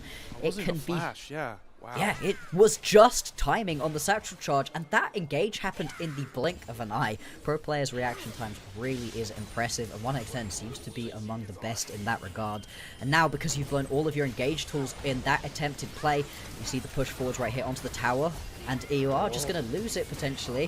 Whoa! Flying in is Angel. Thought he had just enough TP. damage, but 1xN limps away. ZZ teleporting on the backside with the Dominus Pop. They're going to have to leave Hoya for Doom. So Thundertalk pushed their limits a little bit too much there, trying to play for the mid-1 turret. Oh, but he gets the ward, so it's worth, right? It's worth. Silent players are agreeing with you right now. Every little helps, right? Yeah. It is a nice response right there out of EDG. They recognized that Thundertalk had stepped up a little bit too far. I thought 1xN was just about going to be able to get the Satchel Charge down to take down that turret. Then they could have potentially flipped the switch and gone for that play. But it was the Well, now. teleport in from ZDZ. Yeah, you now lose it. A little bit late. after you've unfortunately had to sacrifice your top laner. But still, Hoya's not going to be too mad about that one, and that's even more gold being funneled into the back pocket of 1XN, main carry right here for this comp. His setup really have been impressive, and I just cannot wait to see what this matchup will look like, win or lose for Thunder Talk today versus BLG. If they lose today, hey, it's even more exciting around that matchup versus BLG, because winning that one would then take them out of this group and on to the next round. Potentially, if they were able to make that upset with the first place spot, which would be pretty powerful. Crazy. But still, this game, a win, virtually locks them. I think mathematically wouldn't totally lock them, but would give them the resume. It would be a wild set of games for that not to happen. Oh, 1XN just looking instant. to get picked He's off, instant. but once again, he uses the satchel charge to set up. Oh, strangle or the snare comes across from Wink to at least get the trade, but it's once again Setab getting set up by his AD carry counterpart. Dredgelight gonna land. He's gonna lock down the LeBlanc. Do Just they a have kill. the CC? Knockups, kills, and Hoya gets his revenge onto Angel. And there's no way for EDG to contest this Rift Herald now. Thunder Talk are just too damn good in these last couple of games. 1XN does lose his life, but again, the reaction times to be able to get that satchel down nearly survives. It takes the Nico jumping in with the Blooming Burst to be able to actually pick up that kill, and that's a very tenuous kill at that. Oh boy, this one once again feeling like Thunder Talk are just in control. We're going to see the top lane tier 1 tower fall as well, and the gold gap up by about 3,000 gold at the moment. It's not the biggest lead we've seen at this point in the game. Still, let's see the reaction time, right? He sees him, he places that satchel as he's being jumped. So impressive. And then it takes Wick just about being able to snipe over the wall to get that kill. And then this, locking down a LeBlanc is so very tricky.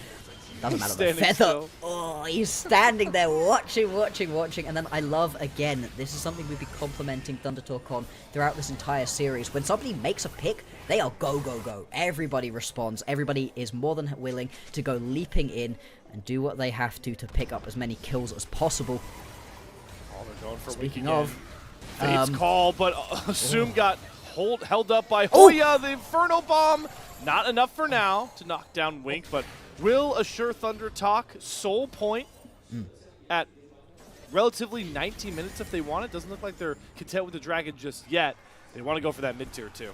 they're doing it again. They're waiting to put their opponents in situations where they can contest because they want you to contest them on these drakes.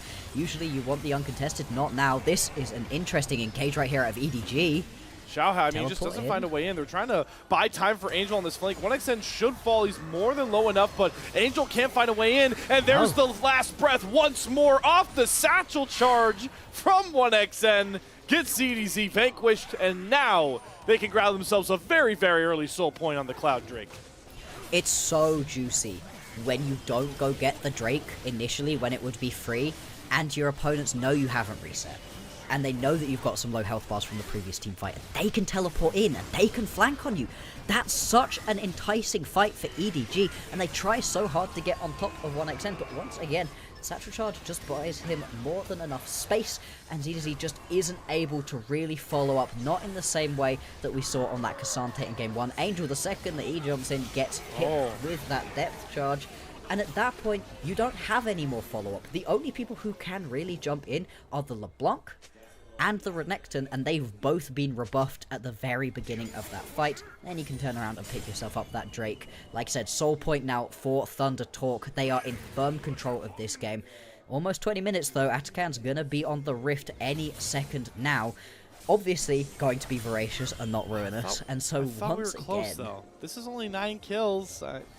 Not enough for good old Ruinous. Nope. I mean, it really is the solo queue versus competitive buff, right? Those are just different things that different people play. Potentially going to be, moved around to change the lines of these that are drawn in the sand. For the minute, though, a push through onto the mid lane, establishing control here, establishing control in the top lane. There it goes. Get it? There we go. Mid-tier 2 Wink. down. Wink is disguised as Callista W to get the Pop Blossom. That's a new one I haven't seen. It works! Then gets gets eviscerated him. by Xiaohao. Beichuan goes into the stasis as Hoya and Feather on the front side. Satab is here, but is he too late to this fight here? Doesn't get enough damage down, does get the last breath, but it's on to ZDZ. Beichuan goes down, EDG have a life! It's an ace in the most climactic moment!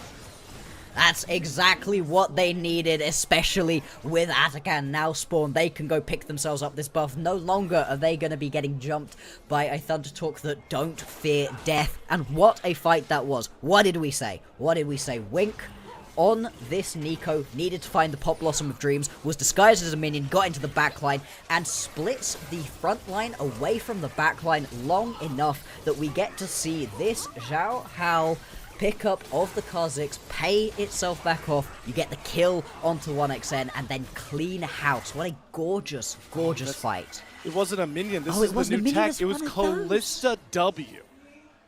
Yo, that's crazy. Wow.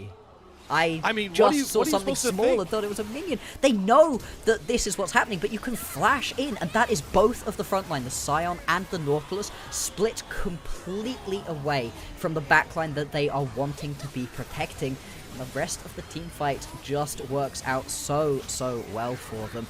The second that you don't have this Ziggs dealing damage, it's almost impossible to win these fights. The Ziggs is critical to the success of this Thundertalk composition. We just saw in the picture-in-picture, Beichuan had to use Tire Zyra kit just to make sure Xiao Hao didn't execute him with that isolated damage. Yeah. Doesn't break open the game a ton for EDG, but allows them to stall here with Yeah. that revive buff. Brings it closer. The gold is Not now much to play closer, the for on the map, revive though. buff is big. This is now 2 items completed on your Callista. She's now at peak levels of dealing damage for a Callista. Same thing with those 2 items completed onto Zhao Hao. So if you're going to find a way to win this game as EDG, it is now or never. The later into this game we get, the tankier the Scion is, the tankier the Nautilus is, things are going to get trickier and trickier. Don't have anything really to be fighting around in these lanes beyond the waves and the towers. Isn't going to stop these teams from posturing up against each other and seeing if potentially they can find somebody stepping just a little bit out of line. Curious how much longer Voracious Atakan is set to last on these champions. It looks like another basically 45 seconds. You can see He's dead. the agency that EDG play with on that buff. They're diving between turrets to make sure 1xN doesn't get a chance to even interact. Good pick found once more. How much can EDG get off the back of it?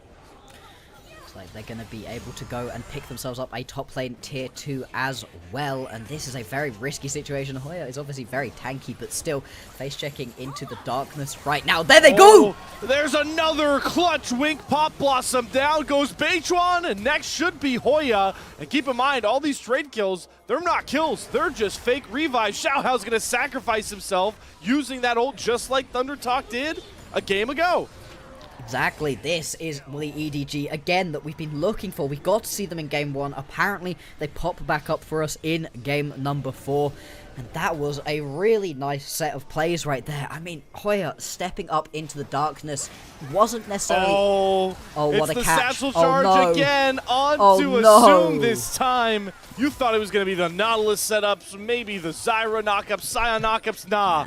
Welcome to Satchel Last Breath combos from Thundertalk. Yeah, that's the knock-up that people think of when they think of Yasuo combos, right? And this could be a walk-down. Wink now potentially caught out of position, trying to buy time for Xiao Hao to be able nothing. to pick up this Drake. He gets CC locked and dead. punched in the mouth by Hoya's Scion. The Drake is being taken in the background, So but I don't think slowly. Xiao Hao can run it down in time. No. Xiao Hao just leashed Cloud Soul to Thundertalk. And this is the issue that EDG have been running into. There are good parts to this composition, to these players. They're incredibly talented, but the way that they make their decisions around team fights is just not it. Not compared to what the other teams around the LPL are doing at the moment. And that fight, after you've just won in such a strong way, and you step up just in all of the wrong spots, you fight one by one, Lemmings off a cliff in that situation, and then leash the Drake over to your opponents. It feels bad, it looks bad. We'll have a look at this one again. This is what kicks it Cinematic off. again. This is gorgeous. I mean, I want to keep watching these for as long as they keep happening because it's just so nice between setup. You get both summoners out of Assume as well. Oh, yeah. Maybe felt like he was doomed there nonetheless, but the desperation to just survive comes across. So Assume on that Callista, low range, needs space. Now a lot easier to cut down with that same combo that's on a much fresher cooldown than Barrier and Flash allow. Absolutely. Now, with the Baron spawned, you can see both of these teams sending quite a lot of members to at least establish that initial bit of vision control. We've seen just how much EDG struggle to make teamfights work when they don't have the initial control over the pit. When they are walking in later on, even when it looks like they've got a good pincer and a flank around their opponents, it just goes wrong for them again and again. Love to see them get a little bit more vision down. Right now, there's still a ton of vision around this objective right here for Thunder Talk. Some of it pretty deep as well. Potential flank ward to be teleported upon. Setup has the teleport available, and Hoyas will be up in just a little bit as well. The real battle before the true fights, the vision wars. Right now, Xiaohao trying to index his lethality early game, mid-game small balling items into a pick, but Setab is word to the wiser. Knows that virtually none of EDG are showing on the map right now except Assume and ZDZ, so doesn't want to push his luck. Not playing into the picks that EDG so desperately need to make this game work. No, instead, it feels like, although they lost a couple of little fights and skirmishes, Thunder Talk are still in a good position in this game. They're up by 1,000 gold. You know, the sort of composition that doesn't mind going down a little bit early on. Once again, they're going to step up, begin to take as much space as they want to. You really highlighted it. It's trying to walk into this composition with the amount of damage that can be put down in choke points between a Zyra and a Ziggs. Not something you overall want to be doing, but it doesn't look like either of these teams are comfortable to try to just pull the trigger.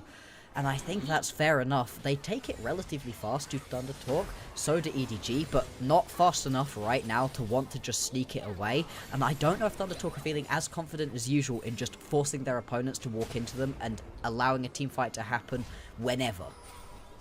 Just got to be wary of that Pop Blossom and flank angles. Xiaohao does have that spell shield to brunt an initial dredge line, but you could see the difference 30 seconds of Vision Wars make. We had pink wards up past the Baron pit for EDG. They had a ward on the enemy red buff. Now, this entire river completely dark. Yeah, they are walking into an incredibly scary situation, and this is the joys of the Zyra. You can start it up relatively easily. EDG, though, they are going to contest.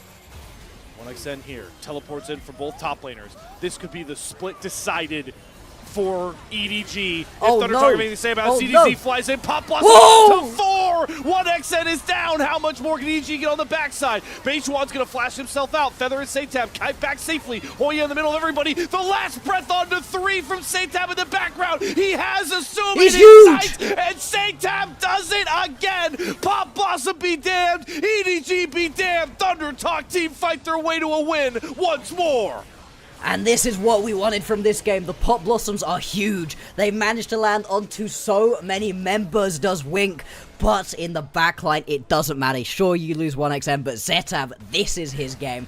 And what a performance it is, managing to land that last breath onto so many people. And they stop the Baron at least. Nobody gets the Baron. We get to do this fight all again. Thought they had more kills than they actually allotted with those combos. Only pick off ZDZ and I mean, people were Assume blinking. The health pulse was so yeah. But now they get to teleport in. 1xN, Beijuan, the plants, Setab's damage. They're just going to rush this thing down. Angel can't TP in. ZDZ can't TP in. There's nobody here but Xiaohao to watch as the Baron crumbles. It has to be a hero steal. That's the only option, but Xiaohao's not even going to get a look at this Baron. Purple banner on to 5 for Thunder Talk. I am worried, Slayer. I'm worried that this was the best team fight that EDG were going to get. Because this Pop Blossom out of Wink is disgusting. That's the Pop Blossom of dreams. But the follow-up isn't there. Xiaohao's nowhere nearby at the point at which the Pop Blossom happens. Not trying to get into the backline to deal damage to anybody. Setab specifically could potentially have been assassinated by having your Kha'Zix nearby, but this is the way that EDG team fights go. When they choose to go for engages, it goes wrong so often because not the whole team is on the same page. And if that was the best possible team fight angle that EDG were going to find for themselves, and the outcome was that they lost almost all of their kills and a Baron, yeah, this game might be a little bit over. They're really selling this mid lane to try and cover for the Elder spawning soon here. We're getting such an early Elder because all 4 opening Drakes went over to Thundertalk, but they don't relent. They push all the way down mid. They get the inhibitor down, and Feather's hunting for Angels. Use that depth charge time and time again to pick off this LeBlanc. And the Inferno Bomb, one more auto will get it. Feather sets him up, and Satab and 1xN knock him down. It's been the tried and true recipe this entire series for Thundertalk. And now they're looking for the killing blow. Hoya spots out Assume way too far up. Both engaged champions are flying in. How many hops he got, Assume? Because you're gonna drop. Second kill through, and Nexus turrets are exposed. Thundertalk are going for the killing blow. They've got a Ziggs. They can go for this. The Baron empowered minions pour in. They've only got the mid wave to work with, though. Zhao Hao's trying to go for a flank. ZDZ goes in with the dominance there, goes down the Strangle Thorns, he gets knocked up once more, Pop Blossom through for Wink, but there's not enough damage in the chamber. They're all out of gas, EDG fall, Ace to Thundertalk. They talk the talk in the Demacia Cup, but they wrecked themselves into the playoffs with a lightning bolt of destiny. Thundertalk 2-0 Group C, we'll see you in playoffs. Oh, what a victory. That is 3-1 is the comfort zone right here for Thundertalk Gaming. And what an incredible performance it was. I love that they didn't even consider going towards that Elder buff. They didn't need that Elder buff. They saw blood in the water and on they went. You said it, they talk their talk in the Demacia Cup, but they are walking their walk right now in this first split of the LPL. They're such a fun team to watch. The way that they play, the way that all their games are bloody, but in a way that you know they're in control of it. They know what fights they can take, and they love to draw opponents into situations that they just can't take. EDG, they put up a good showing. Game 1 was very impressive from them, but still, it just hasn't felt like they've been able to get things going. Not in a way that could take them to a victory over Thundertalk. I may be biased as the caster that was fortunate enough to cast both these Thundertalk series so far, but they made a fan out of me, man. You said it so well, Bloxer.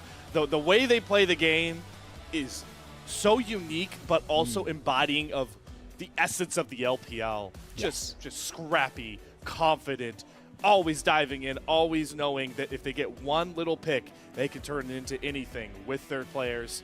And it's just such a nice story with how this roster came together. High expectations for guys like Satab, Hoya stepping in, and so far, they haven't anywhere near disappointed. They've just excelled time and time again.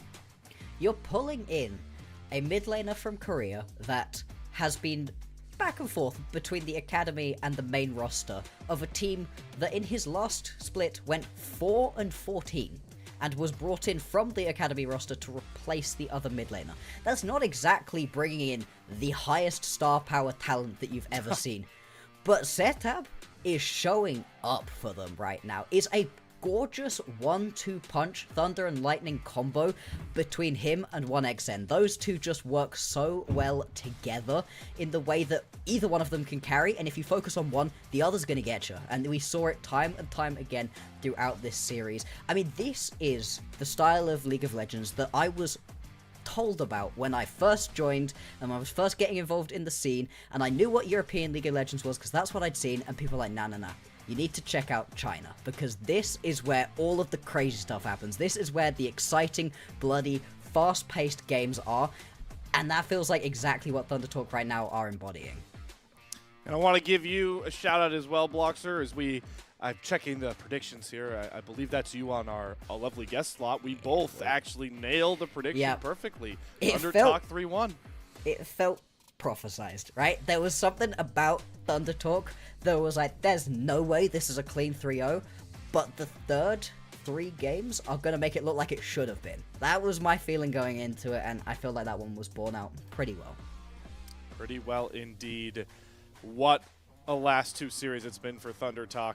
As we pointed out so many times here, mathematically, it's not locked in, unless I get confirmation otherwise that I am misleading you all at home, but 2-0 in Group C.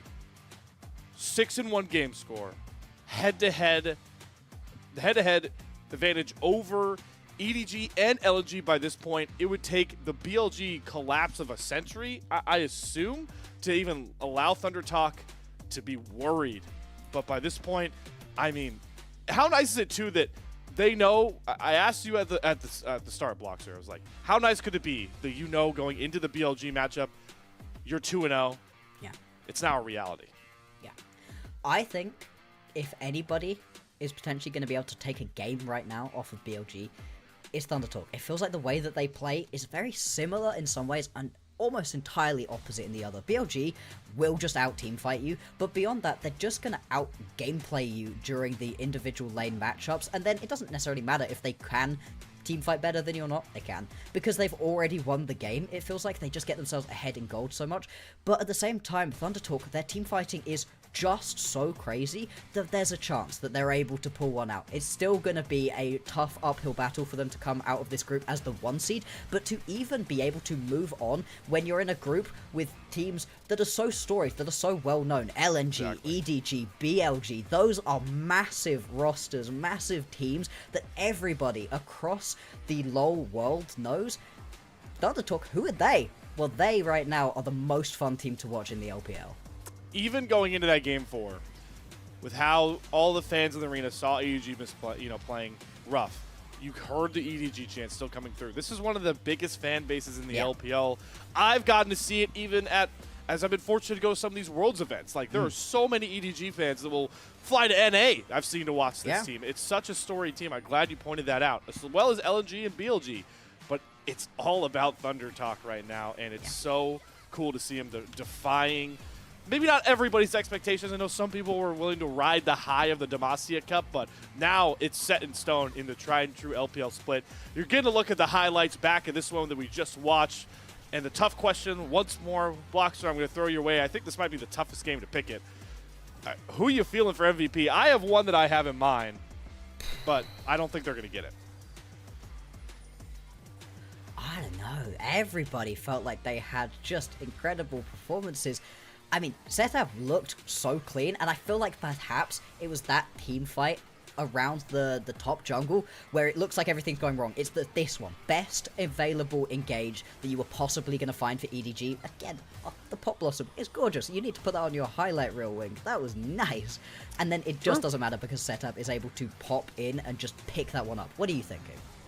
I'm thinking it's Feather. I think Feather on the Hook champion. I mean, he constantly had these dredge lines to start the fights. This is what he did all game. He just ulted Angel on LeBlanc, one of the most pesky champions ever. Found the setups. That's the setup that gets them the game-winning fight, the kill onto Wink. If we're really, rolling, getting the ball rolling with this, let's give love to the setup guys, like Beichuan has seen with 2 MVPs back-to-back. Feather was the guy this game, but I could see it sneakily going to Hoya just because he was this unkillable Scion that was absolutely hilarious. Regardless, I think it's going to be a fun MVP pick, as we should get it soon from our dapper LPL hosts. I wish I owned a suit that nice. That blue one, that is a nice suit, yeah. I mean, I think any single one of those players would deserve it, right? I guess the only person that didn't have this sort of crazy performance we're expecting is 1xN, and he was still munching towers for breakfast. They were still able to have so much control over the map because 1xN on this Ziggs was able to just delete all of the towers, buy space, buy time for you to be able to play this one around. Wow. And it is going to be set up for the MVP. I guess we gave enough love to the supporting cast so far, and I mean, it was that play, right? Around the Baron, where they should have lost. That should have been a losing fight, and Setup just pops off, and look at 87 kill participation on a mid laner. True. That's an insane stat. Mid laners at the moment are much more likely to not get involved in early fights, but not true for Setup, and that first blood, it was so cool. It was as poetic of a Yasuo solo kill as I could really illustrate with words and verbiage. Setab now has his iconic Akali grab him MVP in Game 3 of the LNG series and gets the closeout MVP. That's now 2 MVPs apiece, if I'm doing my math correct. Actually, I think 1xN might only have 1. But 2 apiece between Setab and Beishwan now, which is very fun. And that's what, I talked about the last time I was on this on a Thunder Talk game. It's the fact that the individual pop-off games is what makes Thunder Talk so fun, right? You got the Jinx hyper carry moments from 1xN. You got a Setab Akali game. But then you also got Beishwan popping off with these engages. Hoya's a rock. Everything is just coming together for Thunder Talk, and it's what makes them such a dangerous team to play. And it never feels like anybody has a stinker on Thunder Talk. Even in the games they lose, it's not like, wow, that was terrible, Hoya got destroyed, or wow, Setab was completely irrelevant in this game. Even in games where people aren't necessarily having the biggest pop-off performance, I think in that previous matchup that we saw between LNG and Thunder Talk, I think there was a game in which it was Setab on Azir, and he got no kills. And like, oh yeah, that was the closing game. Yeah, he had a, but he was still vital in the winning of that game. It was a brilliant Shurima shuffle that brought everybody close enough for 1xN to be able to kill with that Jinx. I mean, it's like that. Everybody all together, always putting in a great performance. Win or lose, nobody is hinting, nobody is running it down, and I love that for this team. And that's a great position to be in when you don't have a lane that you can look at and go, yeah, that's the weakness. If I'm an opponent of Thunder Talk, I don't know who I'm pointing at as the weak link that we need to exploit. I'm getting word that was the first unanimous MVP vote, potentially of the LPL. 8 out of 8 there. Give it a Setab. So that's it was good. That's a stat. If you go to traditional sports, people love to track most unanimous MVPs across sports. So to get in the LPL is certainly nice. Quickly though, as we are starting to wind down here, Bloxer, the flip side here, Edward Gaming, a storied LPL just franchise, not even an organization, one would say. They're now officially locked out of playoffs, which means their last series up against LNG will be the final one for them to split one. Disappointing, doesn't necessarily even begin to describe for the org, but kind of what people were expecting with the roster they put together. Yeah, the fact that the roster was completely blown up, but they still weren't able to get a bunch of big names in. EDG in the past has been this sort of composition where it's like, I have heard of at least 4 out of 5 of these players. This is a much less well-known roster out of EDG, and I really am excited by some of these players individually, but it just isn't working together. Maybe it's a coaching issue, something about it just isn't clicking, and yeah, it unfortunately wasn't particularly surprising to see them not make it out of these games.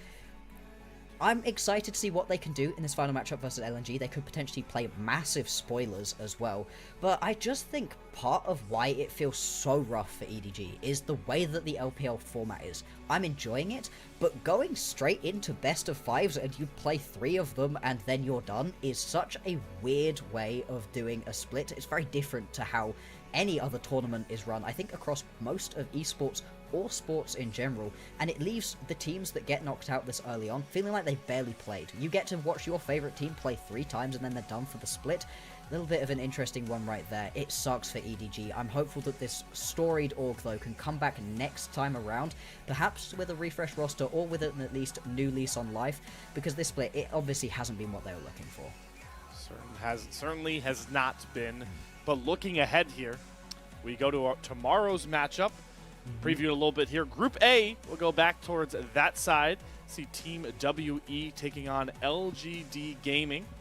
So that will be, as you get one more look at the group there. Group A, that is the top esports, anyone's legend helm team. Both the LGD and WE are going to be 0-1 on that side. So make sure to tune in same time tomorrow, whatever time zone you're in. If you're like if you're like So Bloxer, early. that's 9 a.m. in the morning. If you're like me, that is 1 a.m. Pacific.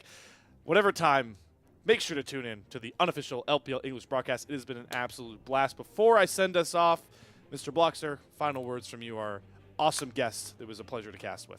Oh, thank you so much. Amazing casts. People need to be looking at you as a caster because that was so much fun. And Thank you. that plus Thunder Talk, I think, is a dream team combo. What a great introduction to this LPL English cast. I mean, so much fun. Thank you very much. certainly won't be the last we hope to see of you, Bloxer. That will close out our broadcast, folks. It's been a fun one, a thunderous lightning bolt of a broadcast, one would say. Thunder Talk, your victors once more in 3-1 fashion to virtually lock themselves in to the LPL Split 1 playoffs. We'll see what the rest of this group shapes out to be and what the rest of the LPL shapes out to be together as we run through the gauntlet that is the LPL in their new format. But until tomorrow, take care, stay safe, and we'll see you when you see ya.